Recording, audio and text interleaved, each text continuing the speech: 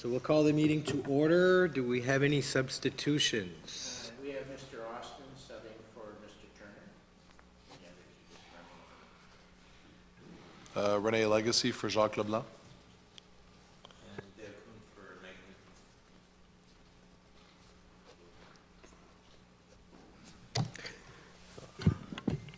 All right, so good morning, everybody.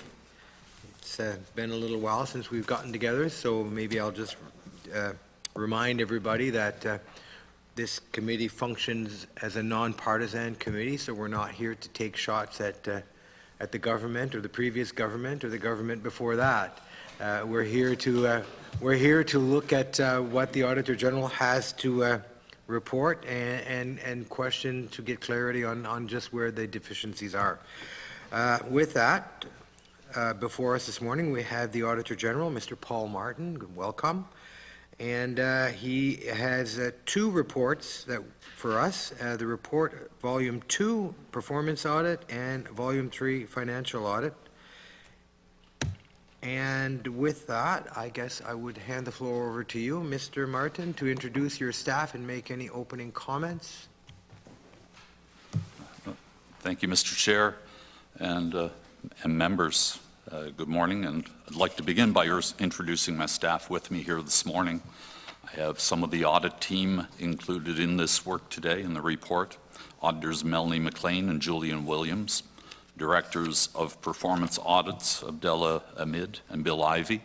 Financial Audit Director Julie Weeks. Our IT Audit Director Peggy Eisner. And sitting with me is my Deputy Auditor General, Ms. Janice Leahy. I'd like to express my sincere gratitude to the team and personally thank everyone who worked tirelessly to bring the report to completion.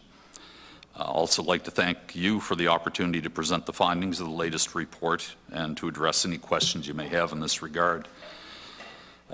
Today's presentation is comprised of two performance audit chapters addressing contaminated sites and the province's Environmental Trust Fund, our follow-up recommendations from prior years, and a summary of our key findings and recommendations from our financial audit report.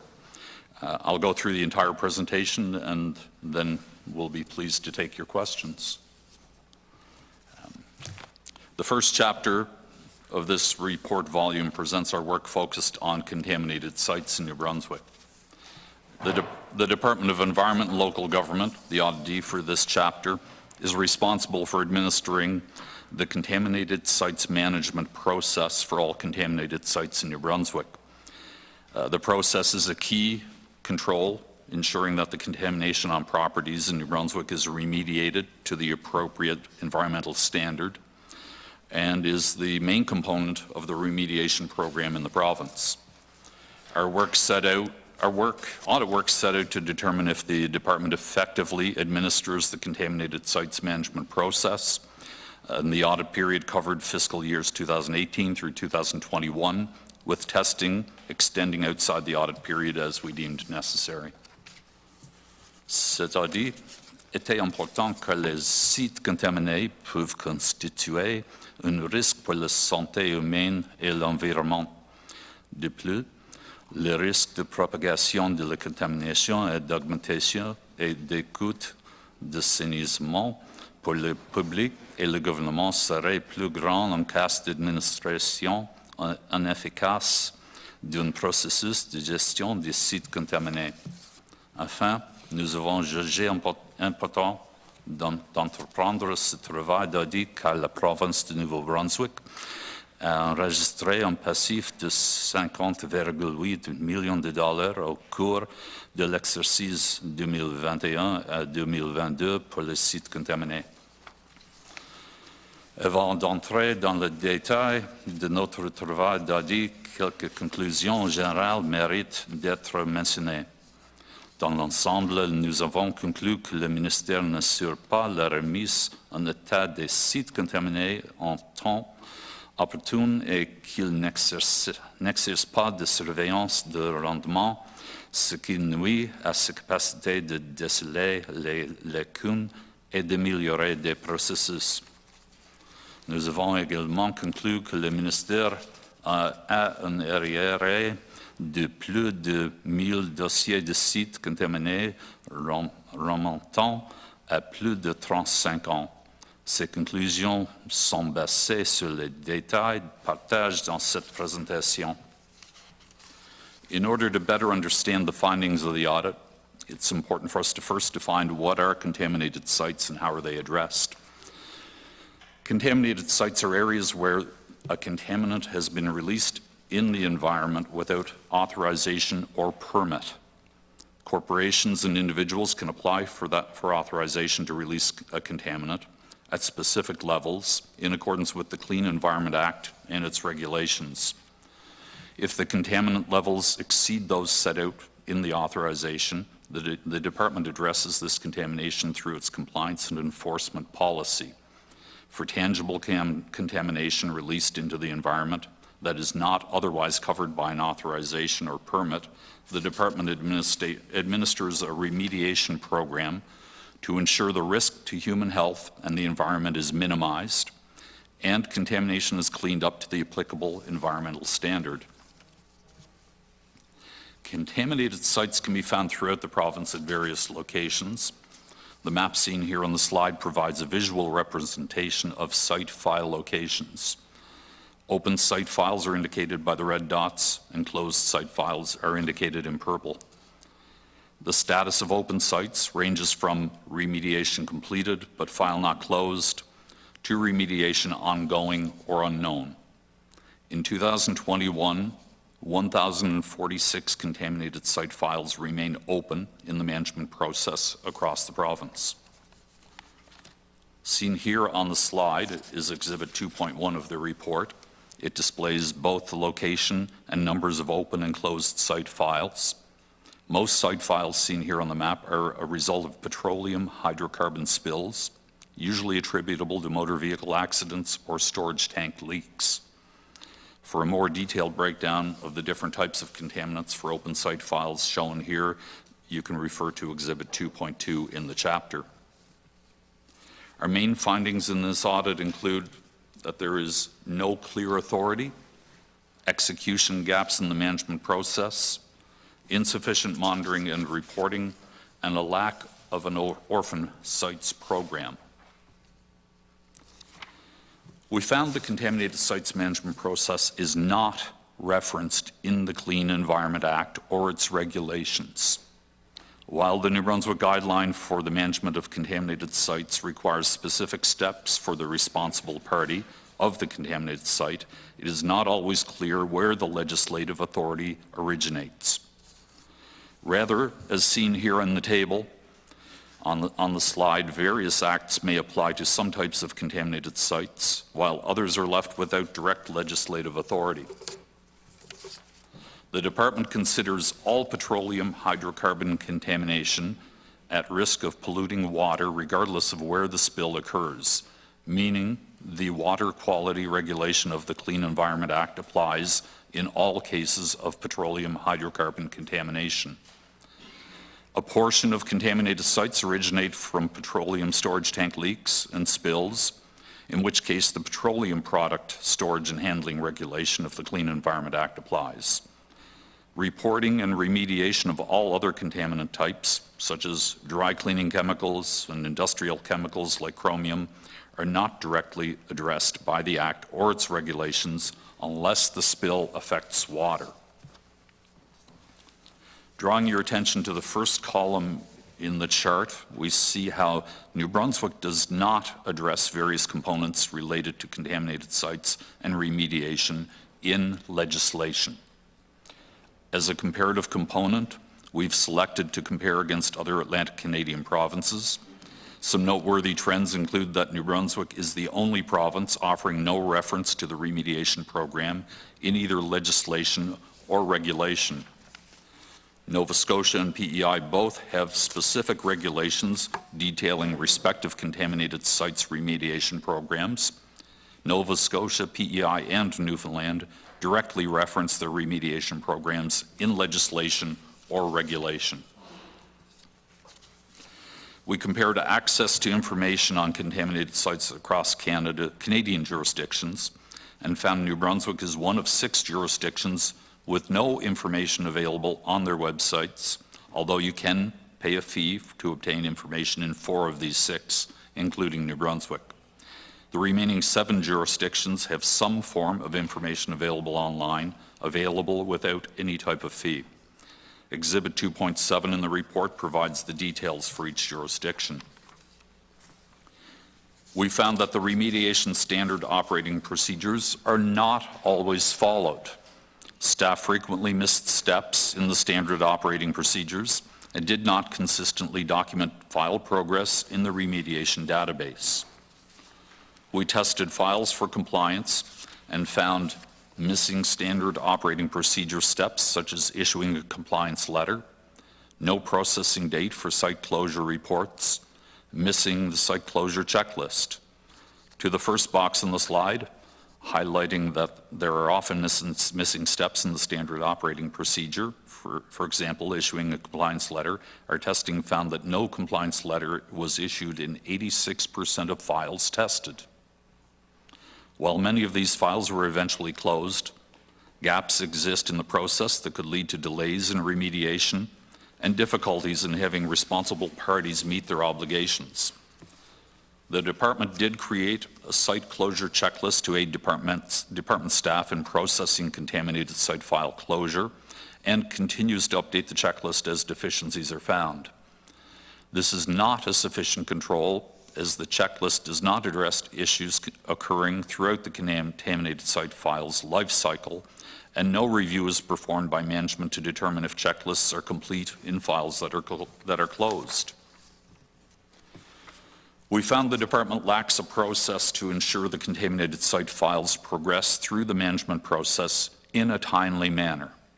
As you can see in Exhibit 2.8 shown here, opened contaminated sites can be open for quite some time, with over 75% being open over 10 years or longer, some being open for as many as 35 years. The department stated some of the long-term open files are due to a resource issue that existed in the past, and we believe several problems likely contributed to this result.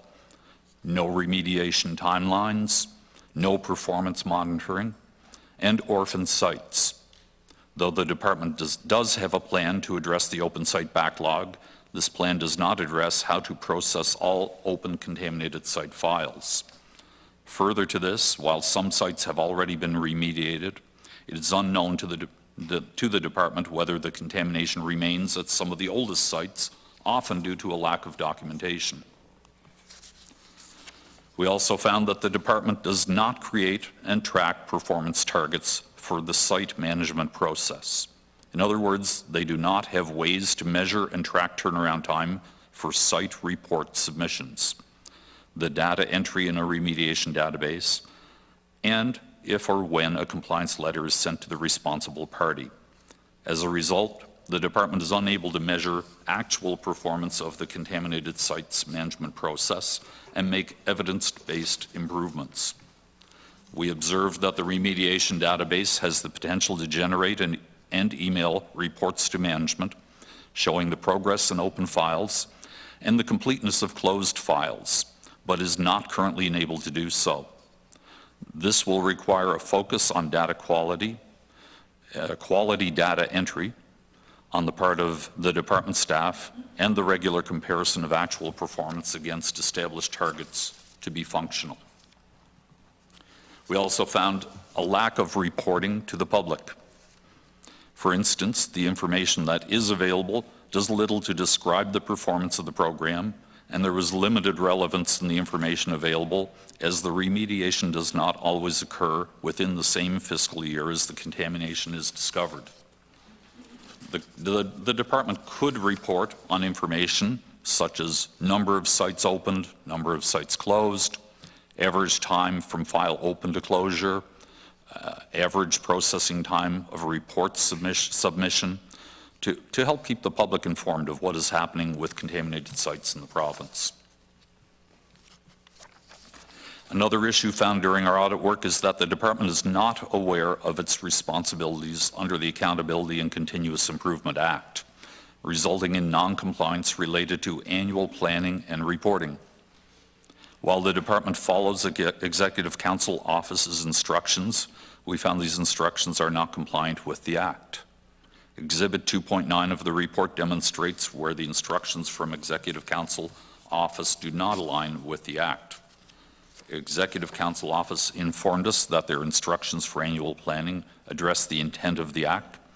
However, we do not consider an annual budget a sufficient substitute for an annual plan for the department to satisfy its obligations under the Act.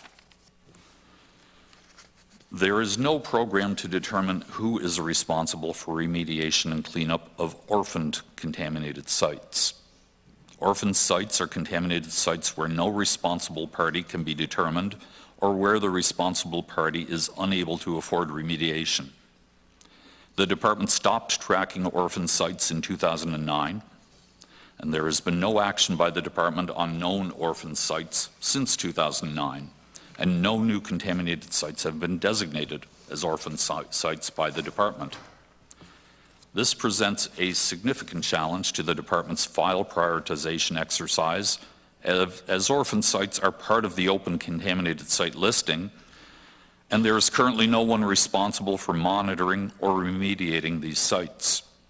We found that the province may have a potential liability for orphan contaminated sites that will increase the longer remediation is delayed. If no one takes ownership of a contaminated site property, the property eventually reverts to the province regardless of whether a tax sale occurs. We found that the Department of Finance and Treasury Board rejects contaminated sites for tax sale if the Department of Transportation and Infrastructure will not accept the transfer of the site when the property fails to be sold. Once the province takes ownership of the property, they will become liable for the contamination, meaning any delays in remediation may result in increased costs. We found no entity responsible for coordinating the remediation of government-owned contaminated sites. In other words, there is currently no government-wide plan to assess risk and prioritize remediation work in the province for the contaminated sites that it owns. The current practice is that departments separately budget for and remediate sites they are responsible for. The Department of Environment and Local Government informed us that they act as the regulator and do not play such a coordinating role. By not using a whole-of-government approach, there is no government-wide plan to assess risks and prioritize remediation work to ensure the timely remediation of contaminated sites where a government or department is the responsible party. Sur la base des résultats de notre audit, nous avons formulé 15 recommandations à l'attention du ministère de l'Environnement et des gouvernements locaux qui portaient sur les domaines suivants. Mettre à jour la loi et les règlements pour combler les lacunes en matière d'autorité, rendre plus d'informations disponibles. Veiller à ce que le processus de gestion et les mesures correctives soient mises en œuvre en temps opportun. Mettre à jour les politiques, les plans et les mécanismes de report. Les réponses du ministère ont été favorables à la mise en œuvre de nos recommandations. We also made 2 recommendations to the Executive Council Office in relation to contaminated sites, to align instructions to departments with the Accountability and Continuous Improvement Act, and to assign responsibility to an oversight body for the coordination of government-owned contaminated sites. I will now move on to present a summary of our key findings and observations from the Environmental Trust Fund chapter. Le chapitre suivant porte sur le fonds en fiducie pour l'environnement de la province, le ministère de l'Environnement et des gouvernements locaux étant de nouveau l'entité auditée. Nous avons choisi d'entreprendre ce travail d'audit car l'environnement est une source importante de préoccupation pour le public et une priorité de gouvernement. L'objectif de ce audit était de déterminer si le ministère de l'Environnement et des gouvernements locaux supervise efficacement de fonds en fiducie pour l'environnement. La périodique converse s'étendait du 1er avril 2020 au 31 mars 2022. Certaines questions ayant été examinées en dehors de la période d'audit afin de permettre une compréhension plus complète de ce sujet. We elected to audit the fund as the environment is a significant source of concern for New Brunswickers, and government is responsible to the public for good environmental stewardship practices. The Environmental Trust Fund had expenditures of over $77 million during the past 10 years. Further to that, there is also an accumulated fund surplus of almost $41 million as of March 31st, 2022. We were interested in this audit work as a lack of oversight in the Environmental Trust Fund would leave the legislator and the public without enough information to determine if the fund mandate is being achieved. Based on our audit, we concluded that overall, the department is not effectively overseeing the Environmental Trust Fund to ensure it is being used to deliver on its mandate. More specifically, we concluded that roles and responsibilities are not clearly defined or documented. There are no strategic or annual plans for the fund. Funding, evaluation, and project selection criteria lack clarity. And there is no reporting on past projects and their outcomes. These points will be covered in greater detail throughout this portion of the presentation. The Environmental Trust Fund was established in 1990 and is governed by the Environmental Trust Fund Act. It exists mainly to provide single-year grants for small projects focused on the environment and natural resources. These application-based grants are provided, for example, to community groups, municipalities, First Nations, and nonprofit organizations. The rest is spent on program administration and selected internal projects, which they call government priority projects within the Department of Environment and Local Government. As seen here on the slide, the total annual budget for 2021-22 was $9.5 million, of which $500,000 was administrative, approximately $400,000 was internal or government priority projects, and the rest was for application-based projects, or about $8.6 million. The Department of Environment and Local Government is mandated to administer the Environmental Trust Fund program by using fund assets for expenditures under the following 6 categories: sustainable development, restoration, protection, education, to educate regarding environmental issues and on the sustainable development of natural resources, conservation, and beautification, to maintain and enhance the visual environment. The exhibit seen here is information on fund expenditures from 2020 through 2022 for each of the 6 categories. What we see here on this slide is the typical flow of the Environmental Trust Fund program, from the priorities set at the advisory board meeting in the fall to the awards announced in the spring. Each year, the public calls for applications results in approximately 350 to 400 project requests, totaling approximately $18 million received during a 30-day window. This project intake undergoes technical review by internal subject matter experts located throughout the department who make project selection and funding recommendations to the advisory board. The advisory board further reduces the project and funding recommendation to fit that year's budget, which over the last 10 years has averaged $7.9 million per year. The minister reviews the recommendations, which usually includes 250 to 300 projects. Then the minister grants approval and the project awards are publicly released. The average project award in 2021-22 was about $32,000, while the largest was just over $180,000. Themes of our main findings in this audit include a lack of evidence-based decisions and evaluations, no clear roles and responsibilities, lack of planning, and inadequate performance evaluation and reporting. The current approach to funding recommendations has no defined basis for evaluation to guide the advisory board.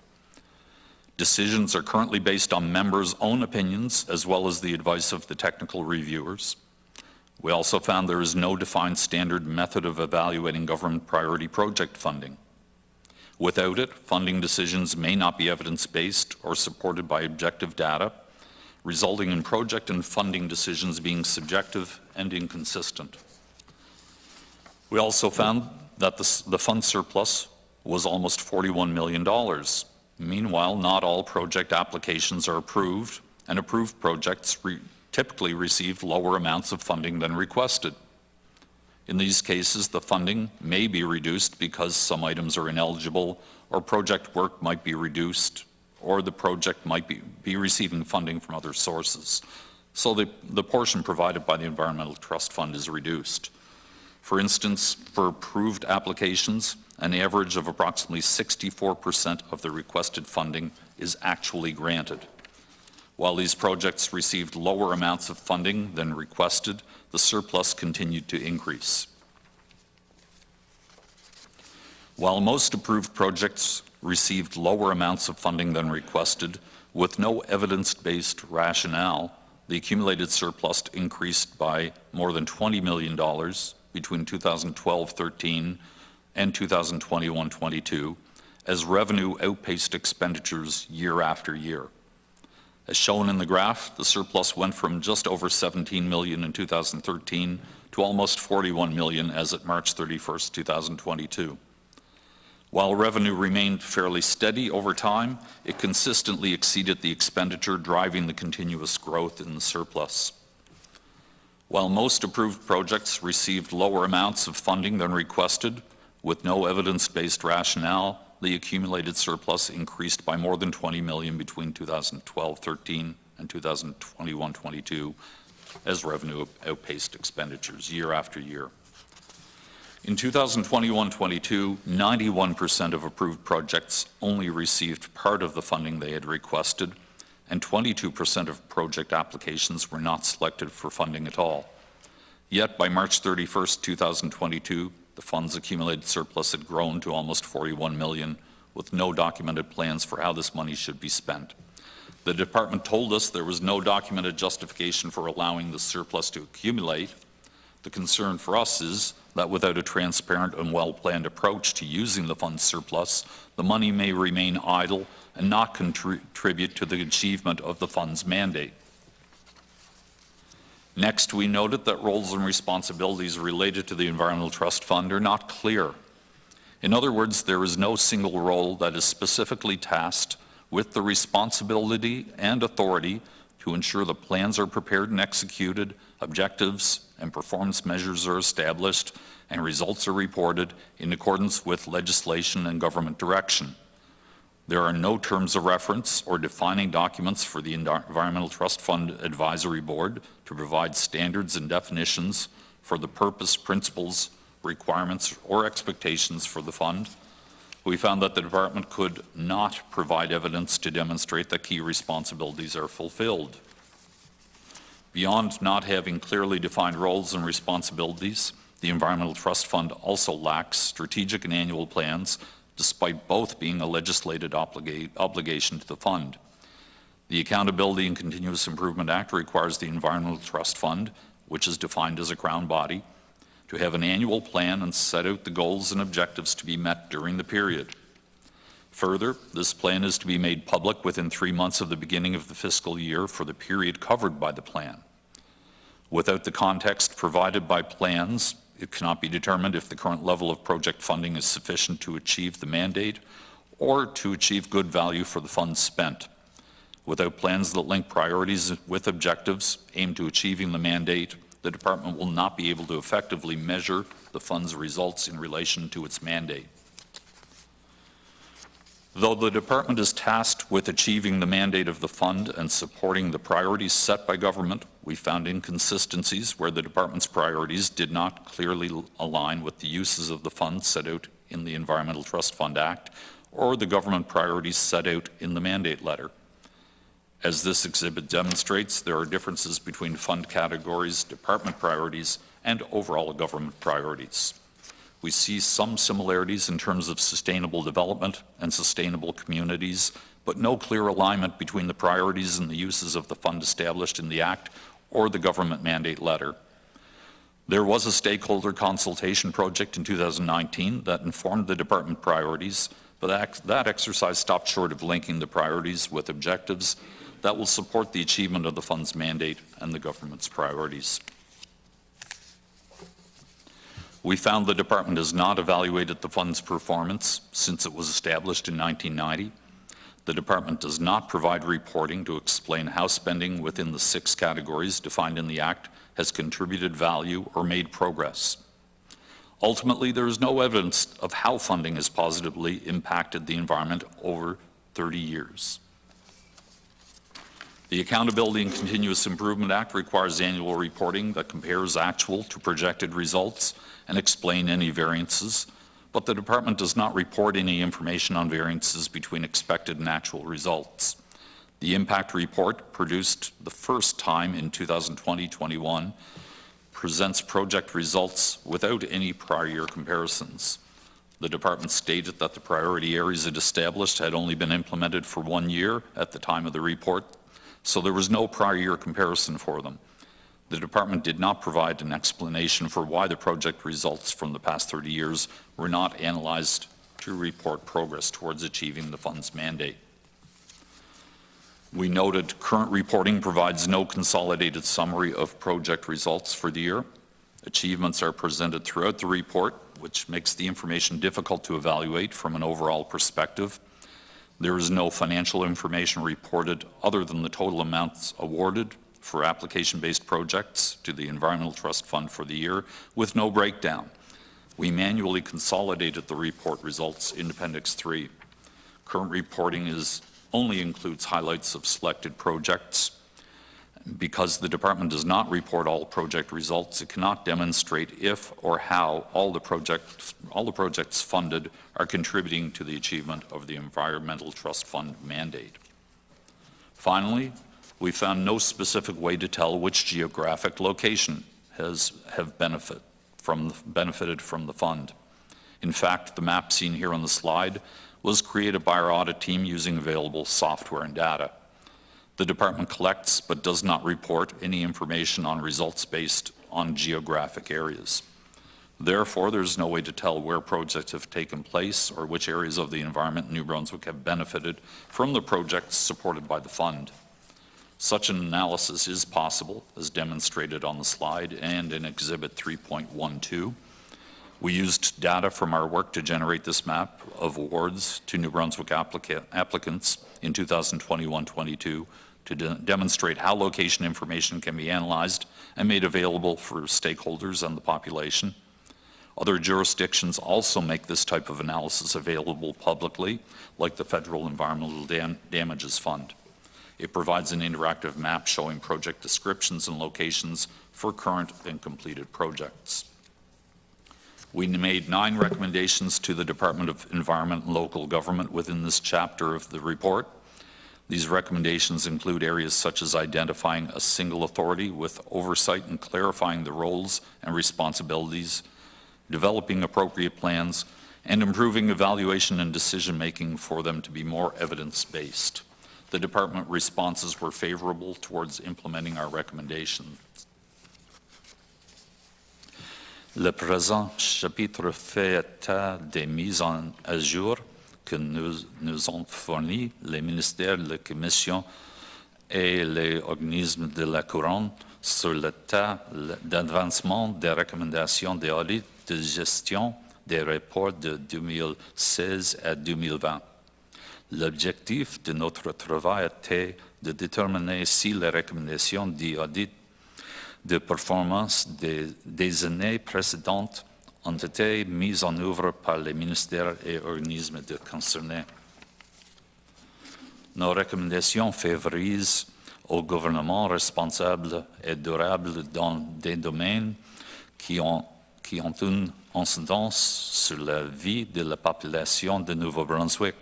Lorsque les recommandations ne sont pas mises en œuvre, les risques demeurent et peuvent aggraver avec l'État.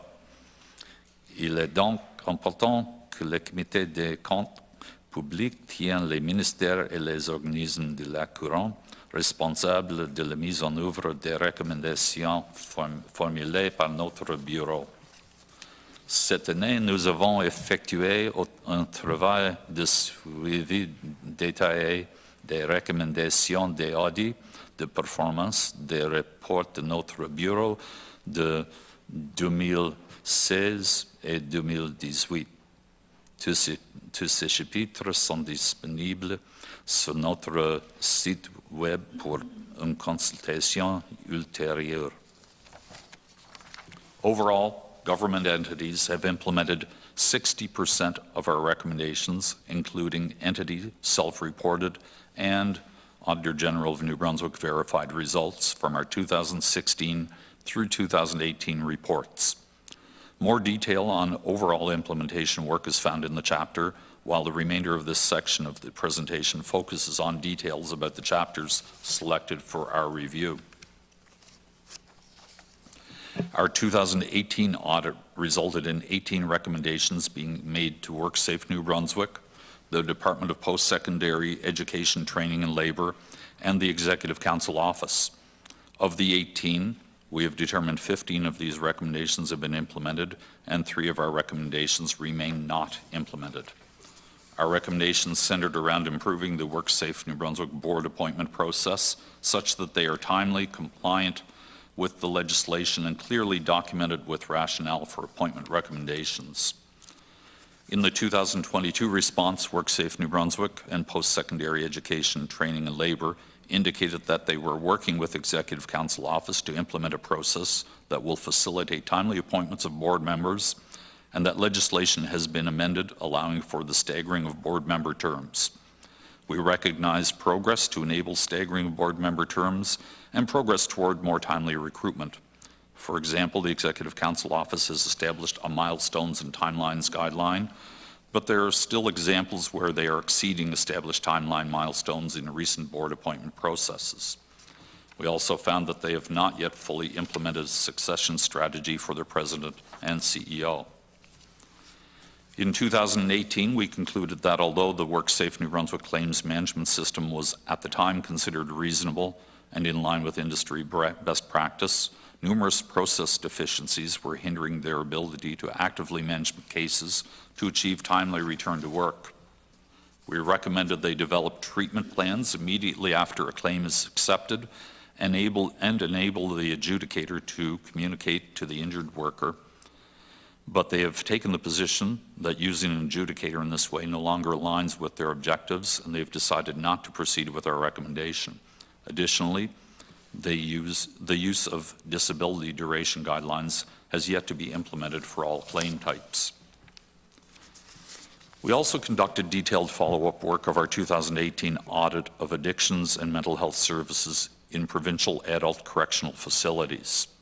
During our follow-up work, we found that 72% of recommendations have been implemented. Where recommendations have yet to be implemented includes the transfer of certain responsibilities from Justice and Public Safety to the Department of Health, a screening tool for the administration process, and improvements in the administration's admissions process. Our audit resulted in 25 total recommendations being made to the departments. Of the 25, we have determined that only 18 of these recommendations have been implemented. In 2018, we made a recommendation that the Department of Health should provide clear direction through legislation and regulation as to who is responsible for health services, including addiction and mental health services in provincial correctional institutions. Moving on to our follow-up work on improving student performance, a New Brunswick challenge from 2018. At the time, our audit resulted in 14 recommendations being made to the Department of Education and Early Childhood Development. Of the 14, we have determined only 7 of these recommendations have been implemented, or 50%. In 2018, we recommended the department maintain the current 10-year plans to allow the education system to stabilize and allow for the evaluation of progress. At the time of our work, both the Anglophone and Francophone sectors confirmed that these plans are still in place, and we note progress made towards the implementation of this recommendation. We have concluded the recommendation is implemented at the time of our work. However, this recommendation has a 2026 timeline, and we cannot determine if it will remain implemented for an additional 4 years, which is well beyond the scope of our normal follow-up process. The remainder of the recommendations and their implementation status are discussed further in the chapter. During our follow-up work in 2018, we issued 2 additional recommendations to the Executive Council Office. During our follow-up work this year, we found that both of those recommendations have been implemented. These focused on amendments to the annual reporting guidelines, including adding a requirement to the report on the status of recommendations and changing the language to implemented rather than adopted. The Public Trustee Program within the New Brunswick Legal Aid Services Commission has a significant social impact and is often the last resort for its clients. In our 2016 audit, we determined there was an elevated risk of fraud due to control weaknesses. Our audit resulted in 10 recommendations being made to the 2 public trustee services. Of the 10, we've determined 7 of these recommendations have been implemented. The 3 outstanding recommendations focus on weaknesses in the current case management information system, the implementation of an internal audit function, and that the public trustee establish goals, objectives, and measurable targets for its services and report on them publicly. The reasons for our determination that these 3 remaining recommendations have not been implemented are discussed in the chapter. 2 of the 3 were reported as not implemented by the auditee. The 3rd recommendation was initially reported as having been implemented. However, work has only started with the public trustee measuring some performance indicators. Targets have not yet been set, nor have they been reported publicly. Notre bureau reste insatisfait du taux de mise en œuvre de nos recommandations. Cependant, nous reconnaissons que ce retard dans la mise en œuvre pourrait en partie être attribué au fait que les recommandations plus complexes sont plus longues à mettre en œuvre. Notre bureau continue de s'attendre à la mise en œuvre de nos recommandations faites au ministère, aux commissions et aux organismes de la Couronne.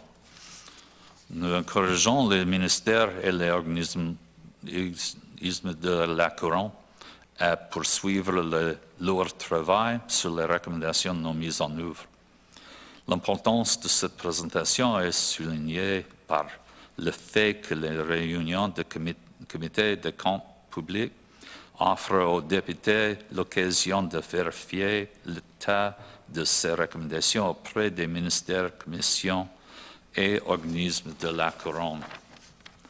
Une fois de plus, le manque de responsabilisation et de surveillance au sein des ministères et des agences est un thème dominant de ce volume d'audit de performance.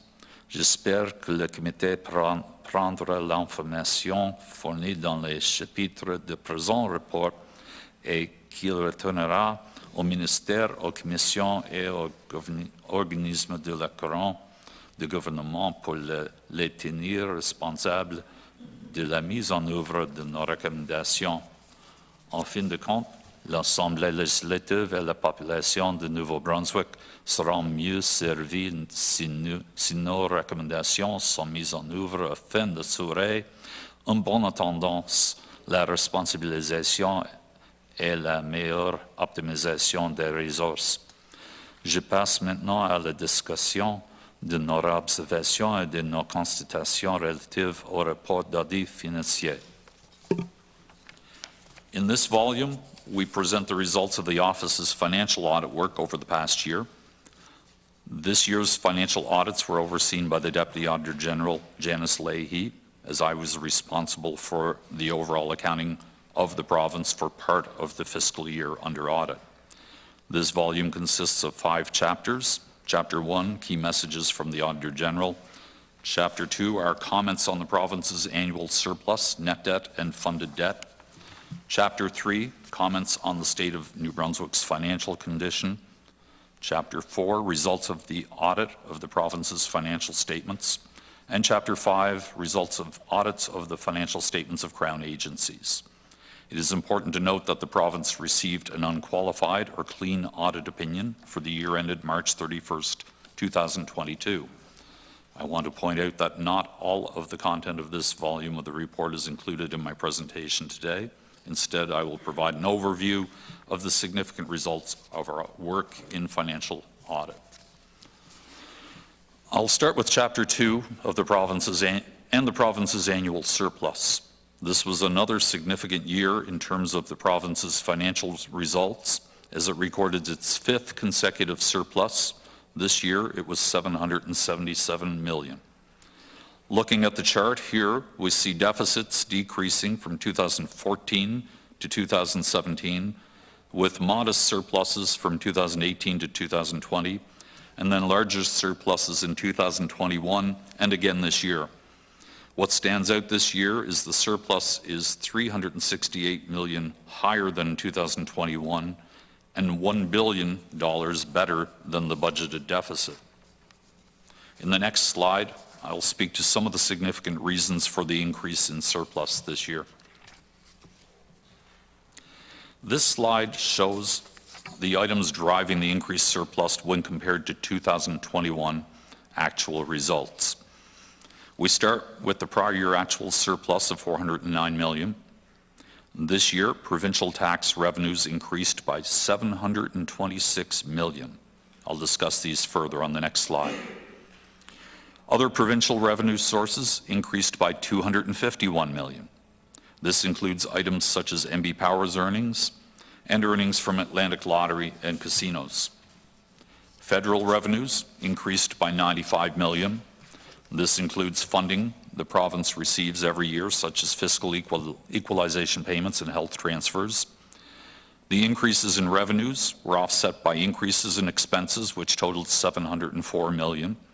Areas such as health, education and training, and social development all saw increased spending in 2022. When we look at the sum of all the changes, we arrive at the surplus of $777 million for 2022. So as noted on the previous slide, provincial tax revenues increased significantly in 2022. $646 million of this increase relates to revenue from HST, personal income tax, and corporate income tax. HST revenue was up $373 million from 2021, while personal income tax revenue is up $106 million, and corporate income tax revenue is also up by $167 million. It is important to note that these revenues are based on estimates prepared by the federal government and the province's Department of Finance and Treasury Board. These estimates at times are subject to a significant amount of uncertainty, as they involve estimating items such as tax filing data and economic results. In our view, as a result of the significance of these estimates and some uncertainty that may go along with them, the revenue for these taxes this year may not be indicative of future results. Next, I'll move on to discuss net debt. Before I speak to the chart on the slide, I'd like to clarify what we're discussing when we speak about net debt. Net debt is not the money owed by the province. It's the accounting difference between the financial assets, like your cash, taxes receivable, loans receivable, and your liabilities, which would include accounts payable, repayable debt, or pension liabilities. In everyday terms, net debt represents future revenues that will be required to pay for past expenses and spending. And this is a key performance indicator and offers insight into the overall financial health of the province. If we look at the chart, we see net debt increased from 2013 to 2016, remained relatively stable until 2020, and then we see notable decreases in both 2021-22. Even though net debt has decreased in recent years, overall for the past 10 years, it is still trending upward. It is still a significant amount at $12.4 billion and it is 1.4 billion higher than it was in 2013. While we note progress is being made, significantly more time is needed to fully address net debt. It's important for members of this committee and the public to understand what is included when we are speaking about net debt. So what makes up 12.4 billion in net debt? We can see there are small amounts of prepaid expenses and inventory at year-end which total less than $500 million. We can also see the impact of previous deficits which total $3 billion. The most significant component by far, however, is the net book value of tangible capital assets which total $9.1 billion. These are the assets and items New Brunswickers use every day and consist of things such as roads, bridges, highways, schools, and hospitals. Here we are moving on to the province's funded debt. This is another area of concern for us, which we've included in our report, as this is the debt the province is required to repay. While there has been significant progress in reducing the province's, New Brunswick's net debt, we caution that funded debt for the provincial purposes remained at a historic high of $18.4 billion this year, and has been at that level since 2020. To assist with future repayments of this debt, the province maintains sinking funds, which are required under the Provincial Loans Act. At March 31st, 2022, the market value of the province's sinking fund equity was approximately $6 billion. As a result, significant additional cash outlays of approximately $12.5 billion will be needed in the future to repay the total debt of $18 billion.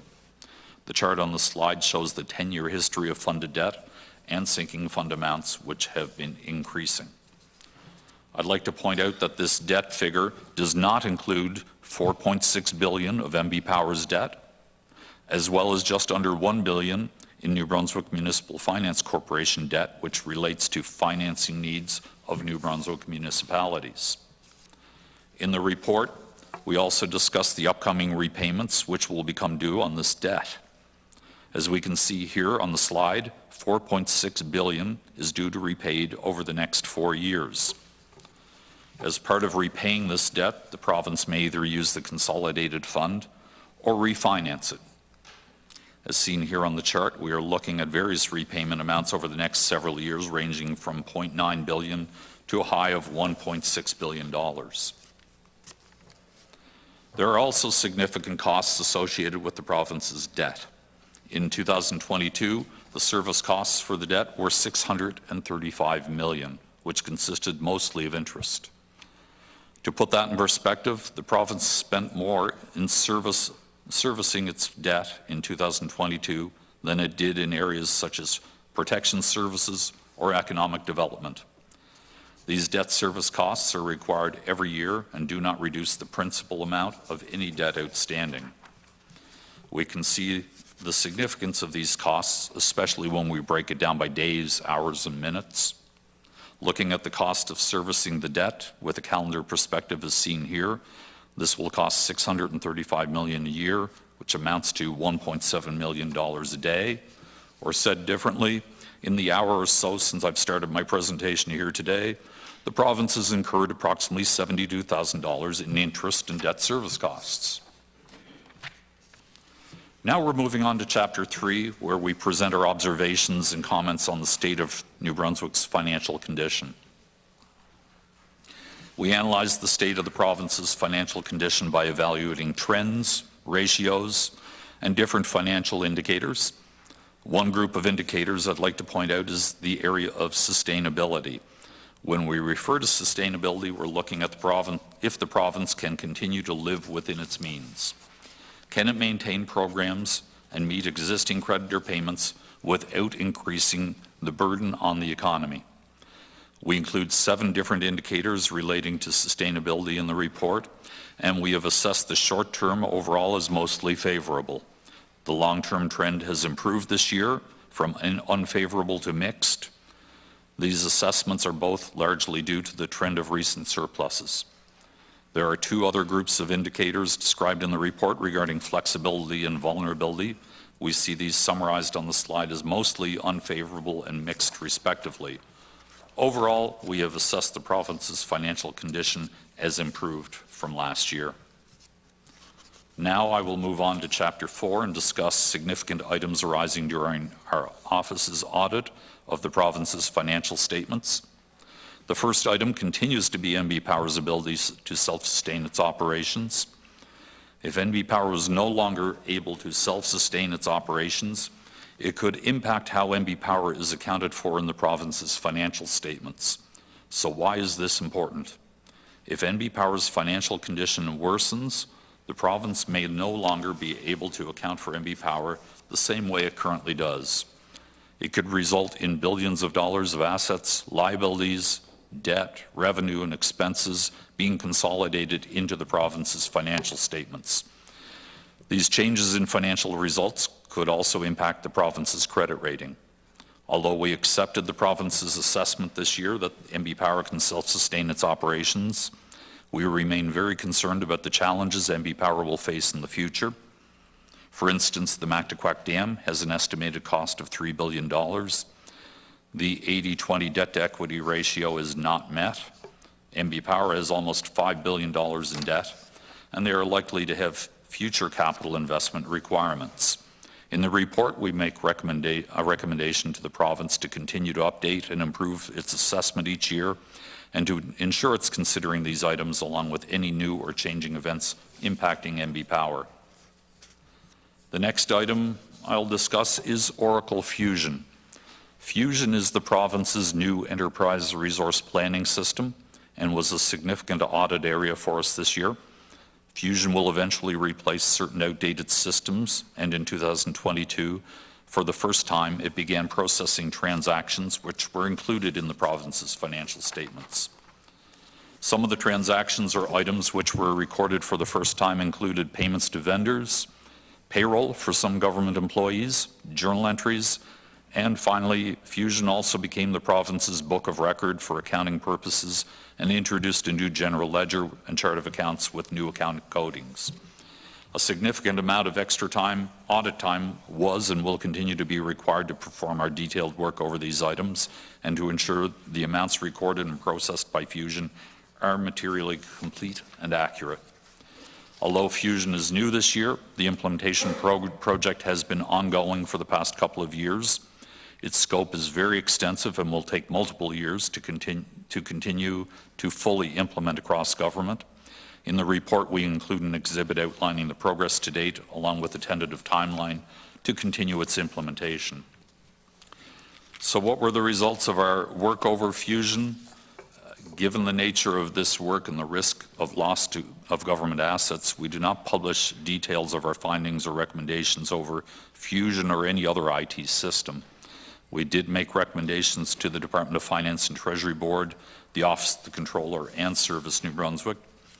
Our recommendations were in areas such as payments to vendors, monitoring certain aspects of Fusion, and employee payroll. These recommendations were made to address our findings in internal controls and to improve existing processes. In our view, given Fusion is early in its system life cycle, with the province implementing our recommendations, is important to reduce any risks associated with adopting this important system. Lastly, I move on to Chapter 5 and the results of the office's audits of Crown Agency financial statements. We last presented our financial audit work to this committee in February of this year, and since that time the office has completed 4 audits of Crown agencies. It's important to note that each of these agencies received an unqualified or clean audit opinion. In the report, we highlight areas where we made recommendations to each Crown agency that we found to be more significant. Today, I will discuss the results of our work in both Service New Brunswick, Opportunities New Brunswick, and Opportunities New Brunswick, as Service New Brunswick and Opportunities New Brunswick are 2 of the largest and most complex Crown agencies we audit. This year, we made 6 recommendations to Service New Brunswick, and 2 of them were to address the risk of fraud. We found Service New Brunswick made duplicate payments to vendors and approved invoices for payments which exceeded authorized staff spending limits. In these cases, to address the risk of fraud, we recommended Service New Brunswick improve its internal controls and processes and educate its staff on authorized policies and procedures. As part of our audit of Opportunities New Brunswick, we made recommendations to improve the process for how ONB estimates provisions on loans in its portfolios.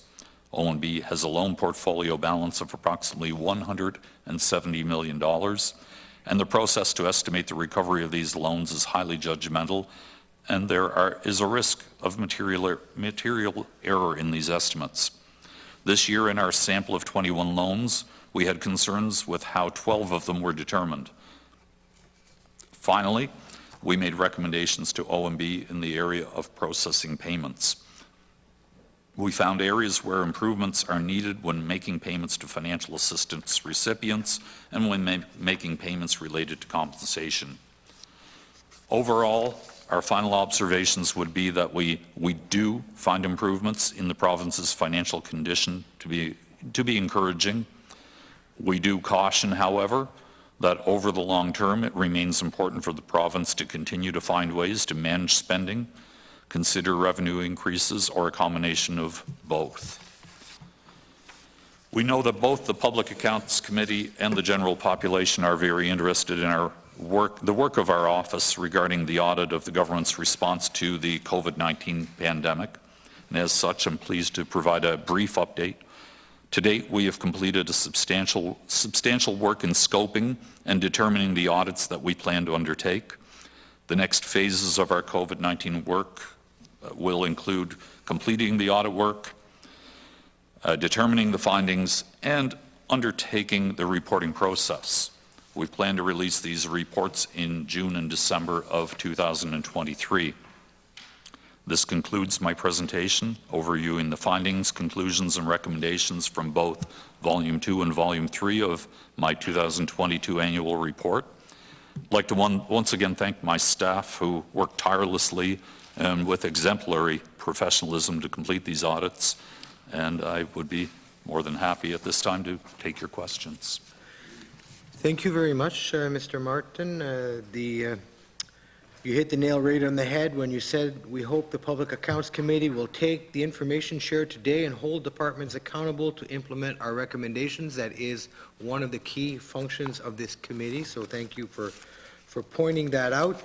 I'm sure that members have now had time to peruse your two reports in great detail, so they're ready to question. Questioning will happen on a 15-minute rotation, starting with the official opposition, going to the government side, and then to the third party. So we will start with Mr. Lagacé. Thank you, Chair, and thank you, Mr. Martin, and your staff for being here. Wow, 5 hours is just not going to cut it for me anyway. We're going to have to try to find a way to get some information, and alluding to just the previous point, oftentimes when we get your conclusions, we go back to committee on departments, and they don't always agree with your conclusions. Some would actually say they're a little bit argumentative, and we don't get your counter arguments to come back. So we're trying to find more information to be ready, and just try to be prepared for whatever the counter arguments could be, to get a proper picture of what is going on. I guess I'd start maybe at a higher scale at your first conclusions on and I promise we will get back to the environmental side. I'm really interested about orphan sites for industrial sites. I think we all know which one we'll be talking about at one point today, but I do want to start with the financial side.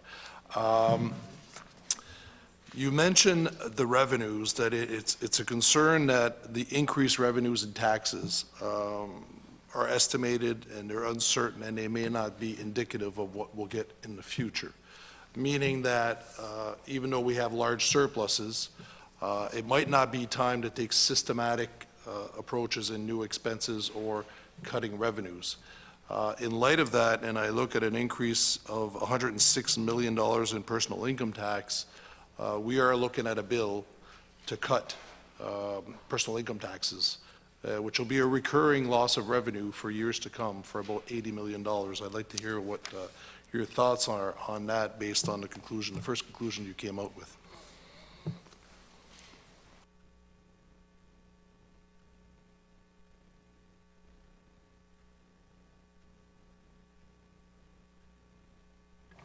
No, thank you for the question. And really, I have no better crystal ball than yourself into the future revenue streams for personal income tax. I mean, I'm a big believer in receiving data, analyzing it and such, and I think that goes to the volatility, though, that you see in these revenues, and I believe last year was seen across the country. This isn't just a New Brunswick issue where I believe all provincial governments saw a windfall in tax revenues that had never been seen before, and very difficult to budget and project. We're seeing that in what happens to the GDP, the economy, and the impacts of worldwide events. So whether or not it's appropriate or not, I could only audit the data after the fact and give you an assessment after the occurrence. As you may see, if you're familiar with the if you're familiar with tax structures and so on, there can be, for instance, in corporate situations, losses carry forward that impact future and past years. This is all managed, of course, at the federal level, but that impacts the revenue streams that come to the province. So certainly a great question to go to the Department of Finance and Treasury Board and to determine what they're using to establish their trends and their analysis for where that revenue stream is going to go. And we'll certainly be watching for it in terms of post-audit reviews and impacts. Thank you, and I really don't need you to position yourself on bill number 10. That's not the goal. It's just that you seem to put a conclusion which is a fairly large cautionary conclusion here that, you know, there's a lot of extra revenues, there's a lot of surpluses. Before we go and increase our size of budgets or spending, we want to be careful because it's still very uncertain as far as volatility. So based on that conclusion, there's a difference between saying, based on that conclusion, maybe you want to take one-time spending, maybe infrastructure that'll save you but is not recurring, maybe save you some costs later on, as opposed to taking structural budgetary decisions that are going to be recurring with your conclusion that revenues are quite uncertain right now. So I guess the conclusion is, you know, one versus the other, one-time maybe programs that'll benefit the province, maybe long-term, or structural changes in like tax cuts. And you don't have to talk about the bill. I'm just, as a general sense, based on your conclusion of caution on these revenues, is that what you're trying to submit? It's very difficult to say how much of the revenue increases are one-time. And a great example we've seen during the COVID-19 pandemic, certainly there's been significant assistance provided by the federal government to the Canadian taxpayers, to the people across Canada. Those same revenues that were provided to individuals that needed help at the time was taxable. So it's very difficult for us to tell. We have no information in our work to say how much of that revenue stream will disappear as the federal government removes those programs. And that impact will be felt across Canada. So there's a number of one-time increases in revenue that were noted in our financial audit that it's difficult to say the sustainability is there. So that is our intent in saying there needs to be caution in terms of how much you spend going forward as to whether there is an accumulation there that is a permanent increase in revenue. Well, just to go back to your final observations, two things you'd like to see: continue to find ways to manage spending and consider revenue increases. What is not there is consider revenue decreases, which is what we're talking about right now. So is there a concern around that? We've been, Yeah. we've been for years, because of our debt, looking for extra revenues, looking for expanded revenues in this province, and we're finally starting to see some of that come to fruition. You know, maybe it's not the right time to put the brakes on. We have the highest debt we've had in the last 10 years at $18 billion that needs to be repaid. And forget the exact number from the presentation, but, you know, approximately $5 to $6 billion in the next 4 years. One of the slides I presented on that increased debt, you'll see the sinking funds, be it mandatory, are not increasing at the same rate, an increase for us to repay that debt. We're going into a high interest rate period. We are going to see impacts in future debt servicing costs. So we're absolutely cautious and saying, yes, while things have been exceptionally good for 2 years, is this sustainable? We went through many years of deficits and small surpluses. So just how sustainable is this, and how can we maintain and keep our house in order when it comes to the debt and the repayment of that, as interest rates are going to go up? So prudence is absolutely necessary here. Do you feel, because there is a mention, and I can't find the page, sorry, it's too many documents right now, but the volatility where there's various amounts. When we look at the estimates and what's budgeted and the varying scale of how much we're off, as you mentioned, what stands out is $1 billion in difference of what was projected, what happened. Do you foresee, or with the systems that we have, that the opposite could happen?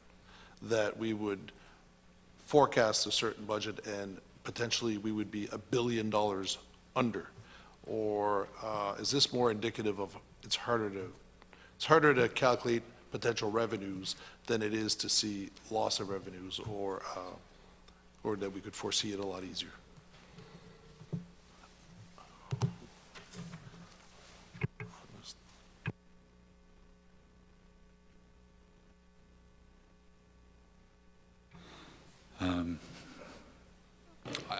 I would say it's impossible for me to know. We've had a pandemic. We don't know if we could have a natural disaster.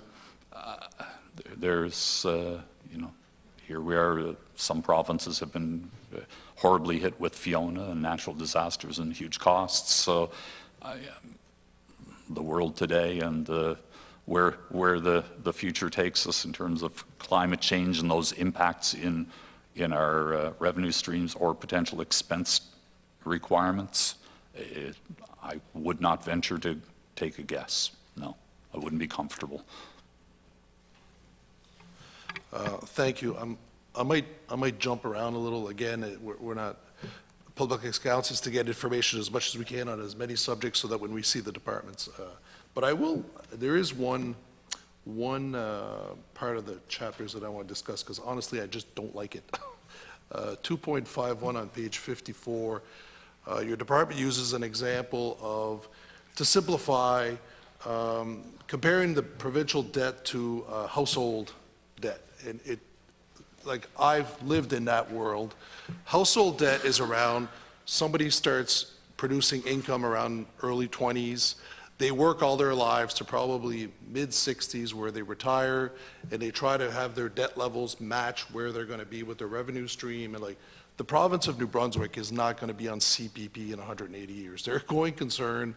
There is no purpose to paying off debt, because we'll maybe miss opportunities or we'll not manage what our assets are. So I've never liked that comparison. I know it's there and other people use it quite often.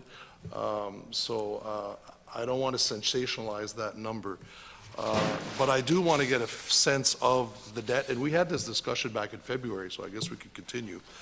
The debt is high, but relative, I'd like to get your opinion on it, because yes, it's gone from 11 to 12.4, and I look at your slide where, I found this one really interesting. The service costs, 635 million going down to 1,208 a minute. But again, our economy's grown. Our economy in that same, like since 2013, our economy's grown by 3.6 billion, which means we now have 9.8 million more per day to pay that. We have 411,000 per hour to help pay for the debt, and we have $6,800 per minute to help to pay on that debt. So, yes, the debt's gone up, but to my previous example in February, I pay $100 a week on my mortgage. Back in 1991, that would have been absolutely nuts because I was making a certain salary. Now, I can manage it because I'm making more 20, 25 years later. It's the same thing with the province. It has to be relative. So you still have concern around the amount of debt that we have, not believing that zero is the correct amount.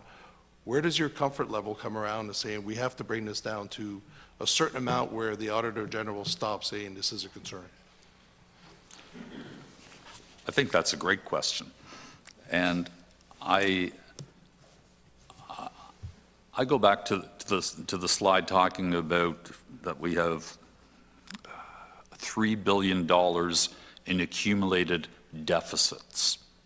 So we have, yes, we have our tangible assets. So you want to finance your house, you want to finance your car. We've got roads, hospitals, schools financed at about, well, net book value, $9 billion. And we could argue whether that's a fair market value or a reasonable number. It is what it is. That's the accounting number for it.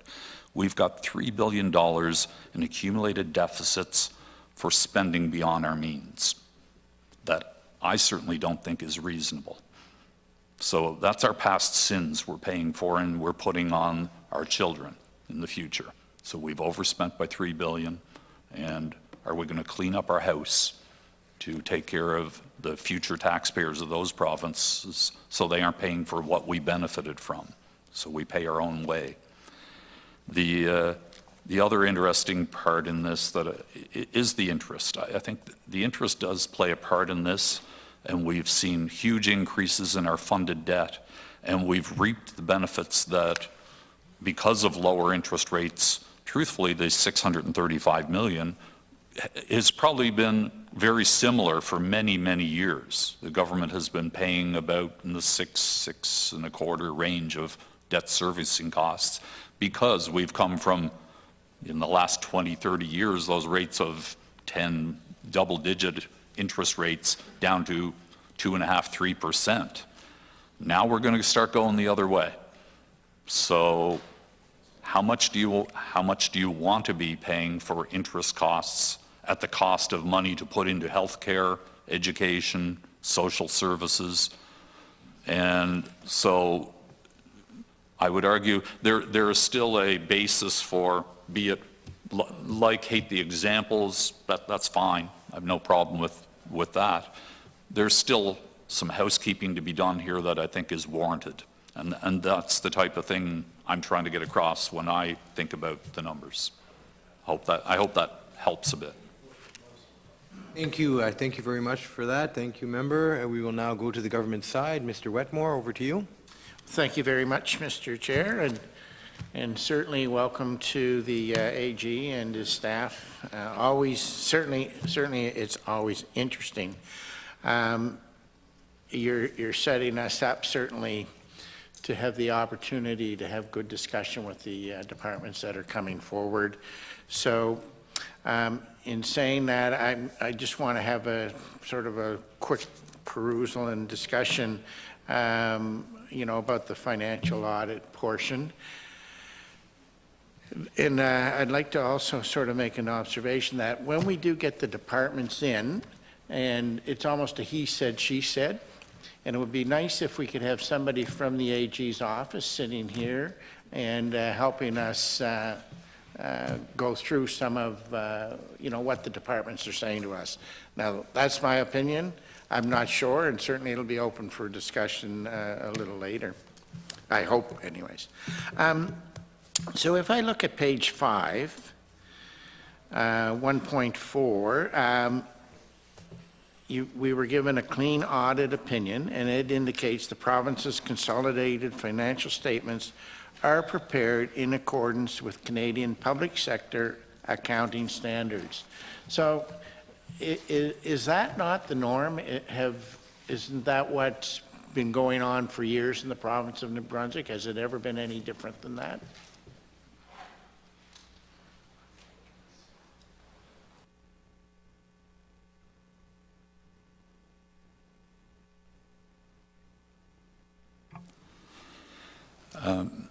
So yes, public sector accounting standards are the government accounting standards recognized in Canada as established by CPA Canada is the body across Canada that establishes the Canadian, through their committees and boards, establishes the accounting standards for Canada and the audit standards. We've been using public sector accounting standards for, oh my goodness, I've got to think here. I think it was, they have not been around for my lifetime.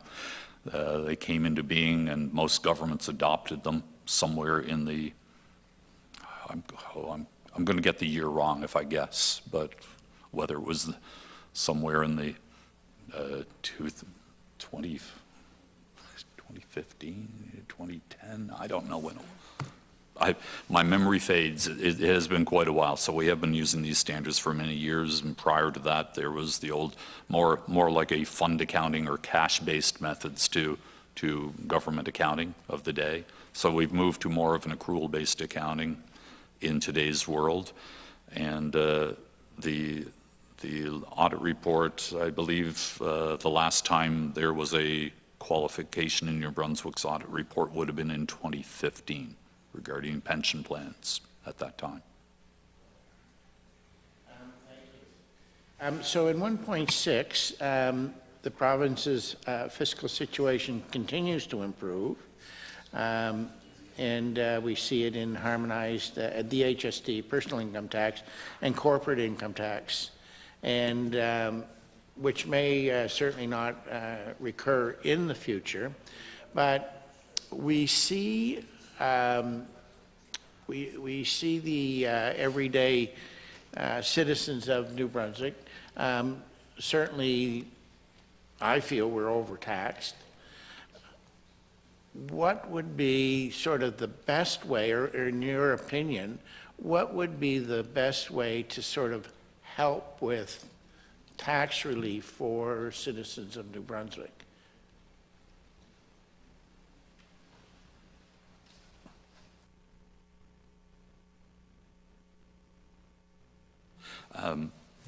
Certainly, those are policy decisions of the government to make. We certainly concern ourselves with the stability and doing the post-audit reviews and ensuring that we maintain hopefully a stable situation. But in looking at balancing of the books, you've got two levers. You're managing the expenses and you're trying to manage the revenue. So it's how do you manage those, and then in which lanes do you do it, how much reliance you have on perhaps federal money versus the provincial money. And when we talk in some of our ratios and reviews, what we do in that book, we talk about some of the flexibility when we talk about some of the ratios we look at in our analysis for the year, and try to give some sense of whether or not the province has the ability to significantly increase the revenues further, or how much your reliance is on federal. But it is very much trend and ratio related, the way we look at it, to try and just give a sense of where the pattern seems to be falling. So how government then wants to proceed in raising the money to provide the programs then becomes a policy decision for them to make those types of decisions. But the trends may give you some indication of how high your taxes are compared to reliance on federal government money or other sources. So a review of those indicators could be helpful. So I'm going to ask a question, and it's going to probably need your opinion, and it is policy, or it could be policy, and you may not know anything about it. So in the U.S., from what I understand, when you purchase a home, your interest rate, the interest you pay on your mortgage, I believe is tax deductible. Are you familiar with that at all? I am, and to my knowledge it is, but really not part of the report. No, I That's realize just that. my own personal knowledge of the matter. That's right. Yes. No, and I realize I that. believe you're correct. Yeah. And if the chairman wants to rein me in, that's no problem. So, no, I just wanted to know if you were familiar with it and if you had any thoughts in regards to that being, something that could be implemented in policy in years to come. Well, to that comment, and yes, I don't want to go down a rabbit hole about the U.S.-Canada tax I realize, system. yeah. I'd also throw at you, though, that if you sell your house in the U.S., it's taxable, and Okay. it isn't in Canada. So there's Right. way too much too much pulls and tugs and Yeah. differences that to compare one tax system to the other, I would not be comfortable in going down that rabbit hole. No, and I certainly appreciate what you're saying, all that. No, thank you. And I'm certainly not trying to throw you down a rabbit hole. I'm just, we've got to think outside the box, and you've got to throw things out, and if it sticks, it sticks, and if it doesn't, it doesn't. So we have a record high of 18.4 billion in debt, and I just want to make sure that does include NB Power, does it? Or the 4.6? It does not. The 18 billion is only the province. Okay, so, and then we have, The NB Power is approximately another $5 billion. right, and another 1 billion, I think you mentioned with the municipalities. Yes. Would we have any other debt that, we should be adding on that? And I'm trying to think of, maybe crown corporations and other things like that. How about workers' compensation? So are there any more monies that we should be concerned about that we owe?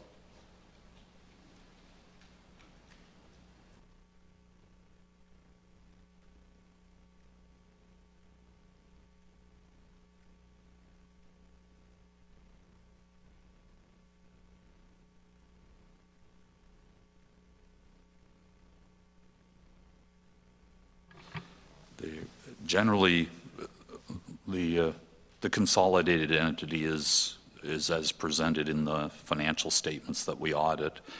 For clarification, WorkSafe New Brunswick is not a consolidated entity.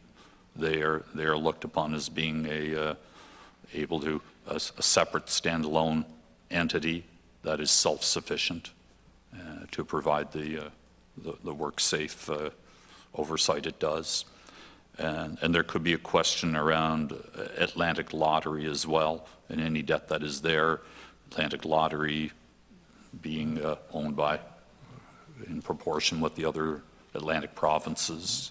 However, you'd have to refer to their statements to see what's on their books. Okay. No, thank you. I guess there is some detail in the public accounts, but within the notes to the financial statements that the Department of Finance Treasury Board issues in their financial statement, in the notes that talk about some of that information. Okay, thank you.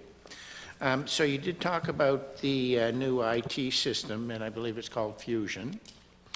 And it seems, or without putting words in your mouth, you're comfortable with this new program being brought forward, and I'm trying to think of what happened, with the federal government's brought in a program, and that sort of went all mashugamy, and so you're quite confident in the new IT program that we're bringing forward?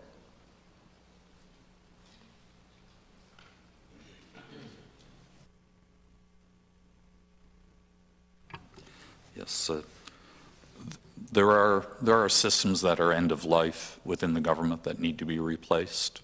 We've audited them this year and provided recommendations to the departments for improvements, and I think they were well received.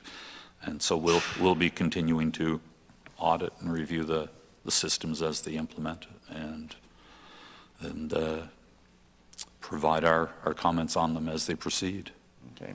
And those are comments and recommendations, I take it, that you've offered SNB in regards to fusion and taking them and continuing on with the recommendations?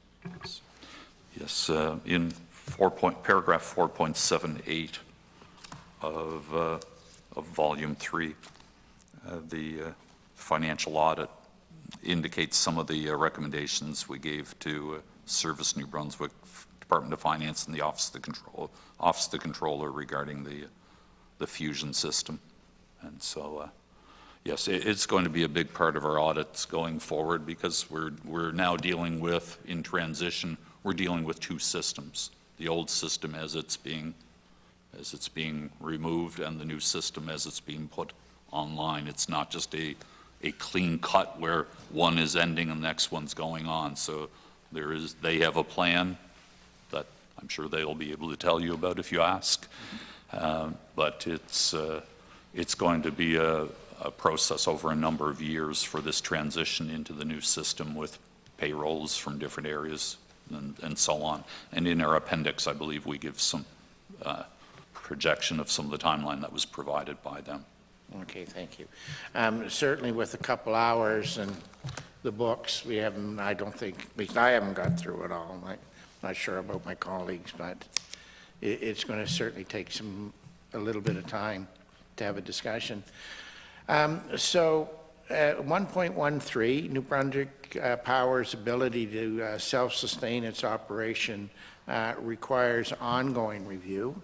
And, you know, the AG remains concerned New Brunswick Power may not be able to self-sustain its operations over the long term. And it says you'll continue to monitor the situation closely. And how much time do you spend with NB Power, and you know, how far are you involved with their operations, so we can stay on top of this?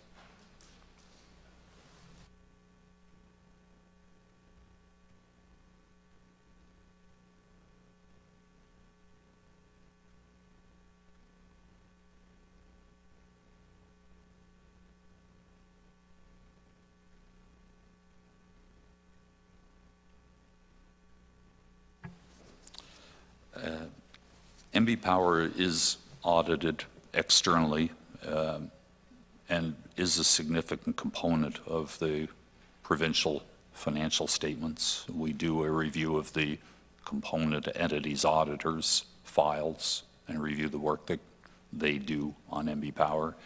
The Office of the Controller at Finance and Treasury Board does an assessment, entity assessment, that we ask for every year to consider the sustainability in accordance with accounting standards, and it's reviewed annually. This was one of the first years I've seen a significant surplus from NB Power in a while. Their debt has remained very, very similar for many, many years without any reductions. And here we are with assets declining, they're generating the electricity we use. However, the debt is not being repaid that was used to pay for the assets we're getting the electricity from.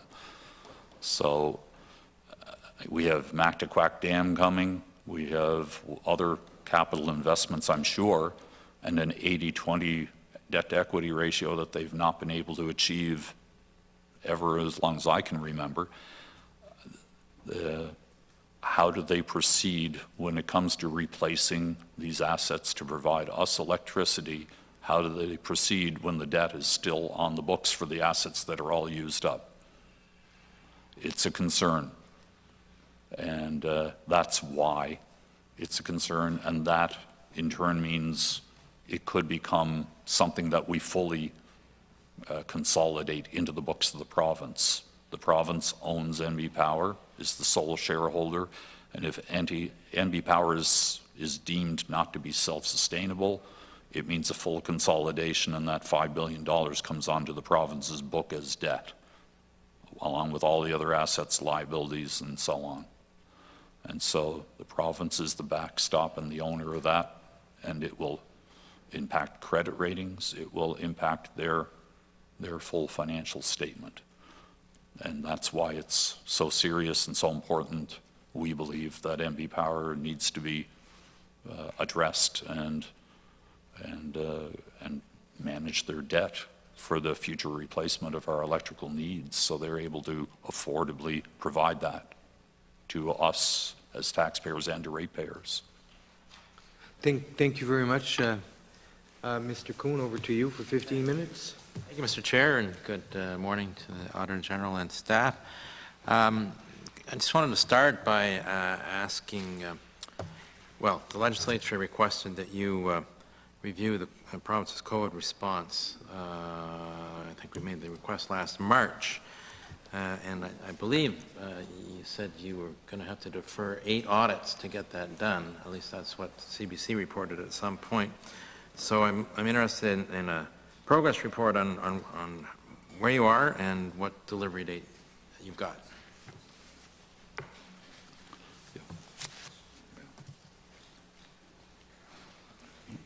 Thank you, Mr. Kuhn. So we do give a brief update of our COVID-19 work in the front of the Performance Audit Chapter, Volume 2, paragraphs 1.2 and 1.21. The COVID-19 work, yes, we were asked to do it. It takes time to take that and get the, shall we say, get the ship turned around to finish the work we have in progress, and then to assign the staff to it and to get moving on that. The plan is for reporting in both of our reports next year, in June and December.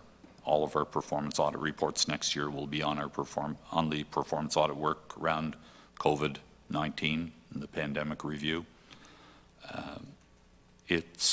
Performance auditing is different than a financial statement audit.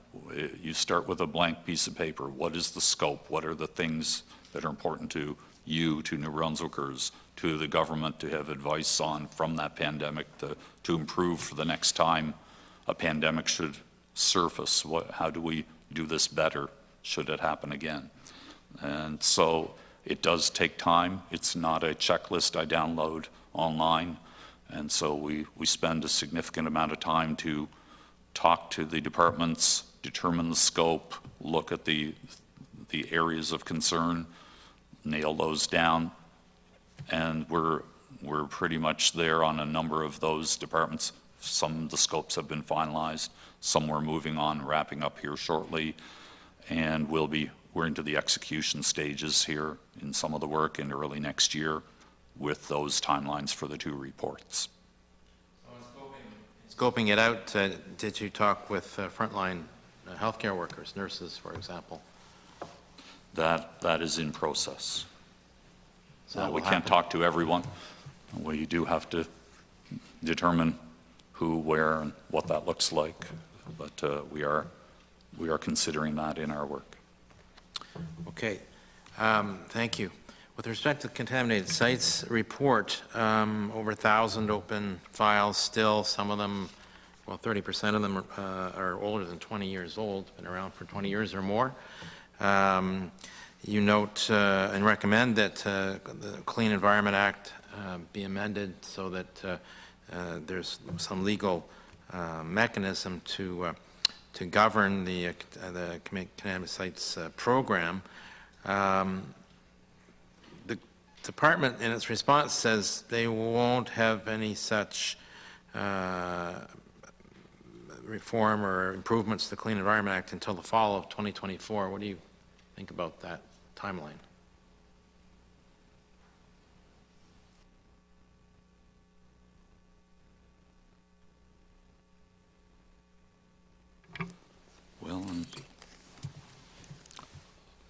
course, everyone would like to see things happen sooner. I'm probably not the appropriate person to ask how long it takes to draft changes to legislation. Should it be faster? Should it be done well and done right? I'm hopefully with some proper consultations with stakeholders and so on. I'm simply glad they're moving ahead and accepting the recommendations and going to proceed to make those changes. But we know from your other work here in evaluating implementation of recommendations, often the departments take far longer than planned to get implement recommendations, or maybe never get there. Can you just explain what you learned about the chain of command inside the department, the line of authority with respect to addressing contaminated sites and orphan sites? Is it the same people? Is there an assistant deputy minister responsible? Can you give us a bit of a picture of that?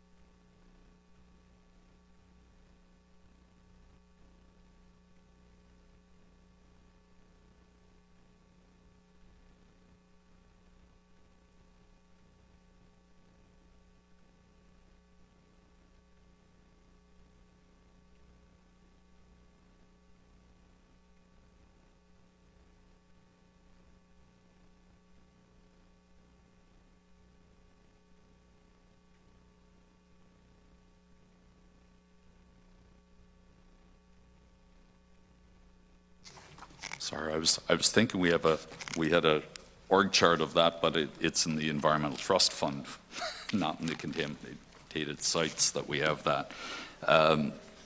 No, largely any information we have on it is really just in the descriptions around it, and I would be just generally remembering and paraphrasing from it. You're into they do have the advisory board. No, that's again the Environmental Trust Fund. So, yeah. Yeah. No, I don't believe in the report that we've given an org chart on the actual top-down look of the organization.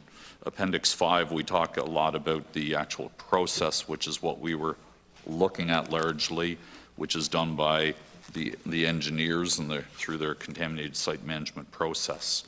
But we did not address in the contaminated site chapter provide an org chart in terms of the org structure and the up and down flow between the minister, deputy, and so on down there. A lot of this was at the ground level with the engineers and what their process is. I know it wasn't there, that's why I asked the question, and I thought because you had it from the Environmental Trust Fund, maybe it just didn't make it into your report and you had it in some other document. That's okay. I have some questions on orphan sites. Now, I've got orphan sites in my riding. I've got a site right in the strictest zone under wellfield protected area in the city of Fredericton, which draws its drinking water from the aquifer underlaying our ground. We are not allowed to have more than 25 liters of petroleum stored. This site, a former garage, is significantly contaminated with petroleum waste. Fits your definition of orphan site. Finance seems unwilling to take it on for tax sale. DTI apparently feels that it's got too much contamination to recommend that happen, or unwilling to take it on their books. So yet, as you say, these sites can present a particularly significant risk to health and the environment. Here, this is sitting in Zone A, the most protected part of the wellfield protected area in Fredericton, unremediated, arguing going on between the City of Fredericton, the Department of Finance and Treasury Board, Department of Environment, and all I hear is we've got some momentum after I don't know how many years that that site essentially has been abandoned. So I want to start on this is to learn why was the orphan site, did you ask this, why was the orphan site program, which we had, terminated in 2009, as you point out in your report? Was that question asked? It seems folly.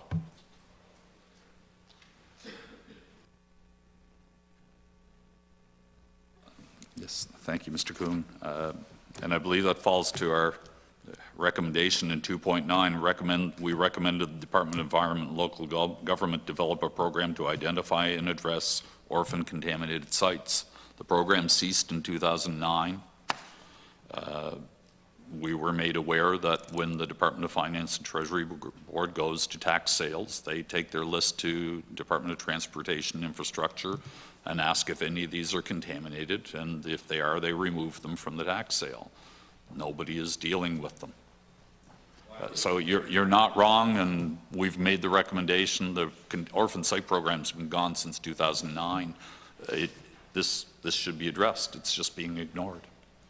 And I'm certainly pleased that you're recommending that the orphan site program be reestablished now.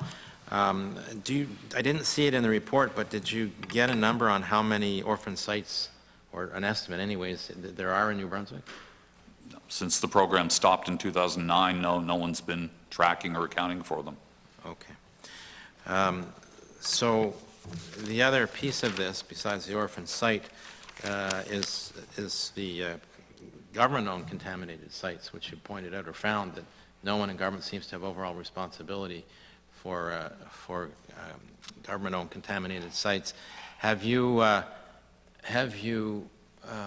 any idea of how many government-owned contaminated sites there are?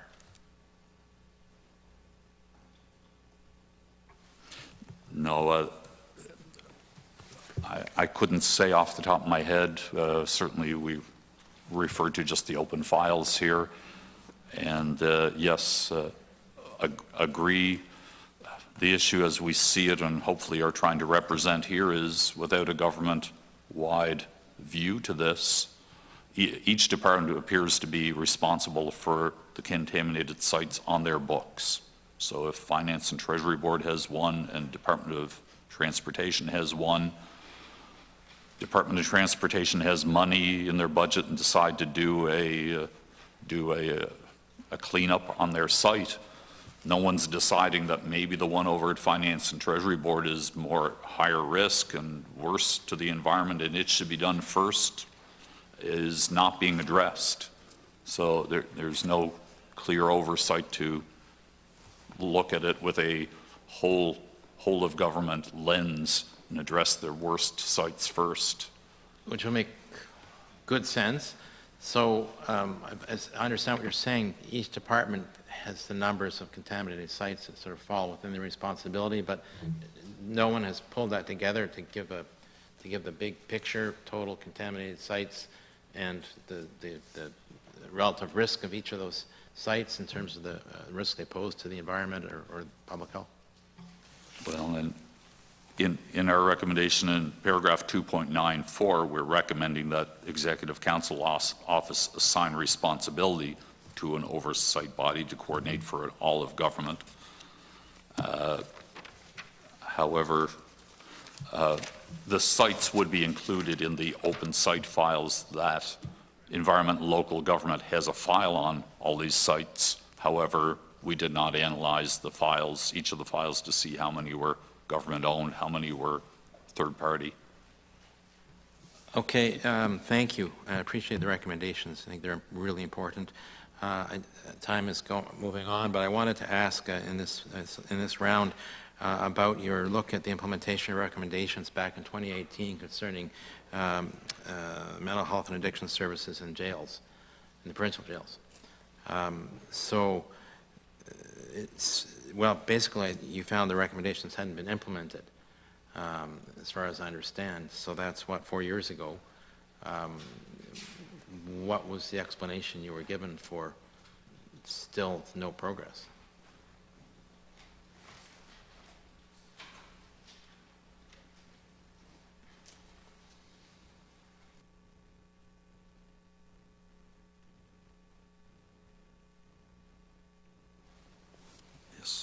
In paragraph 4.44, Justice and Public Safety had indicated in the last year that they have completed the funding transfer of budget money to the Department of Health. However, they're still continuing to transfer and develop the model for care and medication management and staffing levels as for legislative requirements as needed. So it seems to be in progress, but not complete yet. Thank you. I will respect the declining clock and end for now there. Thank you. Thank you very much. You used it right up to the last second. Mr. Lagasse, over to you for about 8 minutes. Thank you, Mr. Chair. This is a tough committee because I had a point I wanted to finish a while ago, but then I hear my colleagues ask these excellent questions. I'd like to jump right in, but I'm going to have to stick to the original plan. No, I think Mr. Martin and I were making some progress after the discussion we were having since February. Your last answer on the net debt, you mentioned $3 billion, which is, I think you coined the phrase, or didn't coin the phrase, but used the phrase as in, it's our past sins where we overspent our revenue, which is, I guess in my world, we used to call it productive debt. If you borrow for a house or you borrow for a car, you're using your car to go to work, that's productive debt. If you're borrowing to go to Hawaii, well, then that's unproductive debt, and that may be living beyond your means. That's kind of the situation. So I find it interesting that this number seems more interesting because at $3 billion versus $12.4 billion, if we reduce that amount, what we fall into is essentially debt for assets. Assets that we need that are potentially, and I'll get back to it, potentially saving us money or operational costs.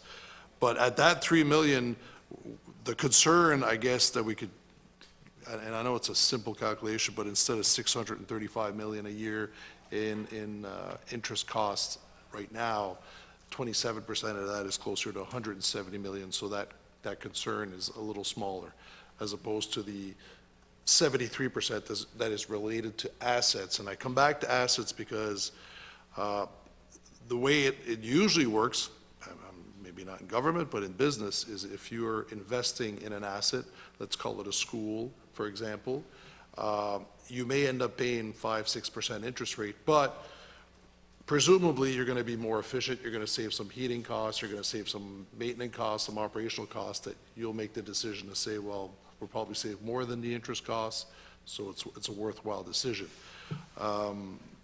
Now, what I don't see here, and we often have talk, I don't know if you ever watched the Legislative Assembly, but we often talk about, auditors and how they review our numbers. What is not in here is the state of our infrastructure. There's a little bit of allusion to it with the 50%, but for example, DTI has said that our bridges in this province, the quality of our bridges has gone from fair to poor in their own evaluation. And we know, as a general sense, that it costs a lot more to repair than maintain, and it costs a heck of a lot more to replace than to repair. And as we keep going along and all this infrastructure is getting worse, it's going to cost us a lot in the future. What I don't see in this evaluation of our current financial situation is that, I guess, that infrastructure deficit. Can we comment on that maybe as to, because there's very small slide on that, that's it.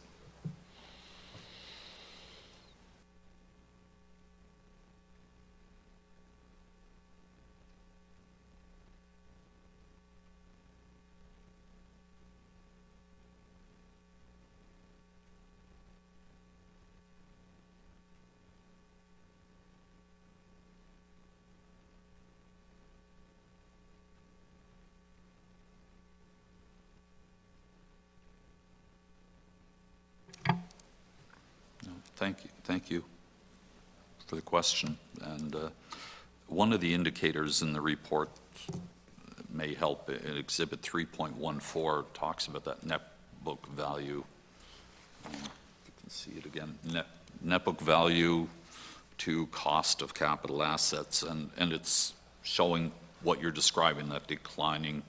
We're utilizing the value of those assets, and it's obvious that it's dropping, and we aren't replacing them as we're using more than we're replacing. And we've not done a specific review, certainly since my arrival, on the infrastructure deficit. I mean, we hear about that often with universities, and here we are in a province of 780,000 widely dispersed. It's an absolute concern, trying to assess what is an appropriate infrastructure for the population base and the size of the province is bound to be very difficult. And I don't envy those having to determine that in the course of their job.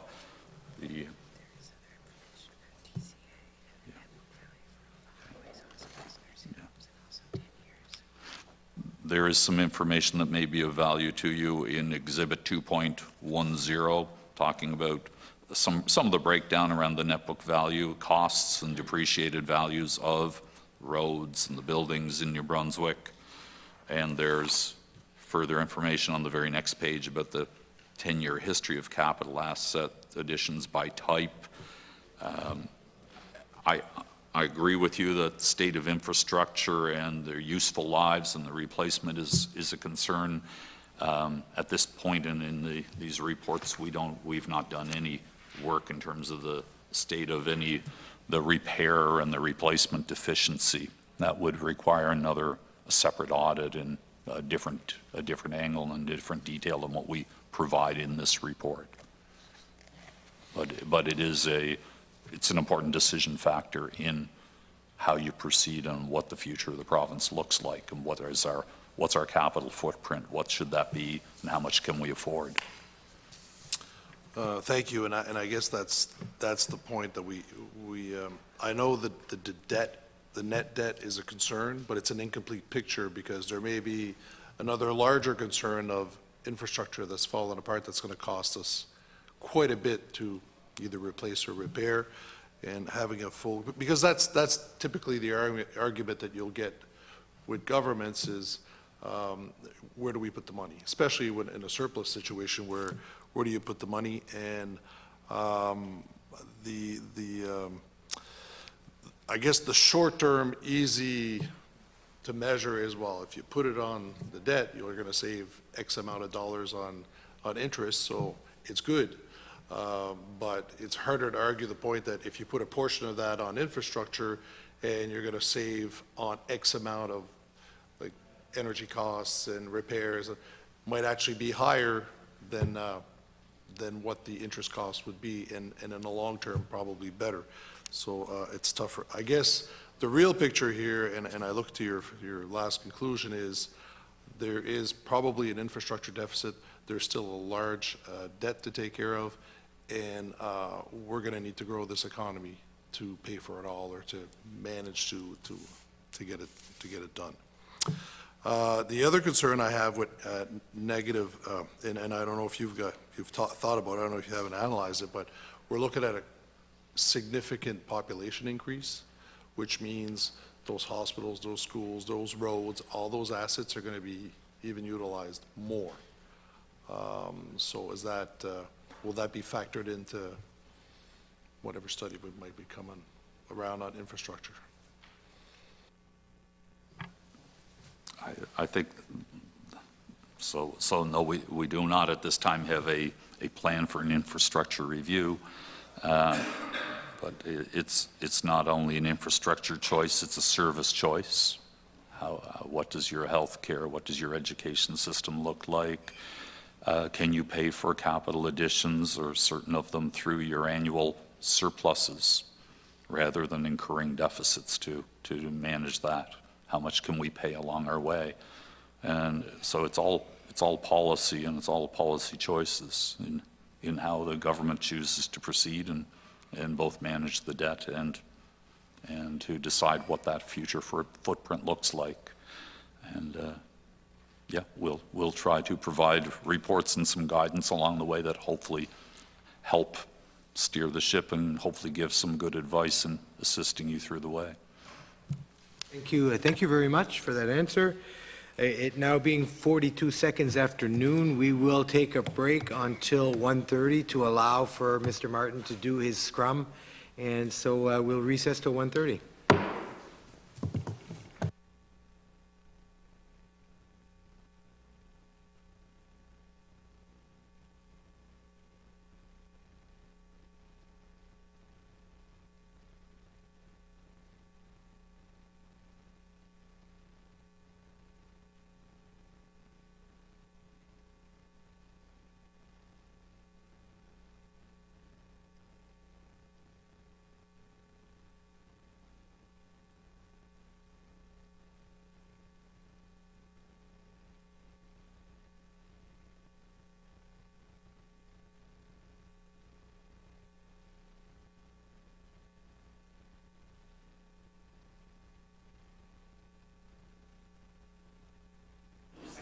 Check, check, check.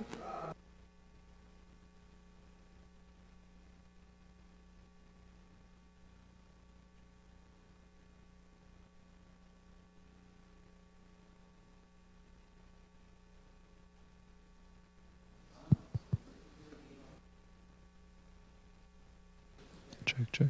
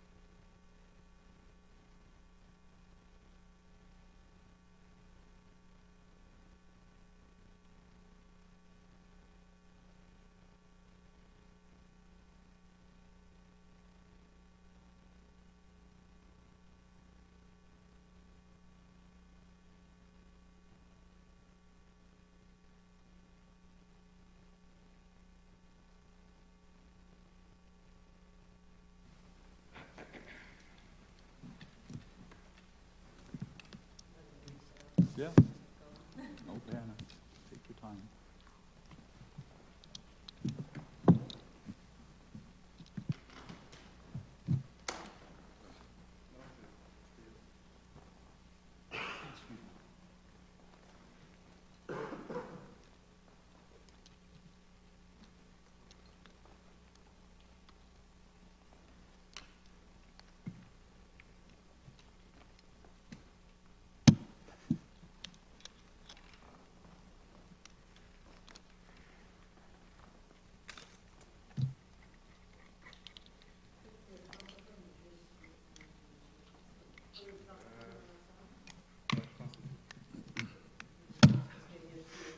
Got a tough job. You're setting up for a concert.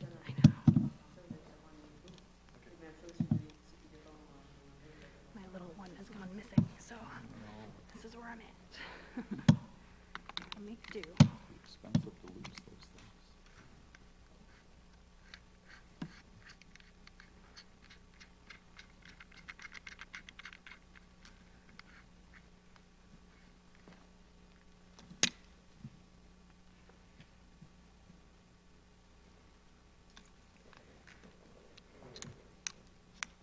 Something is.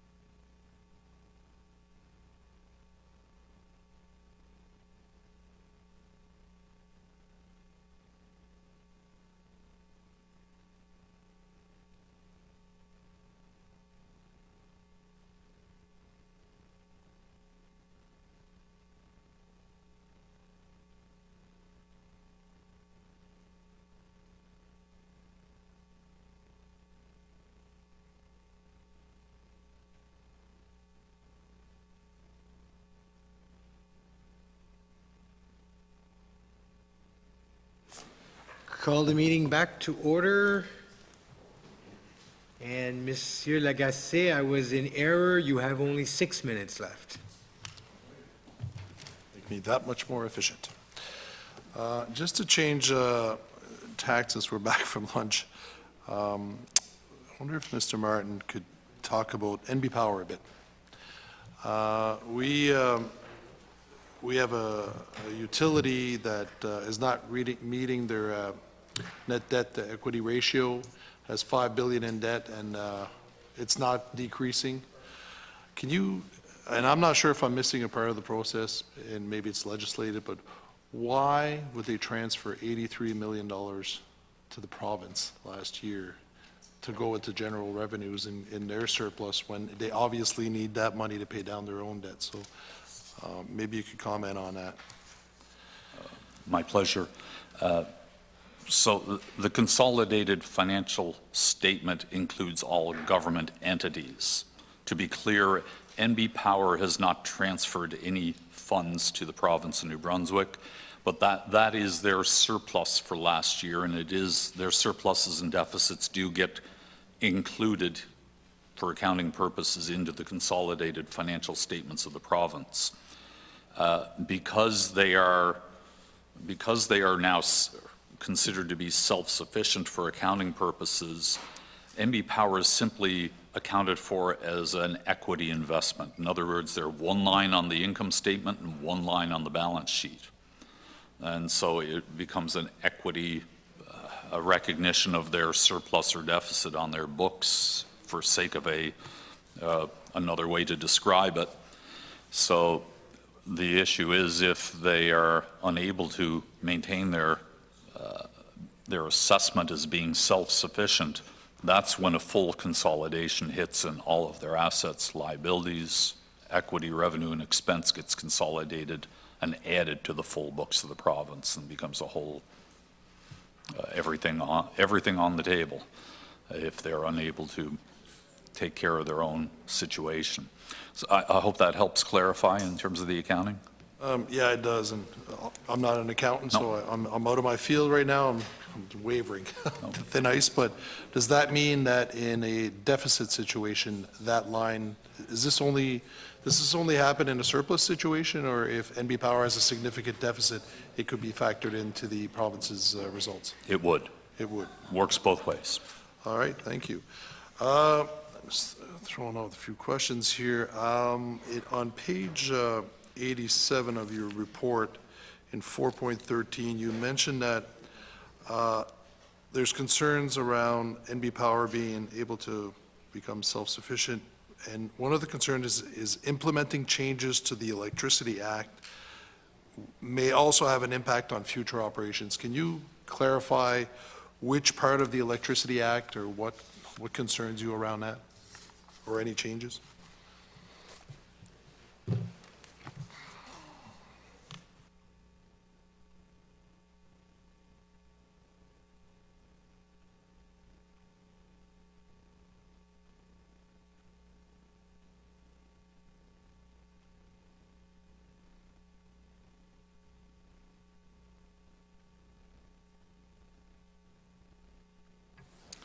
So I guess in that regard, we're waiting to see what happens with respect to possible changes or what impact any changes to the Act has when it comes to MACTQUAC, for instance. Is it going to go before the Utilities Board? What approvals will they have, and accountability and assessments?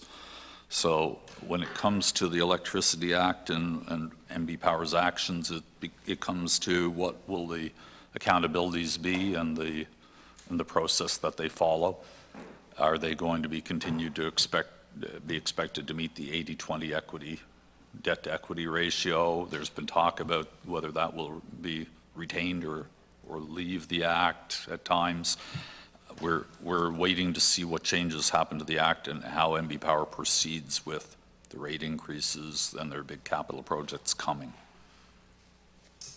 Thank you. Wow, I got a minute and 25. I don't think we're going to be able to unpack that section of EUB and NB Power and everything that's been going on for the last year. But I will go straight to one of your recommendations.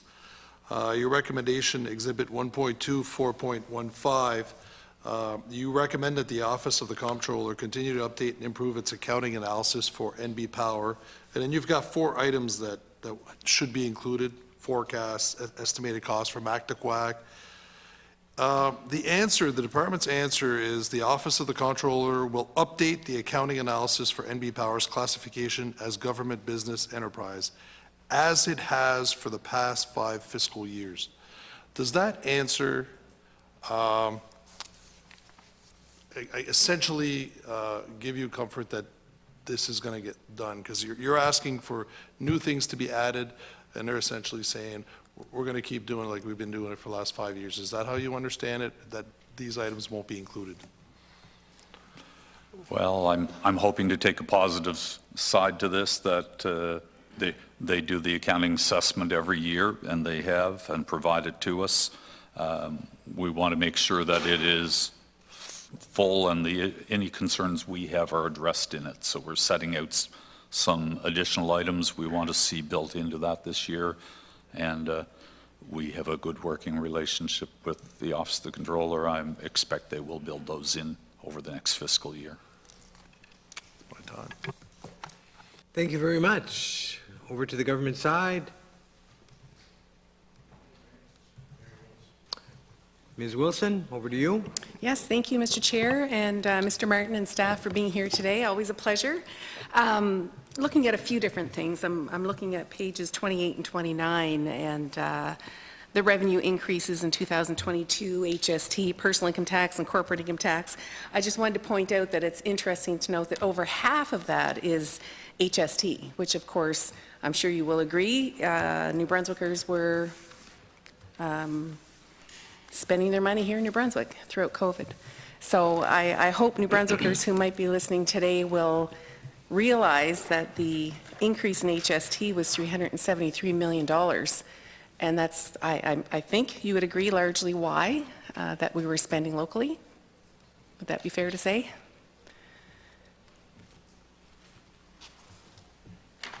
We do not actually know. The HST revenues that the Department of Finance and Treasury Board receive, there is a formula for Yes. HST sharing across Canada, and a pool of money that is split. Obviously, the share to New Brunswick was bigger, but how that was actually achieved and whether it was directly from New Brunswickers, we have no specific evidence or facts to be able to say yes or no to that. Okay. Okay, well, thank you for that. Tax estimates are, of course, subject to a significant amount of uncertainty, as you had mentioned earlier this morning. In your view, were these adjustments, delays, and revisions something the government could have better predicted when making these estimates?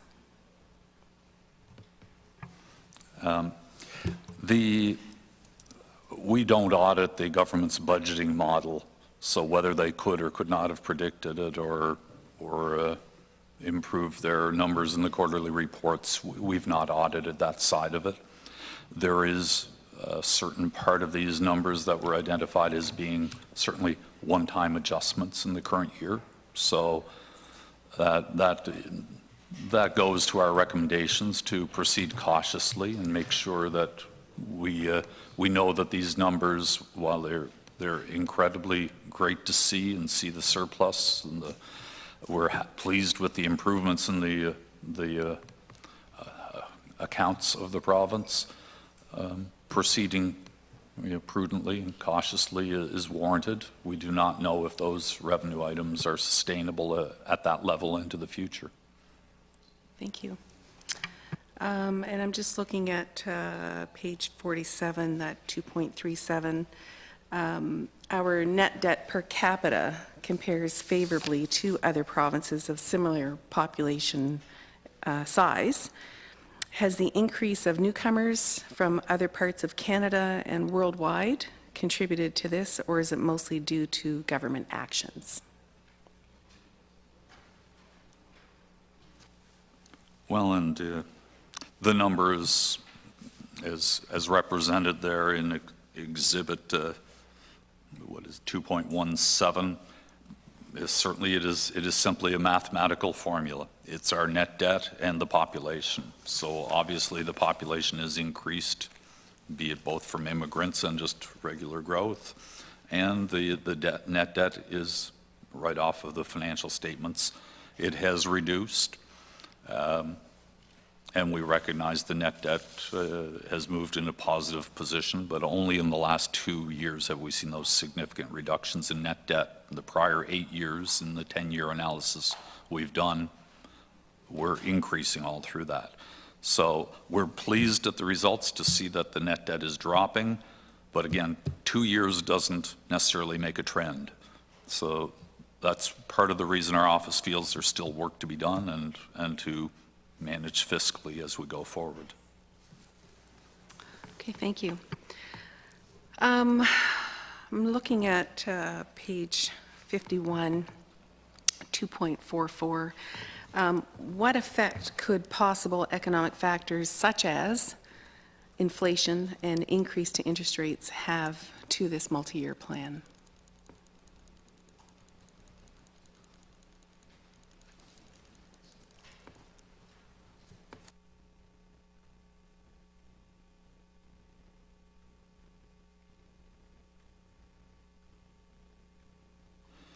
No, yes, when it comes to the projected numbers, I mean, these are certainly the projected targets as set by government, and we're simply reporting that here. We, until history happens and we have data to audit, we don't normally provide any sort of assurance or any kind of comments with respect to future possible actions here, or what that may bring. Great, thank you. And looking at 2.57, page 57, are the listed municipalities responsible for paying their share of this debt, or is this debt the province has taken on their behalf? That is municipal debt with the province as the guarantor. So as long as those municipalities are fiscally responsible and able, and to my knowledge, have been all in the past, they will be repaying that debt. However, yes, the province is guarantor should there be a problem with any of those municipal governments and a problem with the repayment. The government is the backstop. Okay. And with reference to the Executive Council Office, the recommendation made for ECO to align instructions and assign responsibility have a January 2023 target date. In your follow-up chapter, I made note that ECO implemented 100% of your recommendations. This bodes well for our accountability at the top of our government structure. Would you agree? I can agree they implemented all the recommendations. Yes? Okay. Thank you. Well, we got through my questions faster than anticipated. Well, thank you so much. I appreciate it. 8 minutes remaining government side. Are there any further questions on the government side? Great. Monsieur Arsenault? 15 minutes. Monsieur Kuhn? Mr. Kuhn? Oh, yeah. Okay. Sure.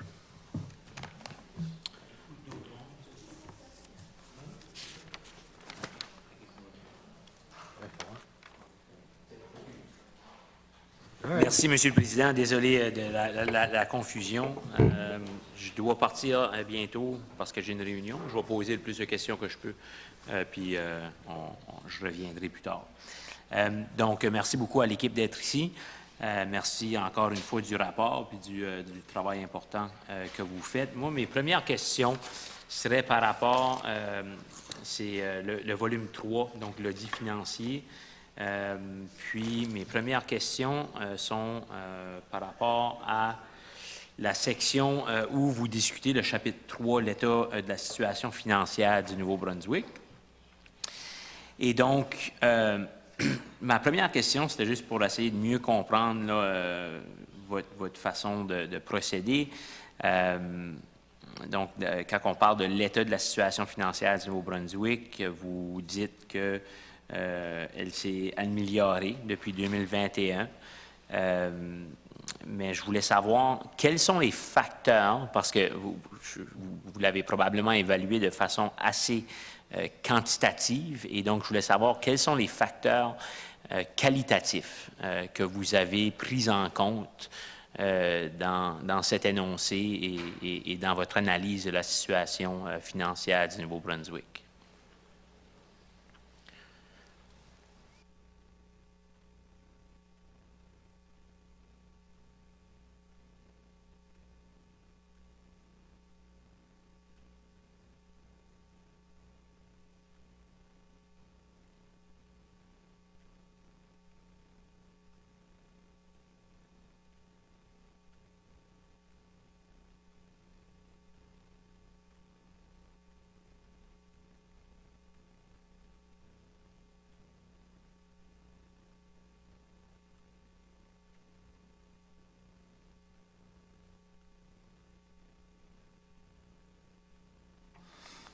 Merci beaucoup.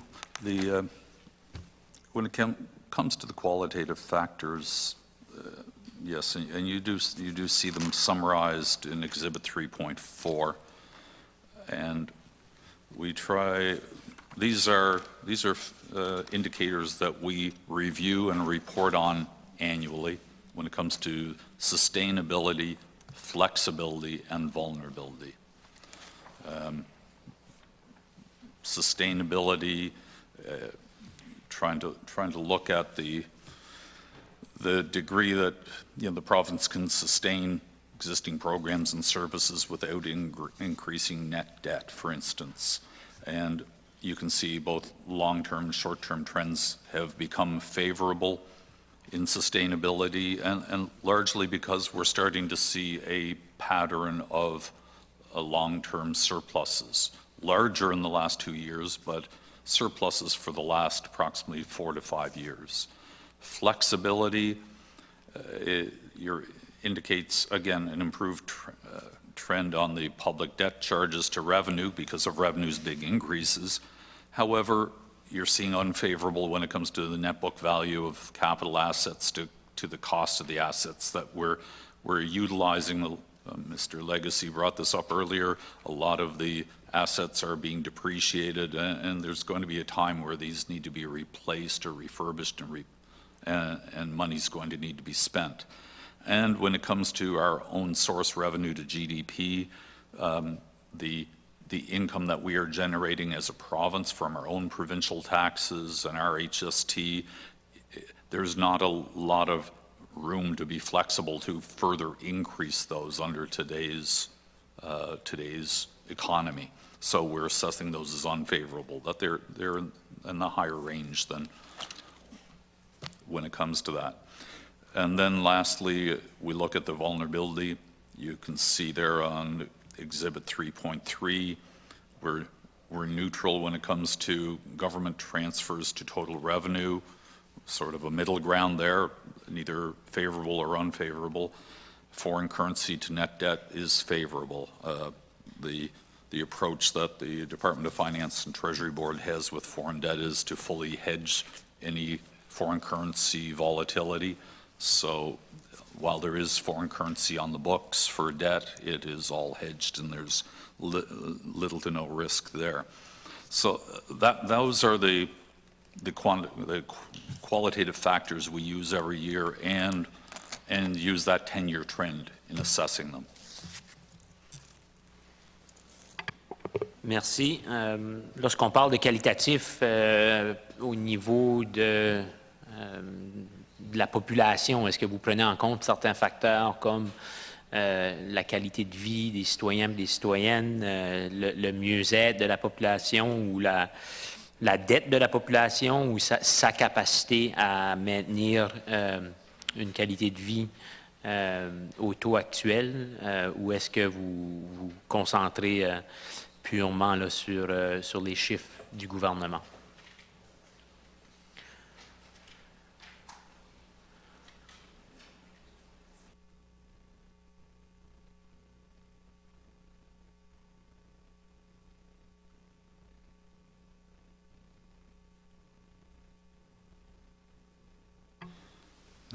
Thank you. When it comes to the economy, we do look at the GDP, net debt to GDP. We do look at the,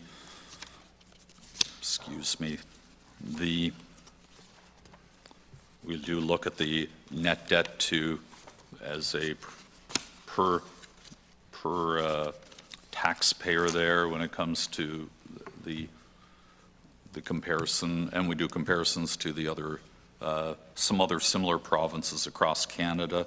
When it comes to quality of life, that is not an area that we have audited or considered in the evaluation.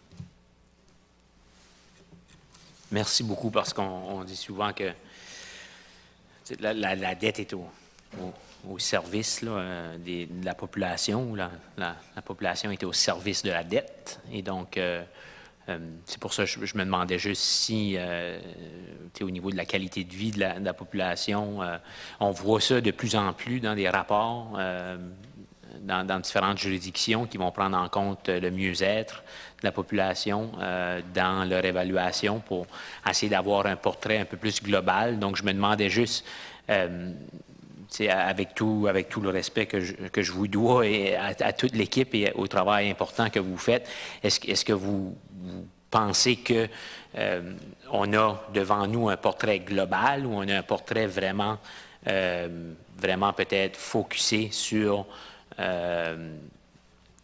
certains facteurs spécifiques par rapport à un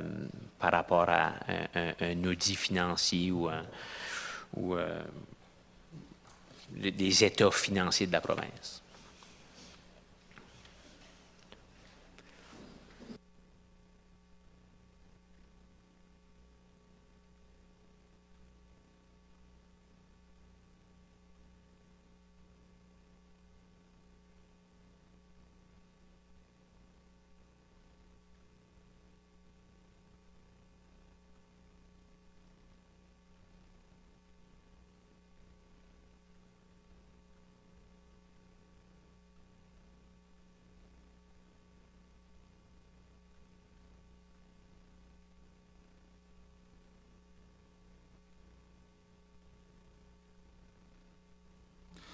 So certainly this report is a comprehensive review of the financial assessment of the province's accounting, their financial statements, their financial situation, which is normally under our purview. When it comes to assessments against quality of life and the wellness of people, we have not attempted to address or look at an approach to that, and I have not seen any other jurisdictions that are doing it. It's possible they are. We are seeing a lot of discussion across Canada around environmental reporting, around climate change reporting. But we're seeing a lot of discussion, but nothing that has been finalized or pushed out through the accounting profession for reporting in those areas at this time. Just discussions on whether we should and what that might look like. So I've not been involved or heard of any discussions in the accounting profession to move into this area at this time.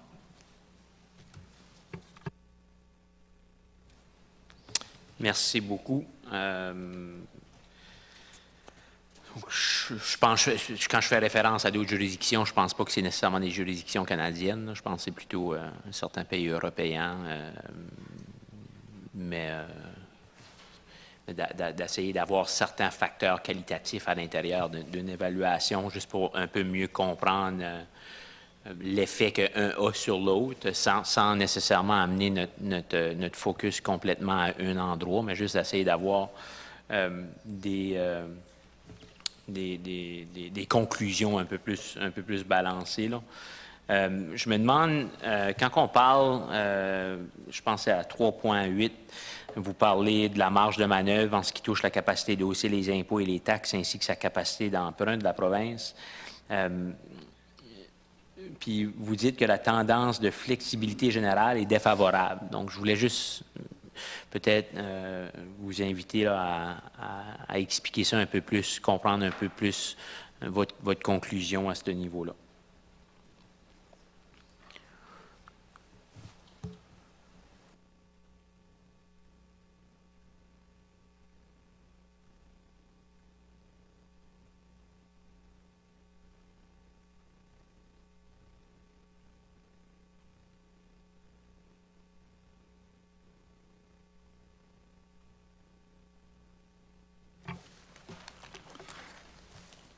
So to address your question, I'm looking at Exhibit 3.2, the flexibility indicators that you referred to, and the public debt charges to revenue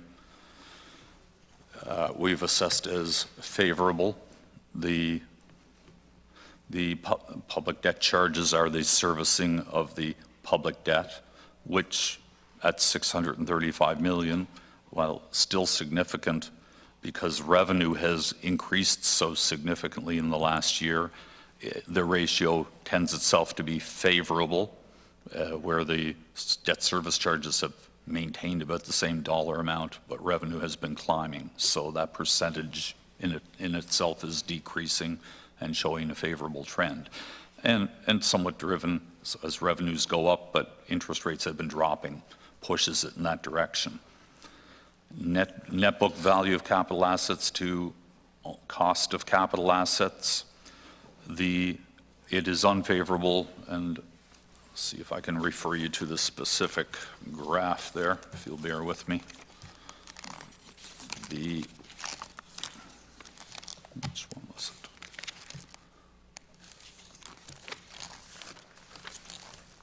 Yes, the Exhibit 3.14. Net book value to cost of capital assets. So you can see there that the capital cost of these assets in 2022 is $18.1 billion, and they've been depreciated down to $9.1. So we've depreciated the capital assets down by 50%, and that percentage has been declining over the last 10 years from 61% down to 50%. So we're utilizing the value on those fixed assets we've invested in, and the trend is we're going to hit a replacements or refurbishing in the next future years. So utilizing those assets, which is what we should do, but it's driving the trend to unfavorable because we're moving towards replacement in the near future. Lastly, the own source revenues to GDP, which is probably, let me see if I can find so that is over on Exhibit 3.15, and this one is you could argue is a result of our own success in generating tax dollars. Most of that has been, however, provincial own source revenue dollars. So in terms of the percentage of tax dollars we're collecting as per a percentage of the GDP, it's the highest it's been in 10 years, which when it comes to flexibility, the implication is if we were back in 2013 and it was 15%, if the province needed to generate more of its own revenue for spending, for healthcare, for whatever purpose, to pay down debt even, we're already taking a bigger share of the GDP than we were 10 years ago. So that flexibility to just increase tax rates is being diminished. And that's why we're assessing that as unfavorable, because of that negative trend where we're already taking a higher percentage of the GDP than we have been in the past. I hope that helps. Thank you very much. Thank you, member. Monsieur Lagacé? Thank you, Mr. Chair. Just to get back to our last conversation, one clarification point, because we talked about NB Power and the whole Mactaquac project, and there's concerns, so I just want to clarify that because we've had the president of the board of the EUB come in and express concerns to the fact that the law was changed, that they wouldn't have to approve, or that project would not have to go to EUB for approval, it would have to go to cabinet. We had the Deputy Minister of Natural Resources and Energy come in saying that they haven't built the process yet on how that approval would be approved or done.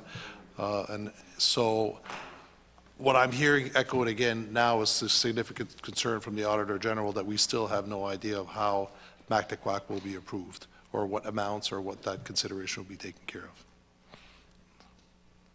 of. And to that point, how do they plan to finance it? Can they afford to? How is that debt going to be financed, and how's it going to be paid for if we haven't paid off the assets that they're retiring or extending the life of Mactaquac? How are we generating enough revenues to pay down the debt to replenish those assets when these times come is a concern. Yes. Perfect, thank you. On the environmental report, you mentioned this morning something that surprised me. You said that Finance and Treasury Board lists a bunch of properties that would have some tax arrears that they might go collect for tax sale, but that they would go see DTI, and DTI would kind of list off the ones that say, no, there's environmental concerns, and they wouldn't proceed. We've had a lot of discussions in committee on this, and we were clearly told that DTI does not have precedence on the decisions of which properties will be foreclosed on or not. Is there a certain process that's highlighted where this is being done, or is there an act that shows that it has to go through DTI that I could refer to?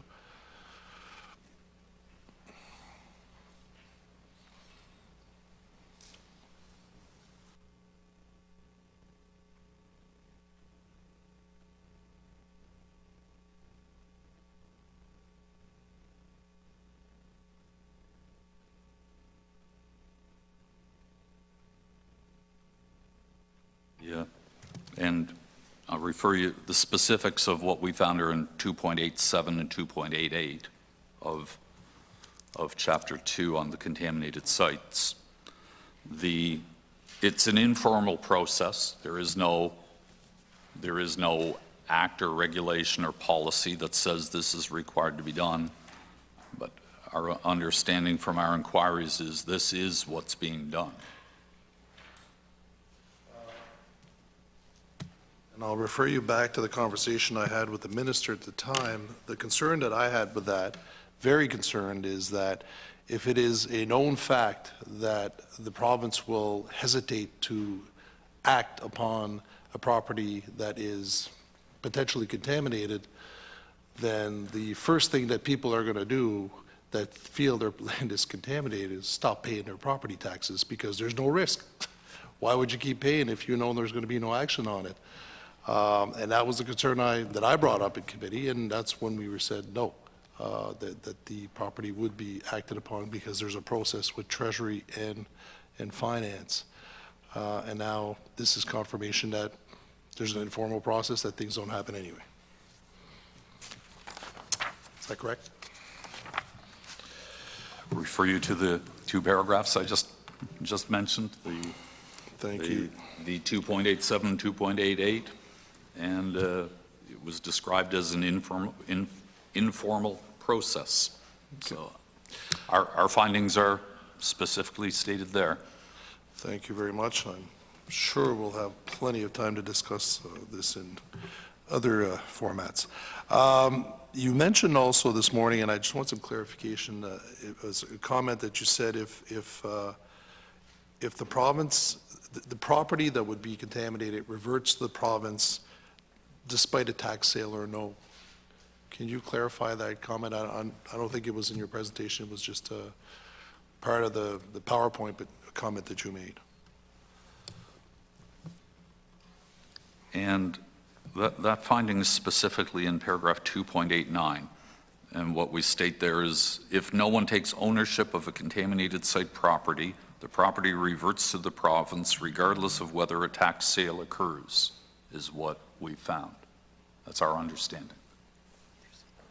There is a bracket around there, through the dissolution of a responsible party corporation with no shareholder accepting title for the property.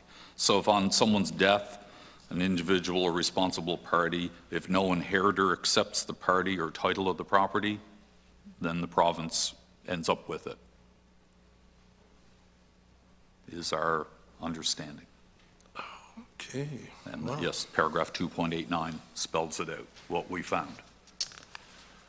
You dog-ear that section, I'm not going to forget, because it's exactly the question I was going to come up with.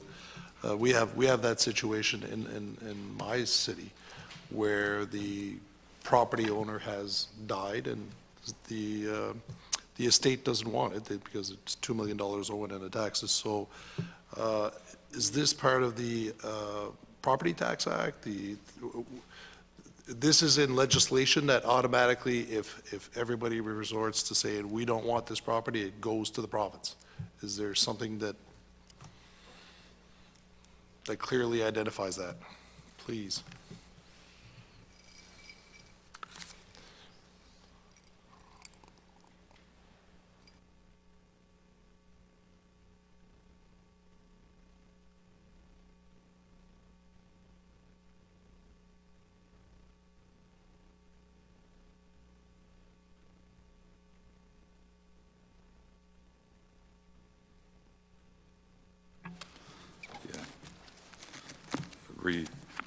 Refer you to the very bottom of the page and the references to 3 and 4 at the bottom of that page. So the references for those findings were the New Brunswick Business Corporations Act and New Brunswick Escheats and Forfeitures Act. And the specific sections are noted there. Okay, well, I won't be able to pronounce it, but I'll try to figure out can't how to either. read it. Okay, well, I'll make it back to that after if I can find it. Just another question. You mentioned 1,000 sites that are contaminated that the province kind of, is there any concept of length of time of how long these sites have been contaminated? I know you've said that the files have been open for certain years, but I guess what I'm trying to get at is, are we getting better at this? Are like new businesses that are opening, are some of these sites more recent than the businesses that are open, or somebody contaminated? Or are these just like grandfathered in from a long time ago when we just didn't pay attention to the environment?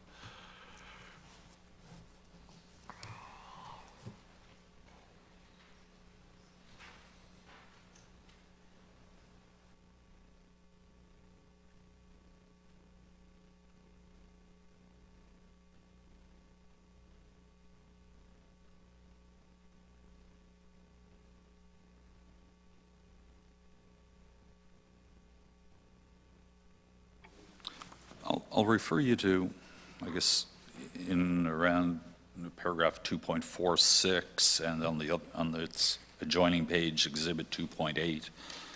I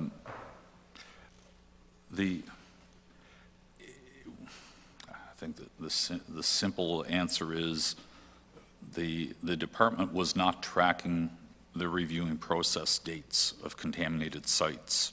And so to determine on a timely manner how long these have been outstanding was pretty much impossible. The exhibit in 2.8, we're tracking or documenting the number of contaminated site files there that the department has. I do not know for certain if there's more than one property within that file or multiple ones. However, if the property, some of those, there's 76 that have been open for 31 plus years. I don't know if we did not assess each file one-on-one and determine whether or not is it a high risk, is it low risk, is it complete and they just didn't close the file. The department has developed a plan to try and go through these and clean this up, and hoping they can figure that out. We don't have all the detailed data on each file. Yeah, I guess it's a good red flag, because what I'm trying to get at is, have we started tightening up our legislation or our regulations around people that, start new operations and potentially could be contaminated and we're protected later on, so that this file or these situations as we move along start auto-correcting themselves. So I can ask the department when they come in. Yeah, well, and I think the work that they intend to do to review the act and make changes is going to be of the utmost importance to make sure there's teeth around what is currently just a contaminated sites policy and guidelines. Comparing the comparisons to the other Atlantic provinces is that we lack reference to those guidelines, to those policies in our act.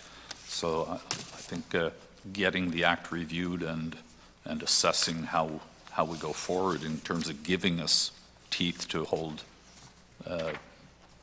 people and corporations and others responsible for contamination is a key part to setting the table. That's a great segue to my next question. In your slide presentation, you were showing other provinces' comparisons of what they have in their acts. Is there any evidence that their situation is better than ours as far as contaminated sites? Do you have any kind of, was there any kind of studies saying, Nova Scotia has yeses on all the reports, and because of that, their province is in much better shape than ours on contaminated sites?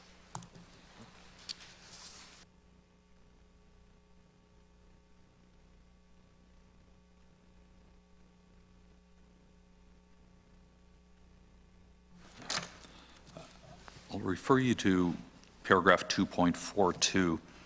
And so, no, we don't have the details on each of our neighboring provinces, but I do find it comforting when I see Nova Scotia requires remediation completed within 2 years unless otherwise permitted due to site complexity. And Prince Edward Island requires remediation within specified timelines that is set for each individual contaminated site. So they're obviously setting some specifications around that.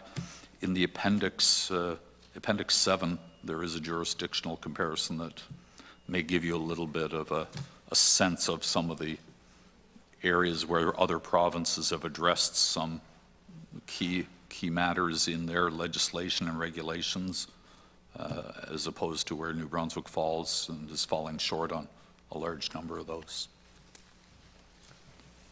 Okay. Hopefully we can get a sense to see if it has impact, if that has enough teeth to actually making it, because just following in their footsteps, if we don't know if it worked, it's just wouldn't be worth it. Question on the orphan sites. It stopped being tracked in 2009, as what you stated earlier. Have you found that municipalities have had to carry more of the burden because the province stopped tracking in 2009? Because I think you alluded to the fact the sites are there. Everybody knows they're there. Even if we stop tracking them, they haven't gone anywhere. So somebody's been getting those phone calls and been getting that pressure. Would you agree that municipalities have had unfairly to carry that burden?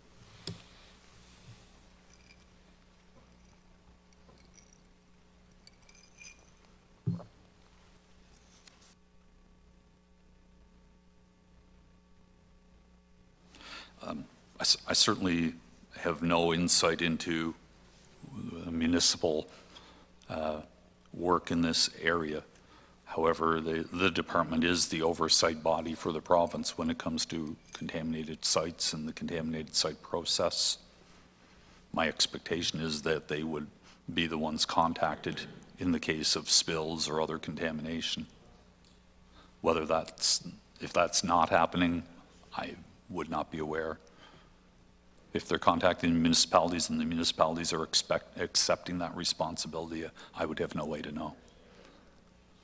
No, I won't ask a question, but I'd love to see how many phone calls the Environment Department got on the Smurfit Stone Mill site compared to how many the city has gotten. Trust me, the burden's fallen on the city.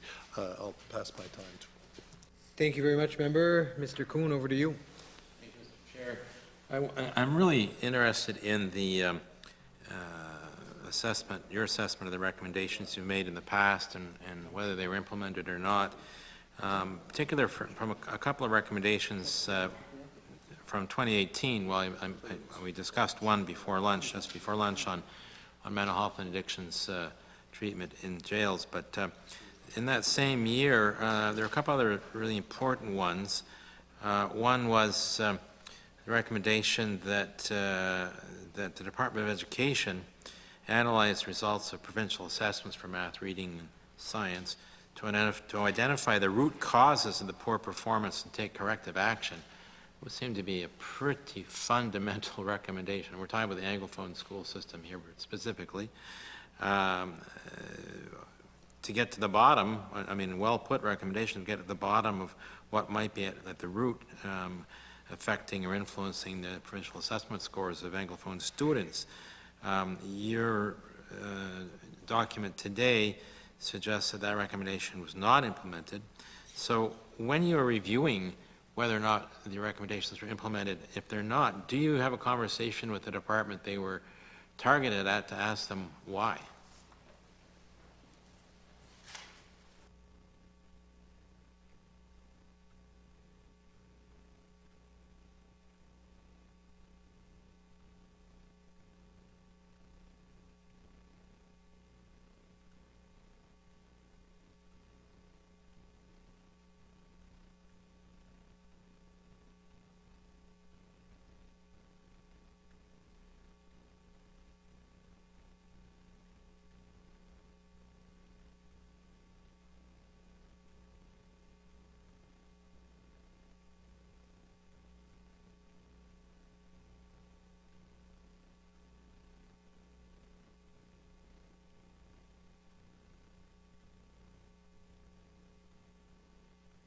Yeah. In this case, we have different levels of follow-up, and in some cases, they are follow-up with simply asking the department for the update, and it's not checked or audited by our office. In some cases, we actually try to validate whether or not we agree with them to see if the recommendations have or have not been implemented, and actually do some fact-checking and so on to see if we agree. And then, of course, there's whether we go back and do a full audit to look at and see what's going on and why things haven't progressed as we would have hoped. In this case, while we did some fact-checking, we did not go in and get into the whys of where they were at on the implementation of these recommendations and why we're only at 50% today. Their responses are in there in paragraphs 4.68, 4.69, and so on. And certainly, yeah, and in the following page, I think we've had some good engagement with the department and received some level of detail, but not at the level you're looking for purpose of what we have here in the report, and we've not gone deeper at this time. Well,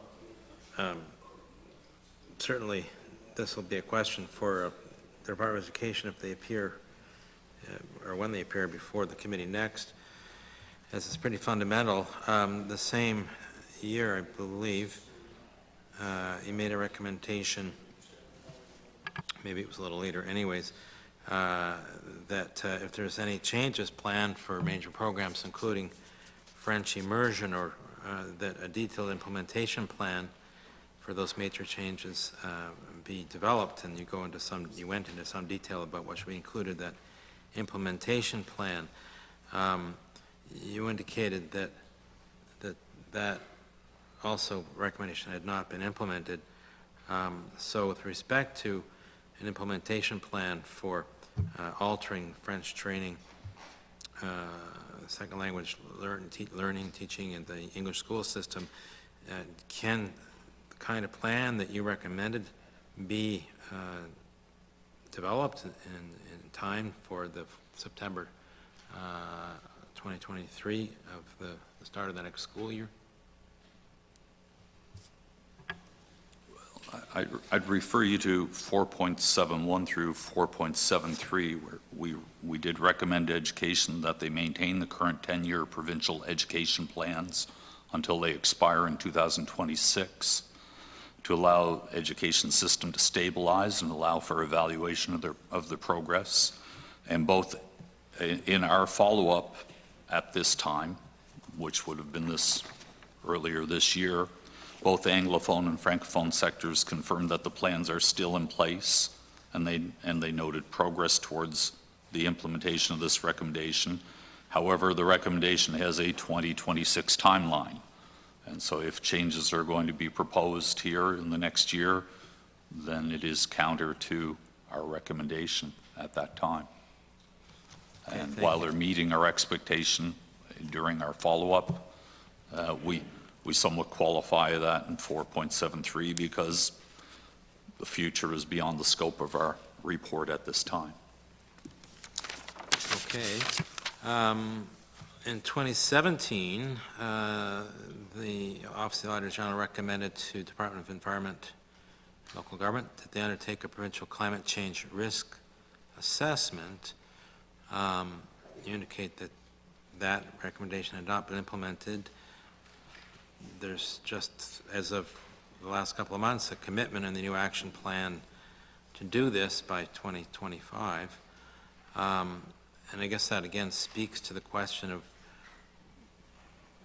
whether you are able to sort of dive into why the 2017 recommendation hadn't been implemented within the past 5 years.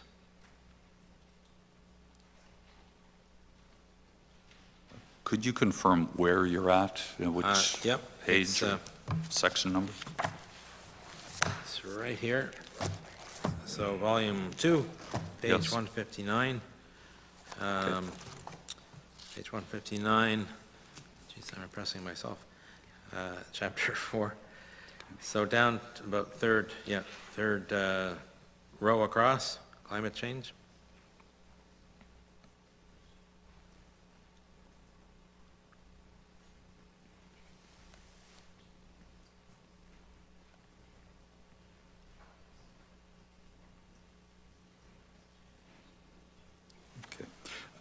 This section is reproduced from last year for 2017, and for the current report, no follow-up letters were sent with respect to these specific items in our follow-up work for this year. So we do select certain years every year to go back and do checks and follow up with the departments. This is to give a full representation to the committee of all the recommendations and so on, so it's a reproduction from last year, but we've done no further audit work to update that since that I time. appreciate that. But, you know, quite a bit of time has passed, not just on this recommendation, but many. And it sort of, I guess, makes me think a little bit of what Mr. Wetmore was saying. We should find, as a committee, a way to better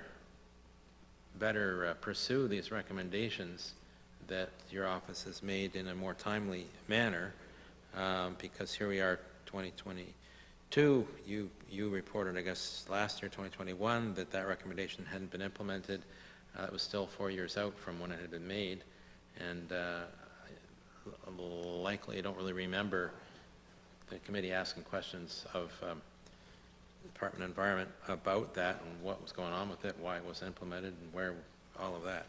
So do you see a way that as Mr. Wetmore sort of at the outset had suggested, there'd be some way of better communications interaction between the committee and yourself and your office in between reports and the presentation of witnesses from the departments or Crown Corps here?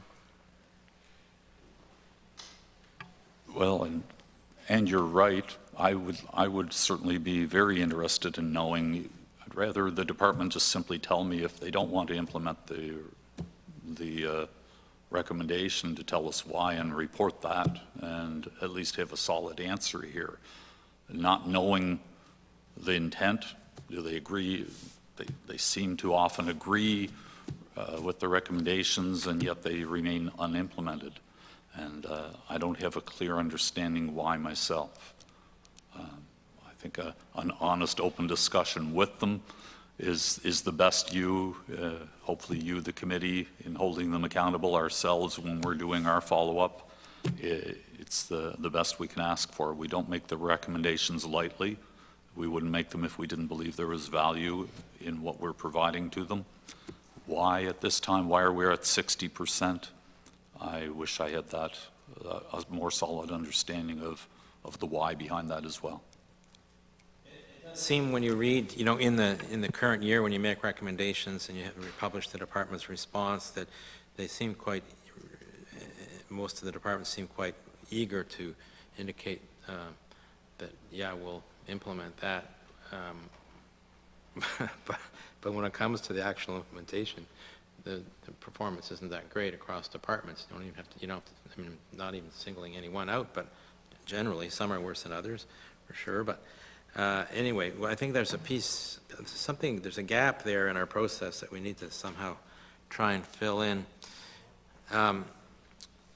So I wanted to go back to volume 3. What was volume 1, by the way? Something that you submitted earlier in the year? Okay. Thanks, okay. So when you're looking at these these indicators, various indicators, sustainability indicators in particular, which suggests, you know, well, do we have room, is there room to expand programs, which would increase the overall budget, say, at that level, or is there remaining tax room, so on. Are there, I don't see it in the report, I never have, are there objective criteria which are used to determine, you know, what is a favorable debt charge to revenue, or what is an unfavorable own source revenue to GDP, or, you know, you can pick any of these indicators, but I don't see an objective criteria which tells me where the threshold is, which tips it between favorable, unfavorable, or between the two and neutral.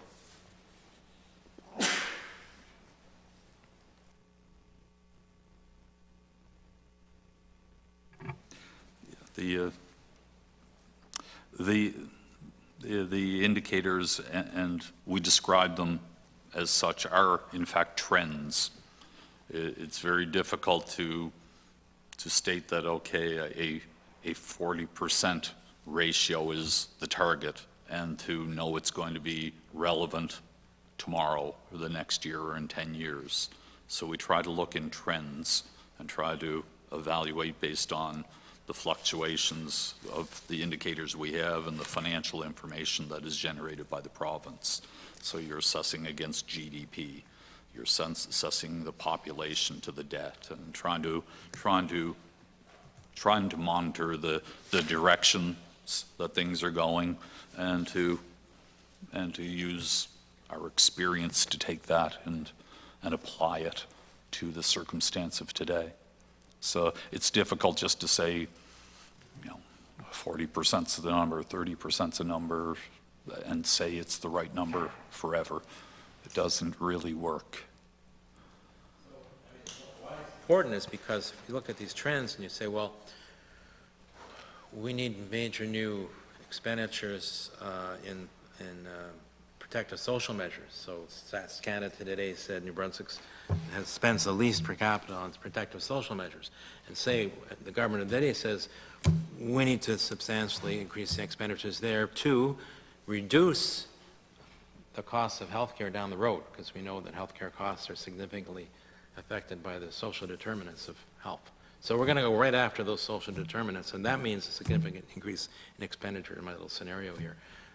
But if you're saying with your indicators we haven't got any room for that, then even though the idea is it's going to create significant savings in the future, it makes me, like, how would you respond to that? I mean, it would suggest, just looking at your indicators, that and there's no room for that based on your indicators, that a government might be reluctant to take that step. No, I understand what you're saying. I think that becomes about managing the choices, managing fiscally responsibly, trying to determine if that is the priority, where does that money come from? Is it increased taxes? Is it reduced spending somewhere else? Those are the things that drive the choices to determine what the population wants and needs and what's responsibility of government to deliver on, and can we do it within our means, or at what cost? So again, all drives those decisions. Those are the what are needed at the table for those good discussions of what is the best way ahead to address those needs and deliver through the government and within the means we have or the means we can generate. Thank you. Thank you very much, Monsieur Book. Merci beaucoup. Yes, well, I want to, well, first of all, there's a lot to unpack here, so thank you for a very comprehensive and extensive report. It's quite an eye-opener when you look at the contaminated sites, and it does reflect also the kind of like how it fell off the radar for, you know, successive governments, you know, so, and I think it's also timely because, you know, when we look at the environment file in general, it is becoming more and more of a pressing issue and more of a important issue, or more on top of the pile issue. So it's very good that we're having this conversation, and thank you so much for bringing it forward. Just a quick question. I see that in New Brunswick, I see here 1,046 open sites contaminated sites. Would you have the statistics of Nova Scotia and PEI and Newfoundland regarding the number of open sites that they have? I'm just wondering.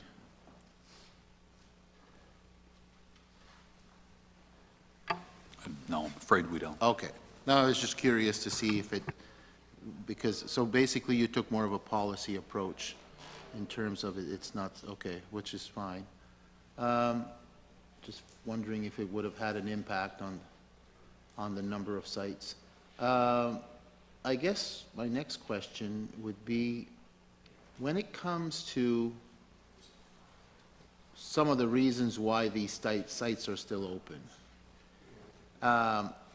does it have to do, and I'm guessing at least part of it is it has to do with unfulfilled obligations of third parties under agreements or otherwise?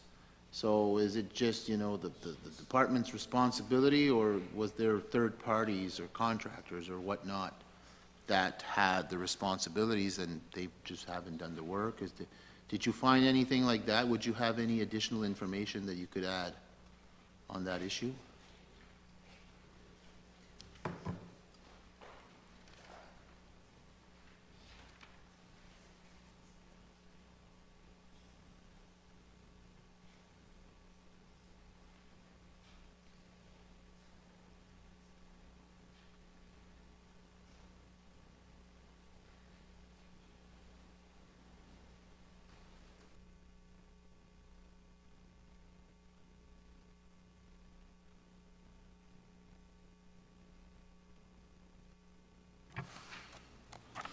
I'd refer you to paragraph 2.49.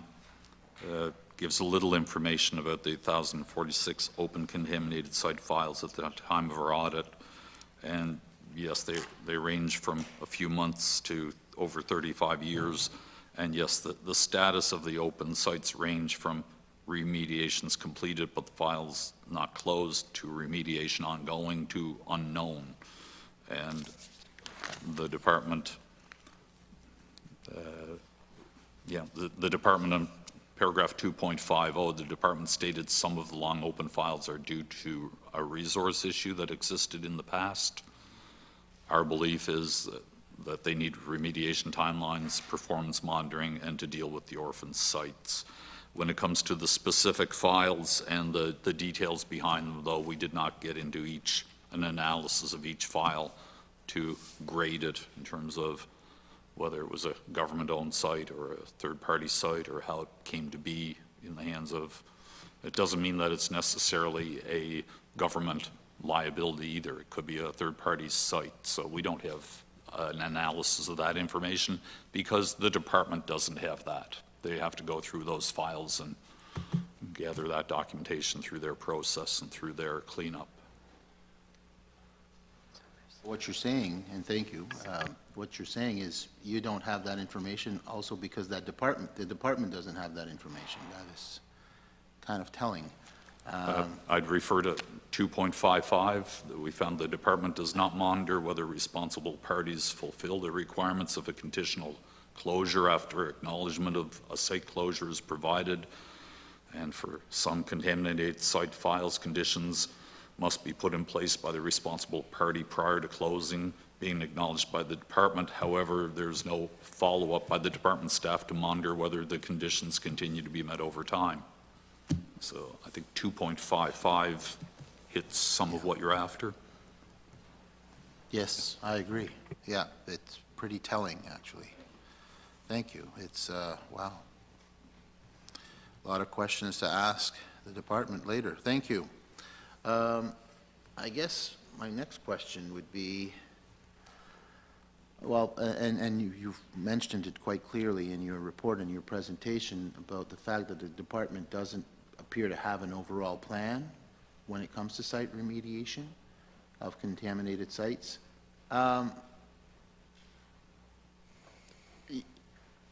Based on what you said, you're saying that the department doesn't have a comprehensive list of the sites either, or do they have a comprehensive list? I remember you were saying, now please, if you could just clarify that, because I remember you showed a map, you know, of with the spots, the blue and the red spots, if I remember well, and you said that's a map that you guys did, not a map that you received from the department. So would that mean the department doesn't even have a comprehensive list of the sites, or do they? Do they have any particulars? What did you find in the departments in terms of how they classify the information of contaminated sites? You know, what type of information do they have? You know, the particulars, the prioritization. Is there any type of prioritization? Is there any type of degree of contamination? Are we talking heavy to serious or something not so serious, for example? You know, the potential for environmental risks, the cost estimates, or things like that, timelines. Is there, I know I'm throwing a lot into this question, but I'm just trying to see what type of information that the department does have in store and what you were able to find while you were doing your audit. Thank you.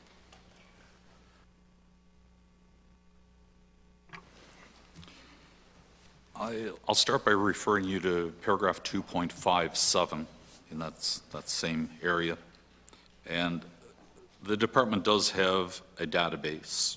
They refer to it as an occurrence database, so when a contaminated situation occurs. However, it's incomplete. There's missing information for the remediation steps taken. Documentation is put in there, but there seems to be no standard method for data entry, so it's free text, so anything that's entered can vary from each inspector. So the department's informed us they're currently undergoing a review of the database to understand what could be changed to improve it. However, it's somewhat scattered in the information that it holds at this time. In 2.71, we found that the department did not have access to the raw data contained in the occurrence database, which is also maintained by Service New Brunswick. The department seemed to lack abilities to do searches and display some of the data. And so it was only during some of our performance audit work that they realized or were able to get some of the raw data they needed for extraction and analysis. And so they've not historically been able to access some of that information and assess it. So I'll flip you back now to 2.51. And the department is saying that this, they've informed us they have a file prioritization exercise that they started in 2020, designed to address the 1,000 open site files that they have, to bring them to closure. 2 phases, phase 1 and phase 2 that are noted there, and as at the writing of this report, they're still working on phase 1 and phase 2. So they're aware of the issues. They indicate they're trying to work on them. I think more importantly, though, they indicate, the documentation indicated the department anticipates this work to continue into at least 2030, which I find somewhat surprising, and maybe they can give you a better indication of why it's going to take the next 8 years to do that. I'd love to know. It's bewildering to hear you, the information you're telling me is very perplexing to me. First of all, that a known department doesn't even have access to its own information, to its own database, and I mean, is puzzling at best. Yeah, it's very, very, it makes you wonder. And you're right, I agree with you, sir, that another, it'll take them until 2030 to fix what they need to fix. I don't know, I didn't know this, is it like advanced robotics or quantum physics, or, I mean, I'm not an expert in that field, far from it, but boy, that seems like a very long time, and thank you for bringing this up, because there's definitely some questions to ask regarding the information you just gave, so thank you for that. I know you've answered the question, in your report, but I'd like for you to maybe hone on it a little bit more. What would you suggest is required to enhance performance monitoring for remediation of contaminated sites? So, how can, the performance monitoring, do you have any type of suggestion that, any specifics you could add to what you've already said?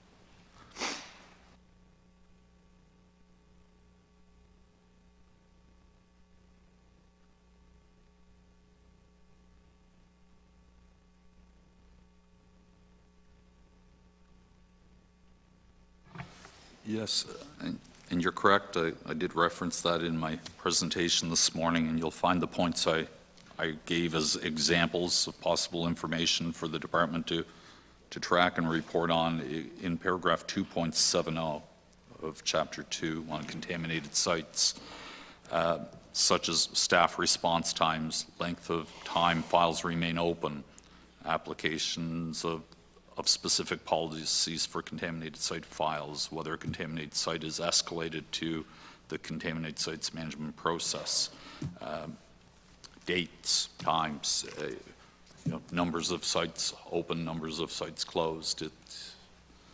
I'm sorry, yes, one was for occurrences. We also mentioned some items over in 2.65, talking about turnaround times, report submissions, data entry in the remediation database, percentage open sites enclosed each year. Very simple information, but I think could be some key performance indicators for the department to evaluate their performance and how they're progressing through these files, to complete them, to close them, and to address the issues at hand. I would tend to agree, it makes sense. I just have an example that comes to mind about, when we look at, abandoned gas stations, or, those are the ones that come to mind, and many of them are pretty much a lot of communities across the province have these types of examples. The issue is some of them are near aquifers, for example. And I'm just wondering, and that's an example, right? And we were talking about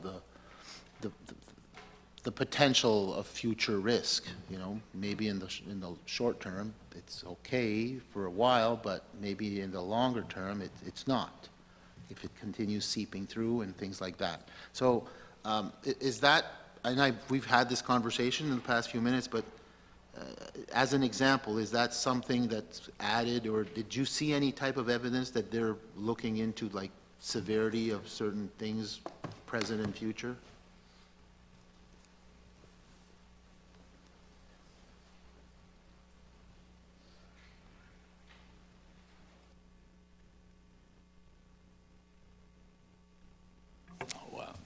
No, we didn't have any indication from the data in the files as to the types or the severity of the different types of contaminants in each of these files. The information just was not available.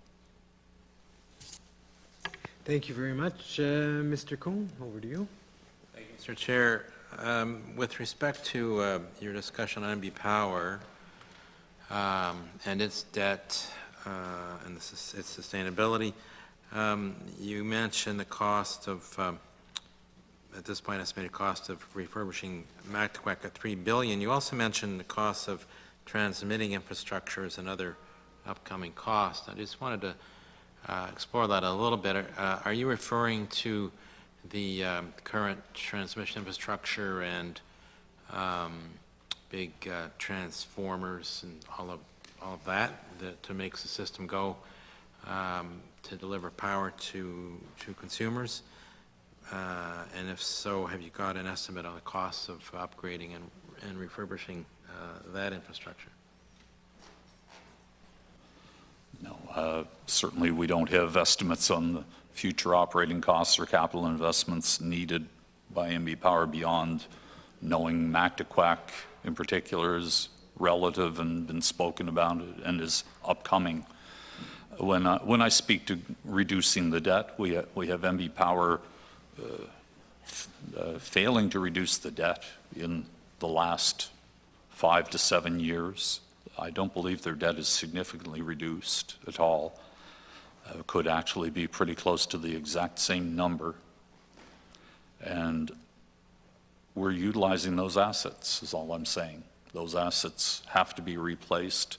Part of the burden on NB Power is to charge sufficient rates or manage their costs appropriately so that they can pay down that debt. So over the useful life of using those assets to deliver electricity, the asset is paid for. So if it's not paid for, the burden either falls to future ratepayers for their electricity because we've got to build the new asset, or it's going to fall to the taxpayers. That's my concern. And well put. It's just that you included the transmitting infrastructure along with the refurbishment of one of the generators, Mactaquac. So I thought maybe you had some more information there about the expected cost, because and why I raise it is because you noted it, and it's important because a lot of the transmitting infrastructure, particularly the big transformers, I mean, they're humongous transformers, high cost, reaching the ends of their lives. They're going to be expensive to replace, even to move them into place because of their size. And they don't have the sort of charismatic image that the generating stations have in the media. Who wants to talk about transformers? It's not very exciting. But as I understand it, it does will represent a significant cost to NB Power, which factors into to what you were talking about in terms of additional major costs that they're facing at the same time as they have are carrying this debt. So the one thing I didn't notice here was whether you looked at, or maybe you will look at how this these upcoming costs, the size of its debt, might influence its ability to borrow for large new capital projects that involve refurbishment, whether it's charismatic power plants or boring transformers. And I think you make a good point, Mr. Kuhn, that just because Mactaquac needs to be refurbished doesn't mean the rest of the electrical capital assets go ignored. Right? Life goes on and other things have to be dealt with, whether it's maintaining them, replacing them, and some of them aren't quite as, high, shiny and glossy as a Mactaquac Dam and as big, but there's just the general operations and replacement of capital that's ongoing, whether that's trucks, whether that's a transformer, just the ongoing maybe lower price ticket items, but they're still impactful, they still cost a lot of money. And so it all drives the point that somewhere in the operation, MB Power needs to be earning surpluses to pay off these assets. Yeah, I guess what makes me a little nervous about it is, in a way, it's maybe not a good comparison, but, the focus has been on roads, on the transportation side. For a long time, we kind of forgot about bridges, because roads are, under tire, and what's the deterioration of bridges isn't always necessarily evident, and so we've got this huge backlog of work on bridges, which is expensive, that's been underway, and the government's trying to get a handle on it, but all those projects are quite costly, and I just concerned that something like that could be happening at MB Power as well. In any event, If I may, just before you move on, and just refer you to the other book here, the page 204, in the follow-up chapter 4, and specifically, we did do follow-up with MB Power on their debt challenges and recommended they prioritize debt reduction with a plan, and recommend they improve their forecasting for the 10-year plan, looking at fuel prices and so on. And in both cases, their self-reported status back to us was not implemented. So I struggle with if they're taking it seriously, and look, I'm very pleased to see they had a surplus last year. It's the first one in a long time that was significant. However, 1 year isn't going to pay off their debt. And when I get responses on, I think, very reasonable things that they should be doing to monitor their financial situation and improve their fiscal situation, they're saying they're not implementing it. I don't know whether I just be stunned or what reaction I'm supposed to give, other than I don't understand.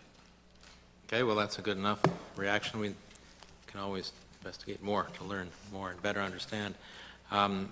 Thank you for your answers, Mr. Chair. Those are my questions, but my colleague, Mr. Arsenault, I think, has some questions as well. Super, merci beaucoup. Je voulais revenir à la section dont on parlait là, avant que j'ai dû quitter pour quelques minutes. Donc, en parlant de vulnérabilité financière, en parlant de notre flexibilité, vous avez dit qu'il s'agit là de certains apports là, qualitatifs que vous amenez à votre évaluation. Mais je ne vois pas nulle part, puis vous l'avez mentionné rapidement tantôt, fait que c'est pour ça que je le ramène, là. Vous avez nulle part, ou du moins je ne l'ai pas trouvé, mentionner notre vulnérabilité financière ou la capacité de notre flexibilité financière par rapport aux événements extrêmes dus au changement climatique. On le voit de plus en plus. On a vécu quelques grosses tempêtes qui finissent par coûter cher à la province. Les scientifiques sont assez clairs en disant que ça va aller en augmentant ces genres d'événements extrêmes-là.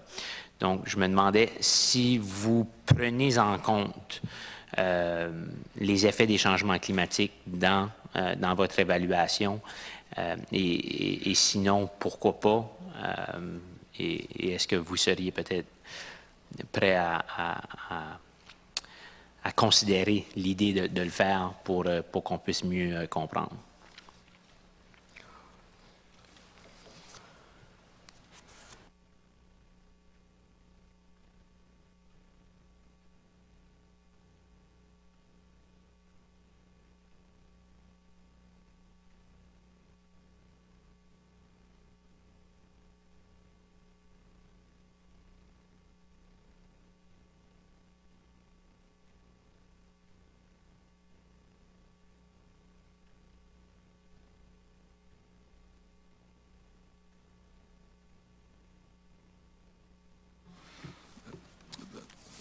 Thank you for the question, the comments. A few thoughts for you to consider. So we do have in section, volume 3, starting with paragraph 4.58, we do talk a bit about the disaster financial assistance and recovery with justice and public safety and some of the work they've done there. However, I don't know that that specifically addresses your concerns. I've been part of various conversations that are happening right now across Canada regarding standards in assessing climate change in the environment and what sort of reporting should happen. There are governments in different countries and even some within Canada, some municipalities that are doing some reporting on climate change matters and how they may affect them and them as a government and their assets and so on. It's in its infancy stage, and there's no specific standard whereby the accounting profession has determined what that needs to look like and make it comparable across Canada at this time. And there's discussions of whether should it be part of the financial reporting or should it be separate reporting. So those discussions are current, are happening right now in Canada. However, the decisions have not been finalized in the direction taken. So we're at the table. We're interested to see where they go. You're in the early days of what we are definitely talking about and see as a priority for knowledge and of the decision makers of governments and how that will impact your assets, your concerns about liabilities or potential liabilities to address Fiona or other storms or other consequences of climate change. And yes, as it evolves, I'll be happy to speak to it further. Excellent, merci beaucoup. L'autre chose, quand on parle de notre flexibilité et de notre vulnérabilité, que j'essaie de soulever le plus souvent que je peux en Chambre, parce que je pense que c'est quand même quelque chose qui affecte les finances publiques de nos gouvernements de façon assez sérieuse, mais qu'on a très peu d'informations. Et donc, ma question est plutôt générale, pas nécessairement parce que je ne vois pas que ça fait partie du rapport. À ma connaissance, ça n'a jamais fait partie d'aucun rapport. Mais est-ce que le Bureau du vérificateur général a des chiffres ou a une inquiétude ou une envie d'étudier quel est l'effet de l'évasion fiscale ou de l'évitement fiscal au Nouveau-Brunswick? On sait que c'est un problème international, national, mais ça a des conséquences ici au niveau local où, à travers de stratagèmes qui ont été légalisés par le passé, des grandes entreprises sont capables de transférer leurs profits dans des juridictions où ils ne payent pas d'impôts.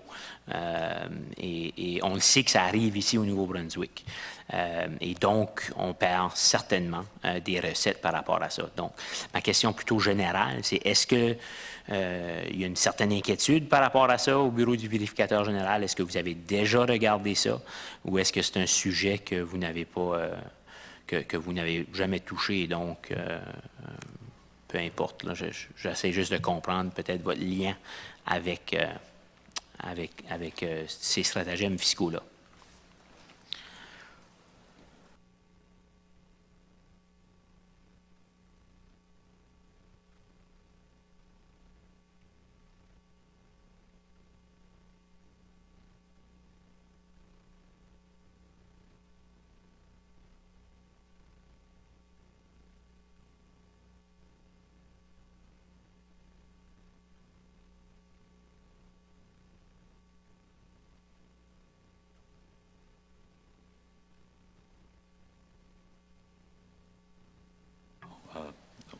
Thank you for the comments, the question, the discussion. At a personal level, I'm always intrigued with just taxation in general. I've worked a large part of my career in that area. However, certainly with tax avoidance, you have to be assigned the oversight for enforcement, which unfortunately is not an area that we are assigned within our mandate. And of course, while we have access to the government's books and records, we wouldn't have access to corporate records or to look underneath the covers to see how they're structured or how their finances are set or diverted, whether to tax shelters or other opportunities they may have or have access to. And unfortunately, that falls to the province and their working relationship with the federal government and CRA to address. I wish I could do more. Your book? Oui, merci. Just, we were talking about, contamination sites and all of that. I'd like to pursue a little bit on that. Again, just come up with some ideas here, but anything regarding insurance claims or insurers, is there any merit in the idea, and I don't know if I'm not sure you've looked at it, but I just want to bring it up just in case you would have. Is there any merit in strengthening the obligation of insurers related to environmental contamination, like motor vehicle accident sites? Because a lot of them are accident sites and, spills and things like that. Do insurers or does insurance have a role to play in that? Are they part of the sort of the stakeholders? I don't know. I don't know if you've had any chance to find that out. Thank you.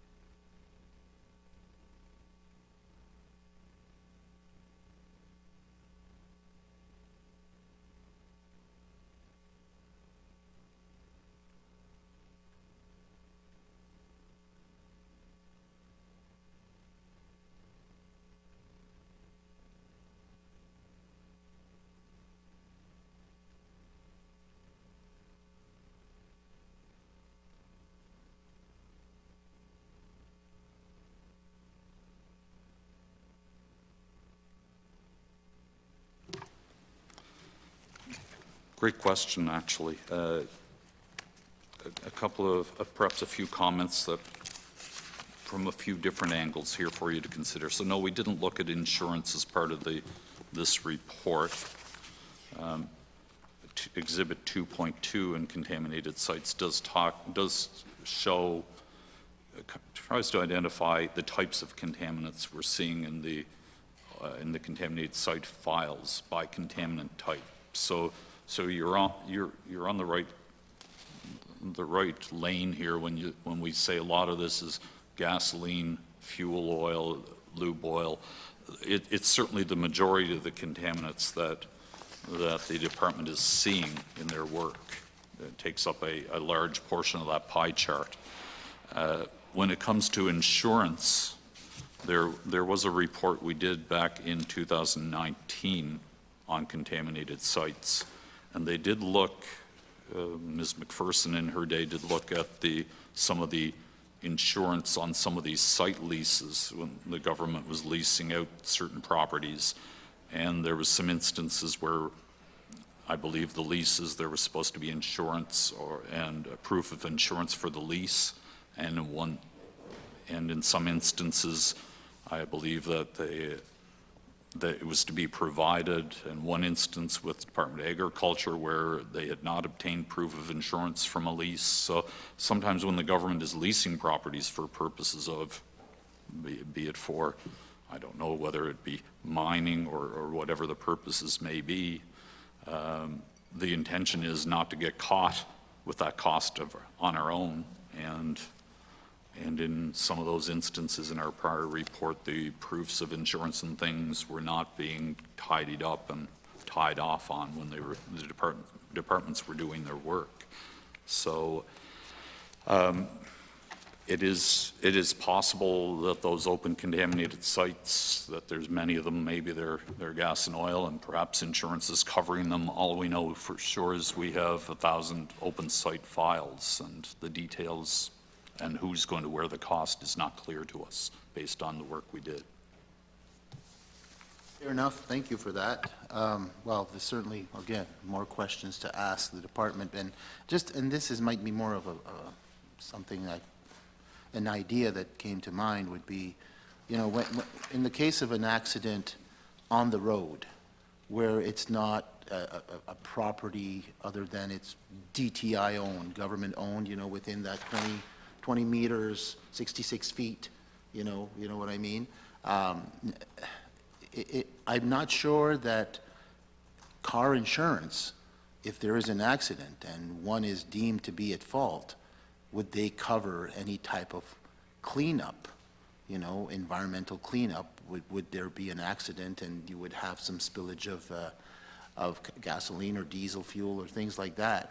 I don't want to say this to increase insurance premiums. I think that'd be certainly not making a lot of friends, but from an environmental perspective, I think, you know, I don't know if that's the case or not. I'm not sure you would know more than I do, but I'm just raising the issue because I think it's something, maybe it does exist, I just don't know. It's just an idea that popped into my head. Would you have any thoughts on that? And great question, and I do not know the answer. I won't take offense to that. Thank you. So I guess have you looked at, and I know, you know, when I'm looking at the table that you have on slide 9 here, and you have all the, you know, the Atlantic Canada comparisons and contaminated sites regulations, remediation process, insurance security requirements, orphan sites remediation timeline, and liability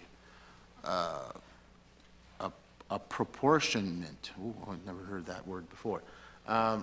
Now, I guess, have you looked also at the environmental oversight in other jurisdictions? I mean, is there any area where they have stronger environmental legislation compared to New Brunswick, for example? You know, or in terms, or is it legislation, or is it just policies or accountability frameworks? Did you have a chance to look at that in terms of not so much the specifics of the sites, but the, you know, the policy, the legislation, the frameworks? Are they better than ours, I guess, is my question. And if so, where would we see some improvements? No, let me rephrase that. In which areas would we be better served in reinforcing what we need to be reinforced here in New Brunswick? I'll refer you to Appendix 7 in the contaminated sites chapter, page 64, chapter 2. Volume 2. That's it, right there, the green. So this was our jurisdictional comparison to the process in other provinces, other Atlantic provinces. And I'll refrain from saying what I think, what one's better or worse than any other. What I think was most noticeable is that we do not have a lot of references in our act to the processes we have in place for remediation contaminated sites. So I do feel, and I believe our report is presenting such that perhaps our process needs more teeth and to be referenced in the act. And here is perhaps just some comparison to give you some ideas, but a review would be appropriate. Well, thank you for that, because it gives us a little more than what was in the presentation, so I appreciate that. It is helpful.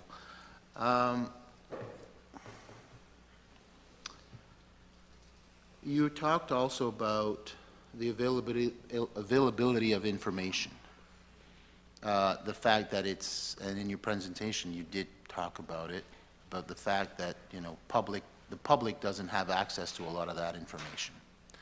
Have you seen other jurisdictions where they do? Have you come across that?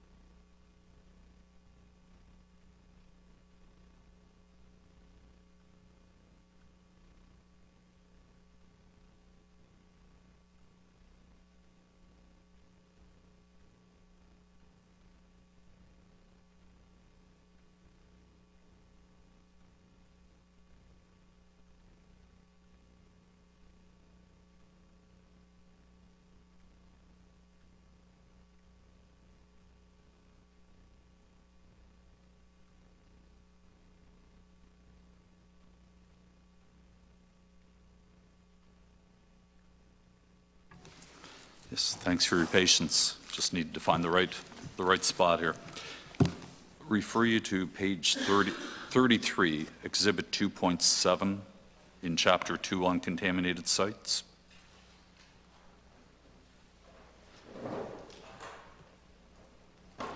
And that gives you a pretty clear indication of at least which jurisdictions have information available online, and or perhaps are charging for it, have information for a fee, and then there's some discussion following that on the next page that talks a bit about it.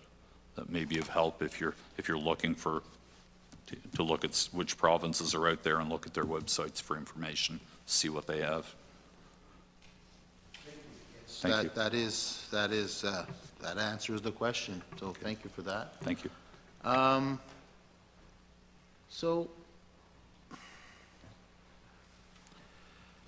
like to talk about timelines. We saw that, you know, there's sites there that at least have been open for at least 35 years.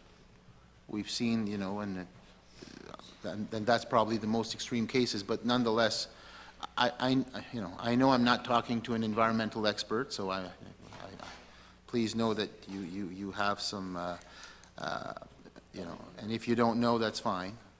But I'm just wondering, when conducting this audit, have you come across some information where you feel or you've heard that what would be a reasonable timeline?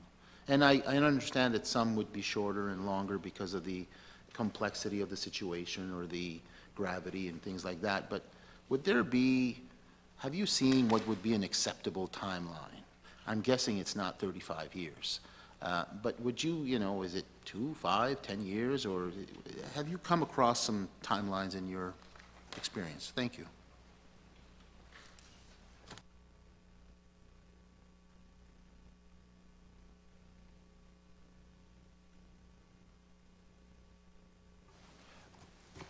I'll refer you to paragraph 2.42, page 37.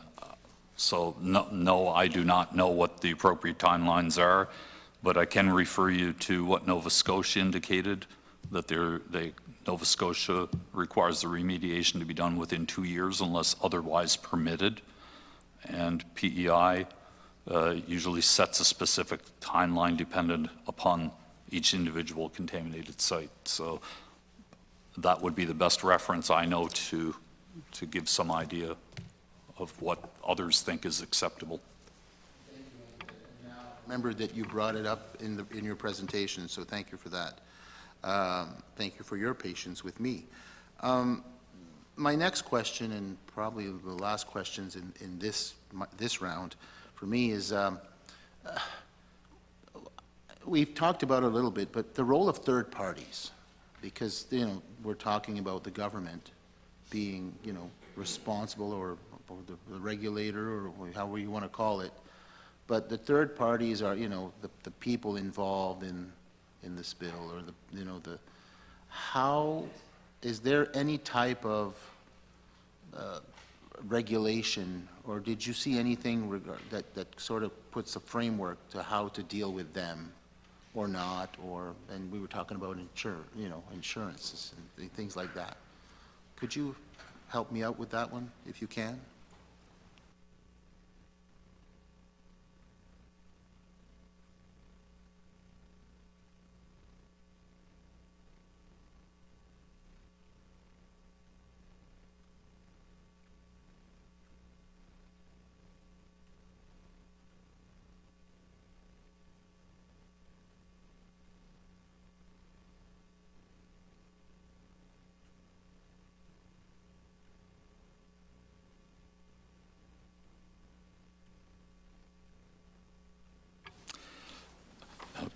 Thanks again for your patience. I was trying to think if there was anything in the report that might help with that. It really was it's a different lane to the work that we did in this report, so it's not something that I would have any good quality information to share with you on, in terms of my thoughts on that at this time.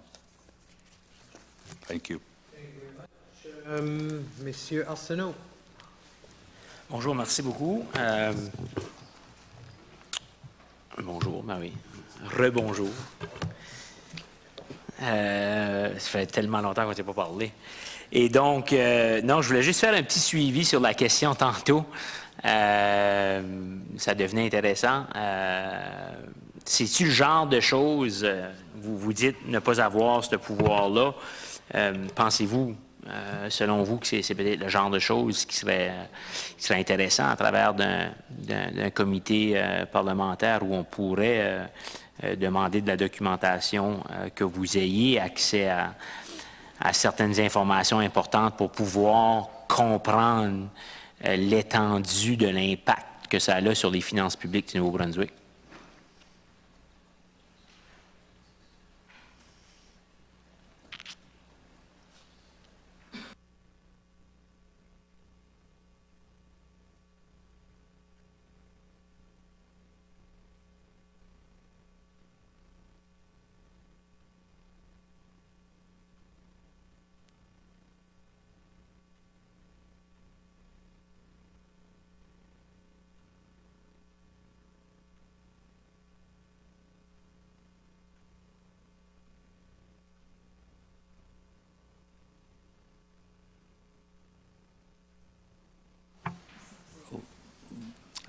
Thank you for the question. Certainly, in our audit process, we're always concerned with completion of revenue, and we do our best to audit for that purpose when we are evaluating the revenues received by the province. It certainly would be a large undertaking and a significant request, and I would not venture to say what would be involved in even performing such a task. So I think if that is something that you believe is of concern, or the government believes is of concern, that perhaps further discussion would be warranted to see how you would actually action that and take direction at it, and what resources would be required to do so. I would really need to think through that in much more depth than just a few minutes thought here. It would be a huge undertaking, and while potentially valid in terms of some of the headlines we may be seeing in the press and the actions by parties probably throughout the world in terms of whether it's tax evasion or other tax structures, I'll call them. It is a concern, but how best to go at it, I'd certainly be suggesting further discussion and a well-thought-through plan on how you would action that. Merci beaucoup. Puis peut-être quelque chose qui serait peut-être moins compliqué, puis je me demande si votre département a un certain intérêt, ça serait de savoir peut-être, c'est certain que je pense qu'on a besoin de comprendre beaucoup mieux le problème. Je comprends qu'on a besoin d'accès à certains documents qui sont difficiles d'accès.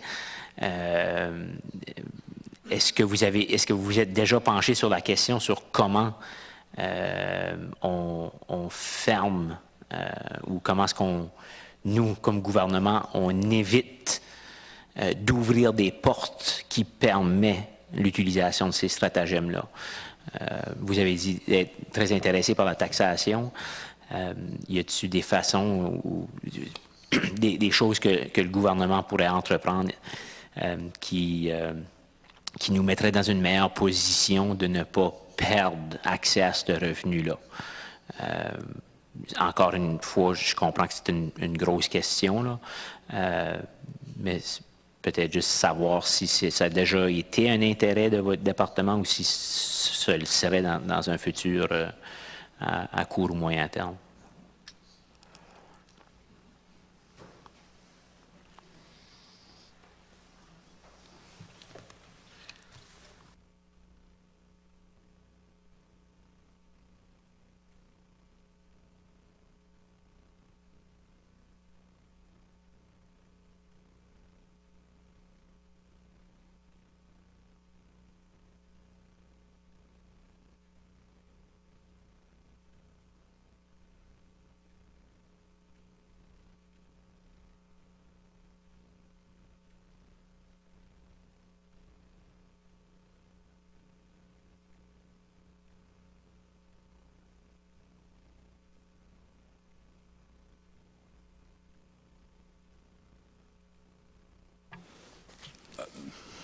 No, really, I would not want to just venture on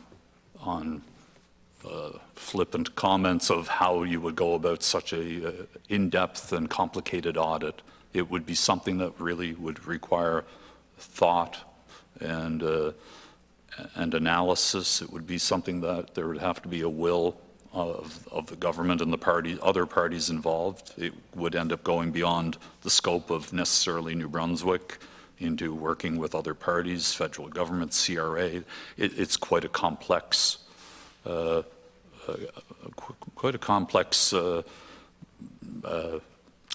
review or audit you would be proposing here. So I would be very uncomfortable just to make flippant comments without thinking things through and having an appropriate approach or even understanding if that's a priority of the government and establishing the appropriate people at the table to come up with that plan of attack and what is it you want to look at, what is that scope and how you would go about it, actually determining the specifics of the plan and the expertise you need at the table. And whether that in fact us or is that other parties, and actually, really appropriately thinking it through, and with all the invested parties at the table. Merci beaucoup. Non, c'est pour ça dans mes commentaires que j'ai fait référence à ça, puis ça fait de l'allure. Que ce soit une priorité du gouvernement, ça importe peu. Je pense que vous êtes quand même un officier de l'Assemblée législative. C'est aussi plutôt l'Assemblée législative qui prendrait cette décision-là. Le gouvernement fait partie de l'Assemblée législative, mais n'est pas l'Assemblée législative. On est quand même indépendant comme institution là, de prise de décision. mais cela étant dit, souvent, ce que je trouve intéressant dans vos rapports, c'est vos recommandations à certains départements sur comment améliorer différents systèmes pour qu'ils soient, qui protègent beaucoup mieux les citoyens et les citoyennes à travers de leur contribution aux impôts. Et donc, c'était plutôt là ma question, pas nécessairement, je comprends la complexité pour une petite juridiction comme nous, puis tous les gens que ça impliquerait de faire une étude en profondeur d'un problème qui est tout à fait, vous avez tout à fait raison de dire que c'est mondial. C'est pour ça que ma deuxième question était plutôt formulée autour de il doit y avoir des bonnes pratiques que le gouvernement provincial ici au Nouveau-Brunswick peut entreprendre pour rendre notre système beaucoup plus, notre système de taxation beaucoup plus robuste afin de décourager l'évitement fiscal dans notre juridiction ici. C'est pour ça que je pense que ça serait peut-être un projet un peu moins demandant. Mais bon, je vous demande pas de commenter. Je demande plutôt à savoir. Je pense tout fort pour essayer d'arriver, parce que je pense que ça a un impact significatif sur nos finances publiques. Et donc, c'est quelque chose qui m'a toujours passionné, de savoir qu'on regarde nos finances publiques. Puis moi, j'ai tout tenté de ceux qui pensaient que vous soyez de gauche ou de droite, conservateur, libéral ou vert, peu importe, notre société est basée sur tout le monde fait leur contribution à leur juste part. Et puis, c'est pour ça que j'espère, dans les années à venir, que je serai capable de convaincre mes collègues de l'Assemblée législative que ça a un impact négatif sur les finances publiques de la province, et donc on devrait, du moins, au minimum, se pencher sur la question pour notre juridiction et de protéger l'intégrité de notre système de taxation. C'est juste un commentaire. Je ne vous demande pas de commenter si vous ne voulez pas. Ouais.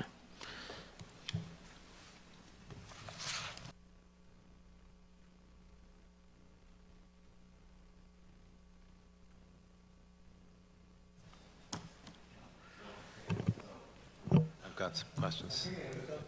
So, yeah, thanks. No.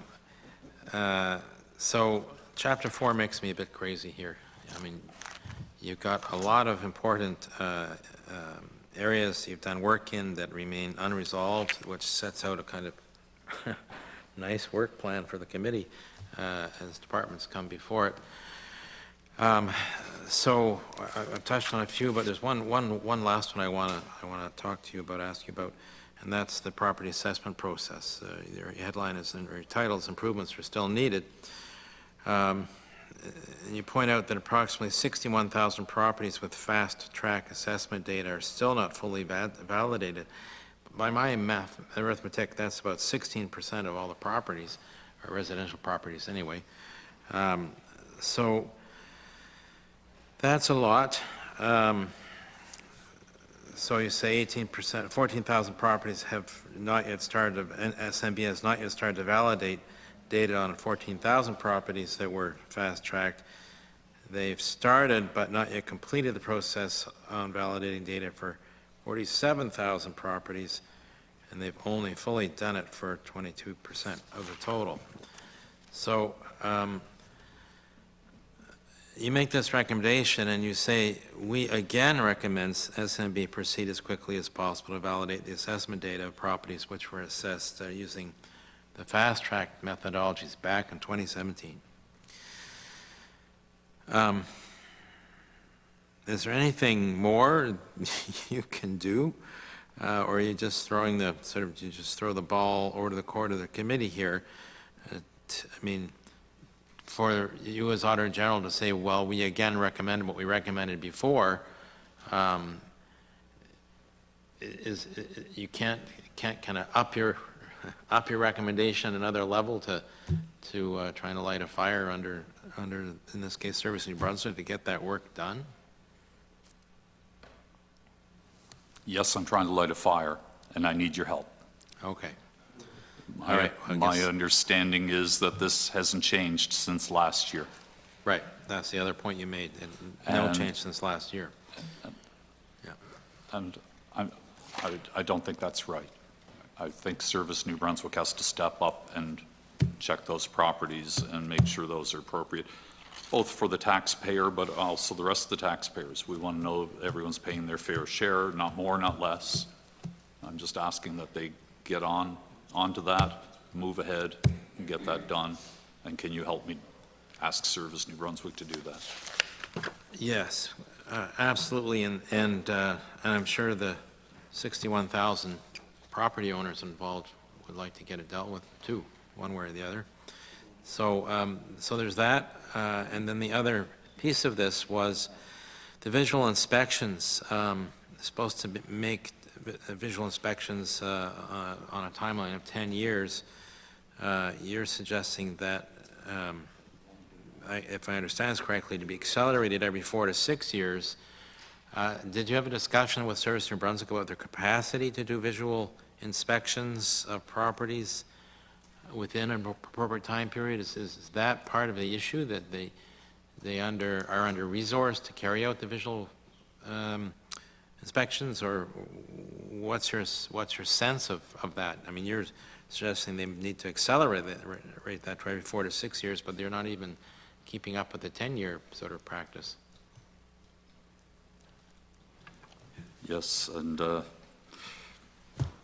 first of all, I do want to state, and I misspoke, that in 4.68, I gather that the total of 17,500 properties with fully validated data is unchanged from the last year. Correct. In fairness to Service New Brunswick, they have no doubt performed work. However, the fully validated number has not changed since last year. So there may be work proceeding, but the final number still isn't rising. The SNB, Service New Brunswick does their policies to assess these properties every 10 years. We found best practices 4 to 6, and did make the recommendation in 4.71, or at minimum timeline, the internal timeline set by Service New Brunswick every 10 years even, and they're outside that. They're outside that, and given property changes and the constant increase in values we've seen in the last few years, I think that this would be important not just to the province but to municipalities to ensure they're receiving fair taxes on their tax base. I'd encourage them to implement the item and improve that turnaround. I do know, we all recognize they do increase property taxes. It isn't that just because they don't come and assess it or inspect it every 10 years that they don't increase the taxes or look at the changes to the marketplace and increase the assessments. However, I think as an auditor, I'm really in favor of validating the facts and the evidence, and I think it's important for everyone involved. I believe this is a very valid point, and they should definitely consider doing the implementation. Now, we understand that the pandemic had an impact on their site assessments. If we believe we're through that at this time, we are for now at least through that situation, I would encourage them to get back on track, and hopefully there's some catch-up can be made. Thank you very much, members. In cahoots, playing with fire together. We'll pass the floor over to Mr. Lagacé. Thank you, Mr. Chair. I just want to come back to 2.89. This is This relates to a very important file of mine, so I just want to make sure there's language there that's very clear while you're here. I did go find the act. By the way, it's easier to say in French, La loi sur les biens en déshérence et déchéance.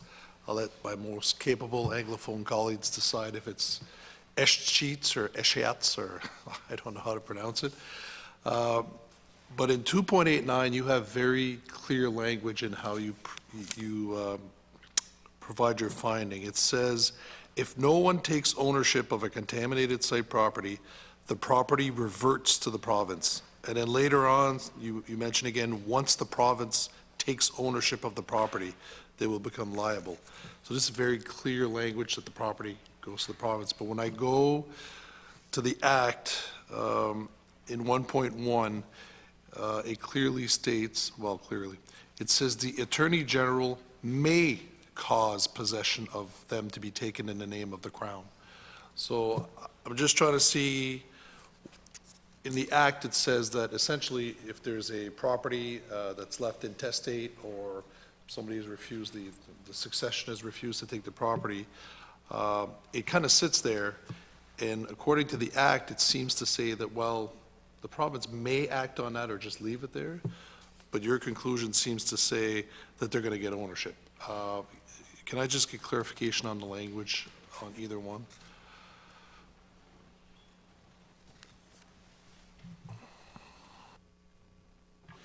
I think rather than get into in our lawyers versus your interpretation, I'll give what I equate to a very simplistic interpretation of this, is that, well, if no one's taking ownership from the estate, or in terms of a responsible party or a beneficiary to the estate, then we can decide not to take ownership, but then we've in essence taken ownership, haven't we? If the person is deceased and none of the family is accepting responsibility for it, we can say that we may take ownership for it, but really no one's taken ownership, and we still just have the same problem of a property sitting there without property taxes being paid, no cleanup being performed. So we can put our head in the sand and say, no, we don't have to take ownership for it, and the property will still be contaminated and sitting on the corner of your street. I obviously completely agree with that statement. I want to give you the practical answer. Yeah. I'll let the Department of Justice decide, maybe Okay. if they disagree Well, and they I find just another wanted- way to get that cleaned up or something. I'd be happy to hear their Yeah, thoughts. I just wanted to clarify, based on your statement, if there was, something in the Act that you read that we can kind of lean on and say, there's teeth here that says, listen, essentially, whether you want to or not, this property is yours. Now, I kind of sense now that because of the language, it becomes more of somewhat of a political issue, say, because, listen, this piece of land's been sitting here for 12 years, so you can argue the may for a long time if you want to.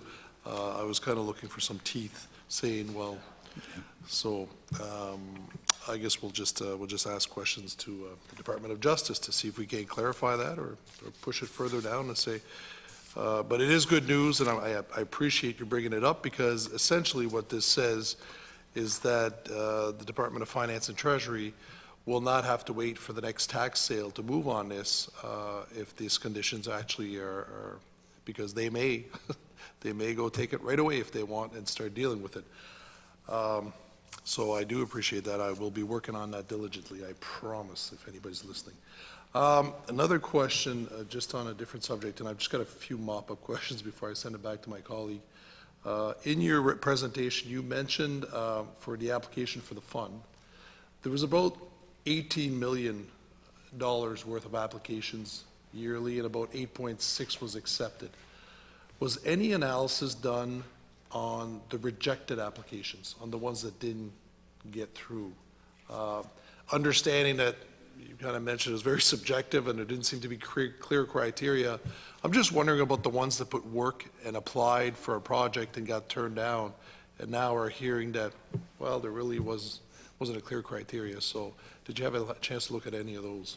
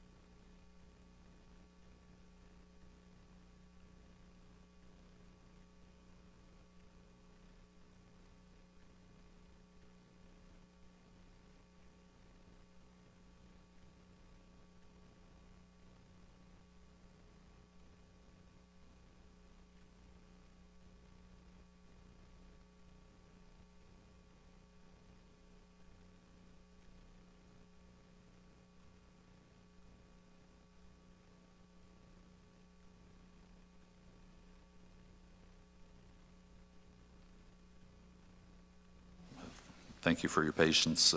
There was a specific paragraph we were wanting to find here, 3.54.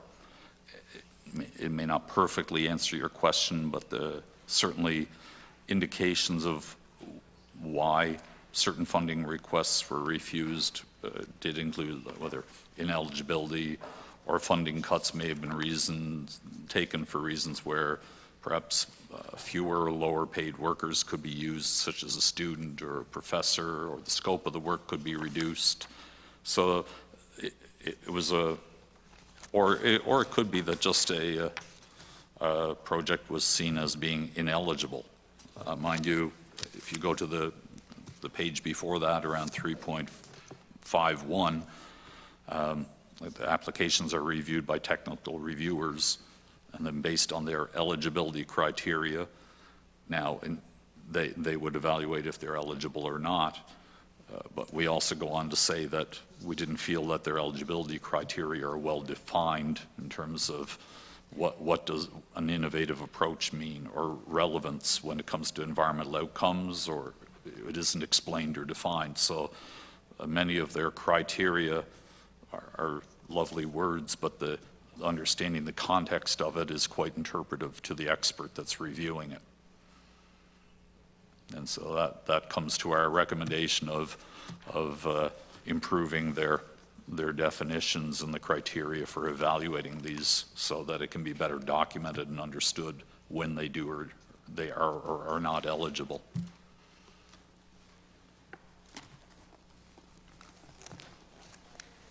Thank you. I got to be honest, I find it hilarious that one of the reasons would be funding cuts when there's never been 1 year where revenues have been under project. Like there's $41 million available, and that somebody would receive a response, say, well, we've had funding cuts, so we can't provide for your project, even though it might be a good project, is highly interesting. The other question I had is, you mentioned that, like we often hear that environment projects can be costly. There's upfront expenses that can be onerous. But, and I believe you mentioned this morning, the largest project that was approved was $180,000. Did I hear that correctly? Out of the 8.6 million, that doesn't sound like a very large. That's correct. 180,000 was the largest. So maybe part of the scope of that criteria is they're thinking too small. I guess 180 doesn't seem like a very big amount for the largest project. And that was just for this past fiscal. Okay. I can't speak to other years. Well, past fiscal is a good indicator, I think.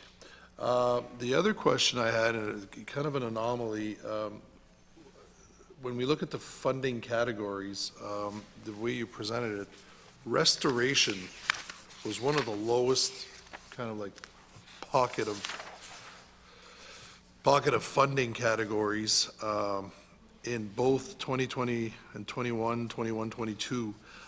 Considering this whole discussion where we had on contaminated sites, you find it interesting that there's so little money allocated to restoration, which it seems like restoring a contaminated site seems to fit perfectly in the context of what we're discussing today. And a fair point, absolutely, and yeah, it's that's what the data showed us. Can't Sure. Exhibit 3.2, yes, the restoration. So the analysis for 2020, 2021 and 2022 shows the applicable spending. Isn't it amazing that now saying the word data gets giggles? I don't know. I'm going to submit the rest of my time to my colleague. Thank you, Mr. Chair. Thank you again. You've been talking, and again with the contamination sites and all of that, you've mentioned it quite eloquently about the fact that there's lack of sufficient oversight or performance management, all of that. I guess my next question is regarding that. We all know that currently there is a shortage of labor, shortage of staff everywhere. Is what you've reported, can it be attributed to maybe a lack of sufficient human resources? Or is it only basically on the inadequate accountability framework? Or is it a bit of both? Because sometimes you can have the best framework, if you don't have the staff, you're not going to do much. Sometimes you can have all the staff in the world, and if you don't have the accountability framework, it's not going to go much farther either. So is this only about the framework, or is it also an HR issue, or is it a combination of both, I guess is my question. Well, I believe our recommendations around the framework and such are valid. Now, the department is stating in their response in paragraph 2.50 that some of the long open files are due to a resource issue that existed in the past. So if it was in the past, it's implied that I don't know if that has been addressed or not. 2.52 indicates the department informed us they do not have the human resources available to commit to a short timeline while also maintaining regular operations. So they are saying they had and they still have a human resource issue in terms of the expertise needed to take care of these files on a more timely basis, is what I'm inferring from their responses. Got it. Thank you. I'm sorry, I'm going a little bit back and forth here, but we were talking about, access, the public having access to the information. And maybe I want to ask a reverse question in the sense that it's been clear that there is very little to no access for the public for that information regarding contaminated sites. Have you been provided a rationale of why it is so? Did they give a rationale of why they're not doing it? Or is there a reason, or is it just...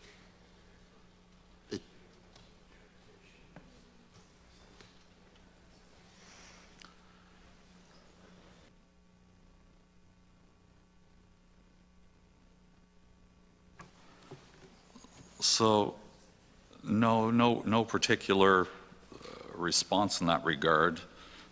One area that intrigued me on that topic was 2.28, and that the department will, if you want information from the department, they will do specific property business requests to look up PID numbers and the information regarding contamination on a property.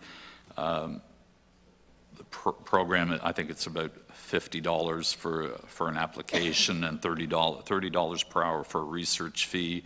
And they indicate in their information they gave us that the research time for most requests is 1 to 3 hours. So arguably, you're into $150 or so here on average. I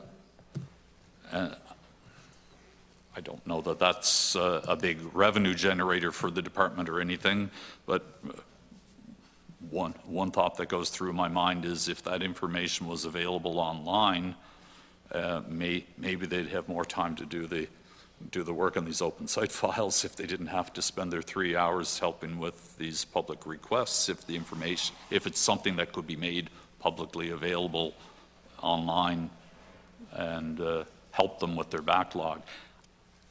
It's a little bit of conjecture on my part. I don't want to say that I know the details of their operation, their business, but there could be value, is what I'm saying, in putting more information publicly, and maybe it reduces the calls and requests to the department so they could assign resources to other operational duties. It's just a thought. They would have to consider that and decide if that's a reasonable thought. Thank you. Mr. Combs. Thank you, Mr. Chair. I just wanted to thank the Auditor General and the Deputy Auditor General and the staff for all of their hard work. There's lots to chew on here, and it, I think, provides really quite good guidance for some of what we need to do in committee with departments when they come before us. So thank you. Thank you very much, Mr. Kuhn. Mr. Book, further questions? Yes, I do. All the Thank floor. you. Thank you so much. Yeah, seems if all goes well, Get the hockey stick award. yes, I will. So, you have indicated, Mr. Auditor General, about the fact that the department was not aware of its responsibility of the Accountability and Continuous Improvement Act, and that the ECO provided inconsistent instructions with respect to those requirements and obligations. Did you look at whether other departments are aware of their obligations under this act, the Accountability and Continuous Improvement Act? And if not, is it something that could be has it been or could it be part of your audit process to look at other departments through that lens? It is one of the areas that we have been looking at in all of the current audits we're performing. With respect to the recommendation we made to Executive Council Office in this regard to look at this matter, the Executive Council Office indicated it would align instructions to the government departments for annual plans and requirements with the Accountability and Continuous Improvement Act, and that it would be implemented in January of 2023. So Executive Council Office has acknowledged it and indicated they will put it in immediately. Thank you very much. Little oversight on my part. We're a little past the midway point, but I think it's appropriate to take a small health break, so we'll recess for about 5 minutes to give everybody a chance to stretch their legs.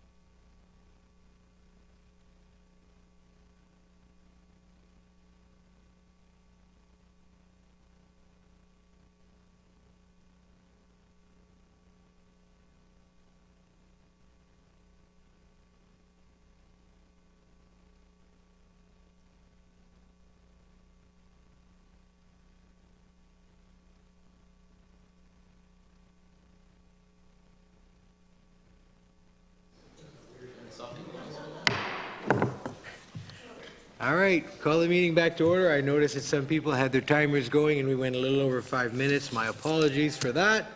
The floor was yours, Mr. Book. Vous avez 13 minutes et 10 secondes de reste. Sérieux. Okay, merci. Bon, I was just wondering, when it comes to contamination sites or the cleaning of contamination sites, is there any federal money involved? Does the federal government provide any type of assistance, any type of, is there any infrastructure agreement? Is there anything that could be used for site remediation projects?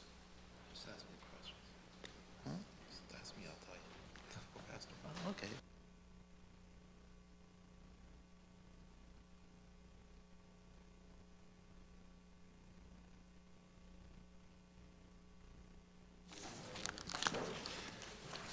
I'd refer you to 2.85 in the contaminated site chapter.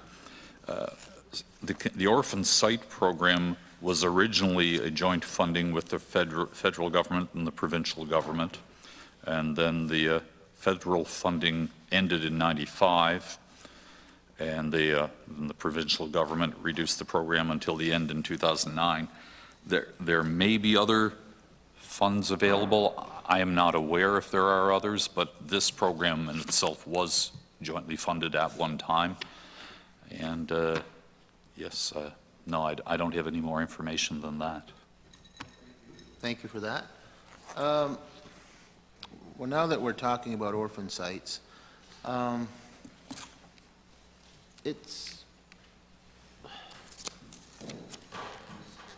you spoke about it in your presentation, but so how do you identify an orphan site, and what's the process to determine responsibility for site remediation? Can I ask that? You know, I know you touched about, but could you give a more, I wouldn't say complete answer, but a bit more detailed answer?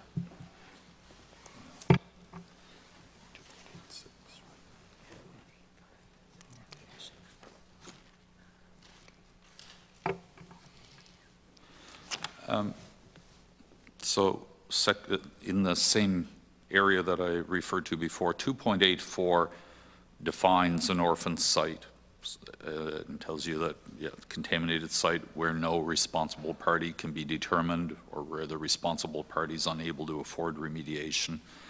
2.86 does discuss it in a little more detail. And at the end of the day, yeah, the process involved. And what more was in the question? I'm sorry. I guess, yeah, how do you determine responsibility? Yeah. If you're not able to, then it just kind of sits there, is that kind of? If you're unable to, then arguably, well, it would be the responsibility of the owning party. And maybe this helps. In Appendix 6 to that same chapter, page 63, we do have some responsibilities of parties in the contaminated sites management process. So we do set at a box of the responsible party and their responsibility. So if there's an owner, the responsibility to comply with the guidelines, notify the department, notify the impacted parties, and sets out what the owner of the property is supposed to be responsible for, what the site professional does, what the department does. So maybe that gives a little more outline to where the responsibilities lie under which bucket. Yes, yep, Okay. thank you. Thank you. I guess my next question is, if a purchaser would be interested in buying an orphan site, and they would be responsible of assuming liability for environmental issues, I'm guessing it's going to be a deterrent for the purchaser to no longer be a purchaser and not buy it. Is there any, have you come across any type of issues or something that would address that? You know, an orphan site remediation where, you know, it could go to it could be used for something, but the issue of site remediation isn't, if the purchaser doesn't want to take, full responsibility of that. Have you seen anything? Have you come across anything? I haven't, but I can imagine that situation could happen with any property that's contaminated. I think it makes sense that the government look closer at these orphan sites, not only for the environmental risk and the risk to human health that might be there, but we haven't said it today, but there's lost tax revenue here if the property taxes are not being paid. If there's value in cleaning up the property to make it usable and there's an opportunity to use it, there's a potential revenue stream to municipal and provincial governments here that is sitting untapped. So certainly, but an assessment would have to be made, inventory would have to be made there. The program needs to be reinstated and the data and information needs to be collected and assessed. Thank you. This would be my last question regarding the contamination sites. Now, this is a question that was sent to me, so I'm not fully familiar with this. I'm hoping you are. Just want to start with that. But could you explain the small spill policy and indicate your concerns related to application and enforcement? To be honest, I wouldn't know. I think we're starting to head over towards departmental policy. When you ask to explain about the, the small spill, or the spill policy, and, I think if the member waits, when we get the department in, he'll be able to get certainly a good answer right from the department as opposed to from the AG. I do think that is a little bit of a policy-related question, and I'm not sure that the Auditor General is able to answer the question. I'll give him the opportunity to answer it, but I would say that, keep in mind that we will be having the department appear before us. So, Auditor General? I'll make my answer quick and brief. Paragraph 2.62, page 42. We found the small spill policy was never approved as an official policy and is not applied consistently across all regions. And there's some more information regarding the small spill policy there in the report that should answer your question. Yes, it does. So it was a good thing for me to ask that question, n'est-ce pas, Mr. Chair? Thank you. So that's all I have for that. I do have some questions related to the Environmental Trust Fund.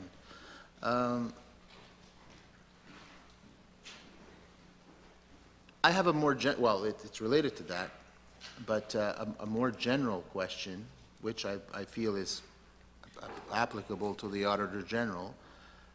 You referenced the matter, the issue of mandate letters and the fact that it's not quite clear about, the Environmental Trust, the ETF. Do you believe each minister should have a mandate letter as part of the transparency and accountability process? Huh?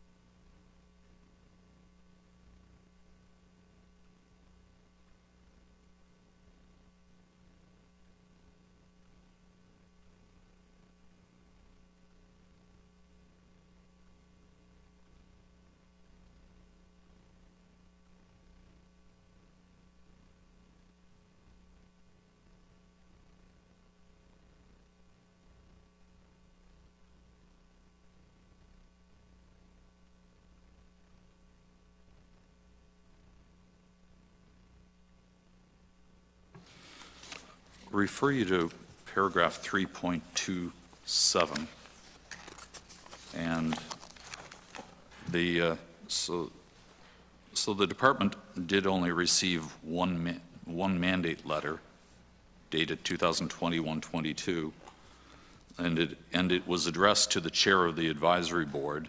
No mandate letters were provided for the preceding years. And my recollection is that under the Accountability and Continuous Improvement Act, that when it came back into effect in 2013, that mandate letters were required under that act. And that's why we've been asking for them and looking for those when we are in auditing most departments and looking for, or any entities in this regard. That is the reference and that is the act under which that falls. Okay.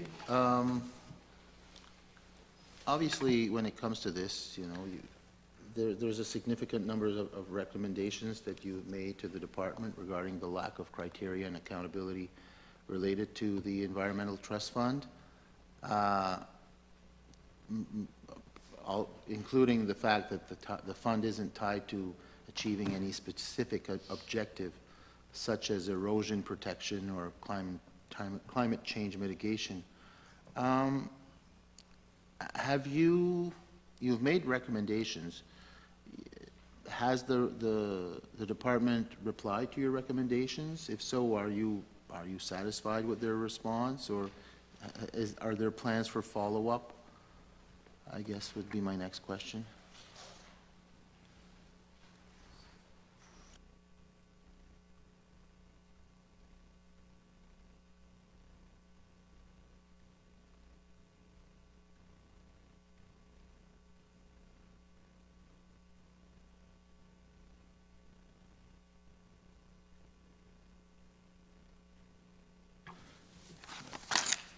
Our recommendations and the department's responses are in the front section of that chapter, starting on page 70 through 72. And in each case, except the last one, the department agreed with the recommendation, and there's target dates for implementation. The last one around the geographic information that we recommended, they acknowledge this recommendation and will consider the benefit. Well, that's good news. Thank you. Okay.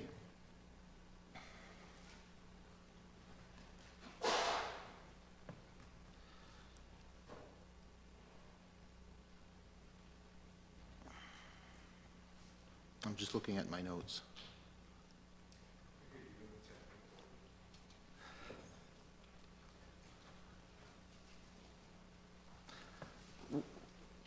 Were you able to establish some type of an idea of why the ETF has an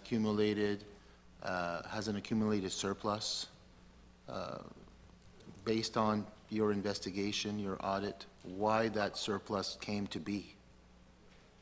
Do you have an opinion on that, or?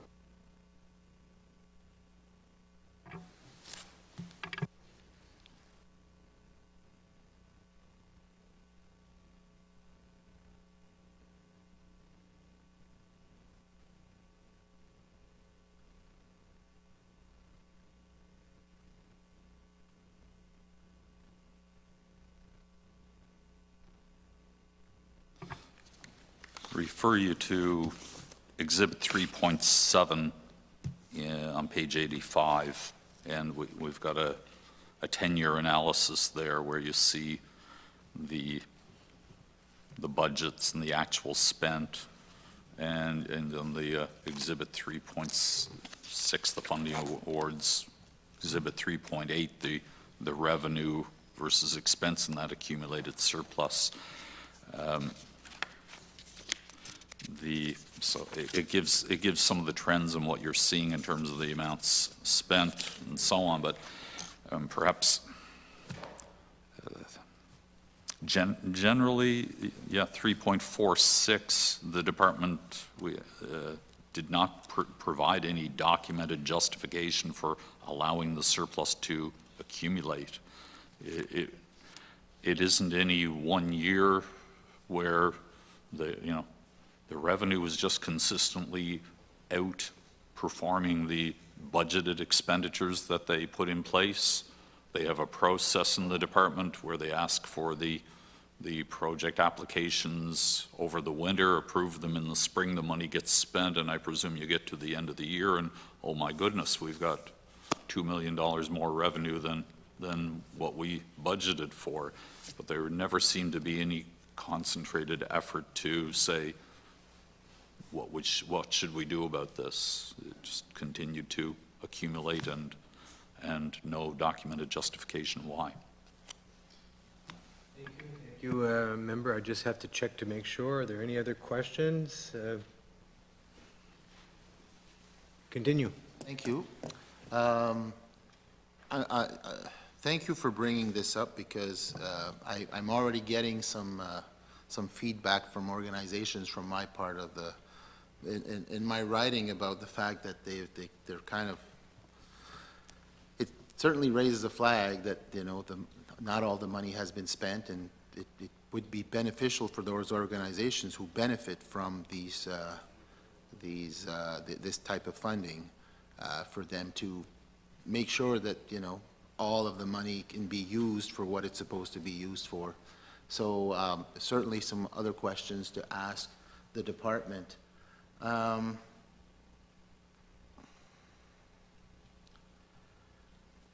The province receives obviously a significant revenue stream through the carbon tax over the past few years. It should technically direct more funding to environmental issues. Have you looked at whether the fund is being used for purposes that do not really relate to climate change or environmental protection, or is that something you looked into? Not for the purpose of this report. It is a separate fund. Okay, thank you.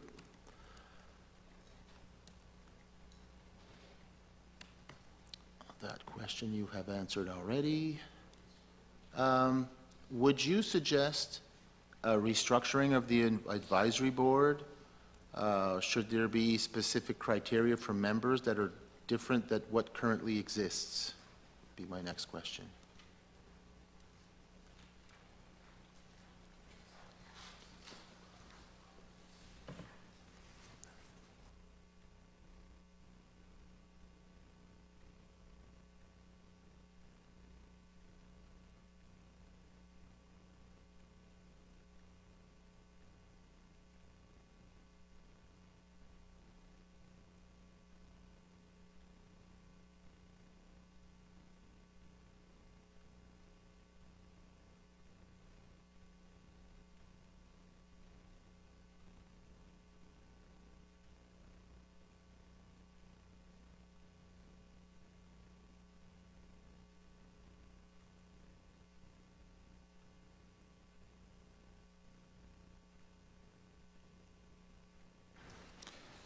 There's some discussion about the Environmental Trust Fund in the advisory board in 3.15, that ministers to appoint an advisory board based on the Environmental Trust Fund Act, consisting of a chair and not less than 4 members. So there's some stipulations in the act to have this advisory board.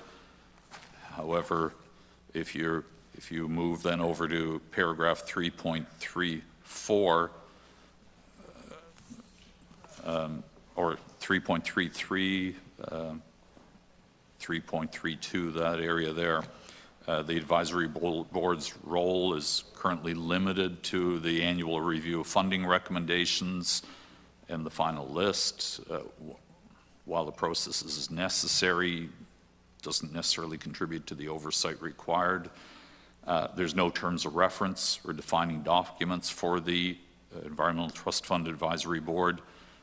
So there's no standards of definition for their purpose, principles, and any expectations of what the advisory board is to promote. So it is one of our recommendations there in 3.35 for terms of reference to be developed, define the roles, responsibilities, and expectations of the board.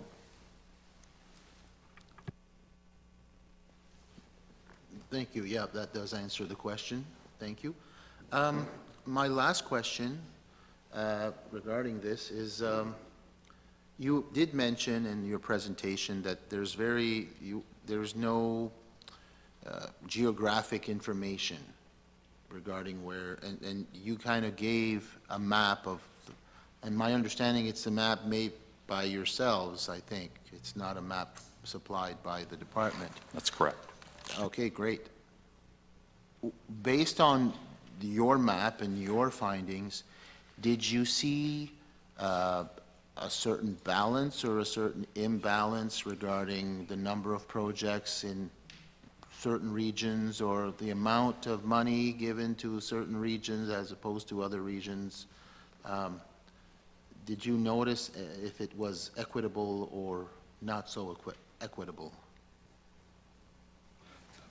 The information we provided using to prepare the map was unaudited, so we did not evaluate it for those reasons or that purpose, but to give a general sense of where the money is going towards projects throughout the province. You could encompass that into a map and make that available online if the department was so desired, and put information about what money was spent where and what was going on. Certainly, it could be expanded and used for that purpose. Yes, because it is public information. It's something that is announced normally, and it's not something that's hidden. So, yeah, okay. Well, I could keep going, but I'm pretty, again, I want to basically end and to say great work. This has been a an excellent report that gives lots of information. It certainly raises flags that need to be addressed, and these are pressing issues, especially, you know, with everything that has to do with environmental issues, contamination sites, and all of that is something that we see in our areas, and, you know, we want it dealt with. You know, it's a lot of those places have become eyesores and you know, difficult situations to deal with. So anything that can help advance that, I'm talking just about that, but obviously the report as a whole is excellent. So thank you for the great work that you are doing, to you and to all your staff. So thank you. That's it, Mr. Chair. Any further questions? Very good. With that, Mr. Martin, I'd like to thank you very much for this report. As one of the members said earlier, there's quite a lot to unpack. So much so that one of the members on the government side dropped one of the volumes on the floor, and I actually felt it vibrating beneath me. It's so heavy. So thank you very much for all of the great information. At this point, I'd like to turn the floor over to you for any closing comments. Just simply, certainly a final thank you to my staff, their support, their work to put together hopefully some valuable work that is helpful to you and to improve accountability and transparency in government. And my thanks to you, the committee, in holding government accountable and helping move our agenda along. Thank you. Thank you very much for that. With that, this meeting is now adjourned. Yeah.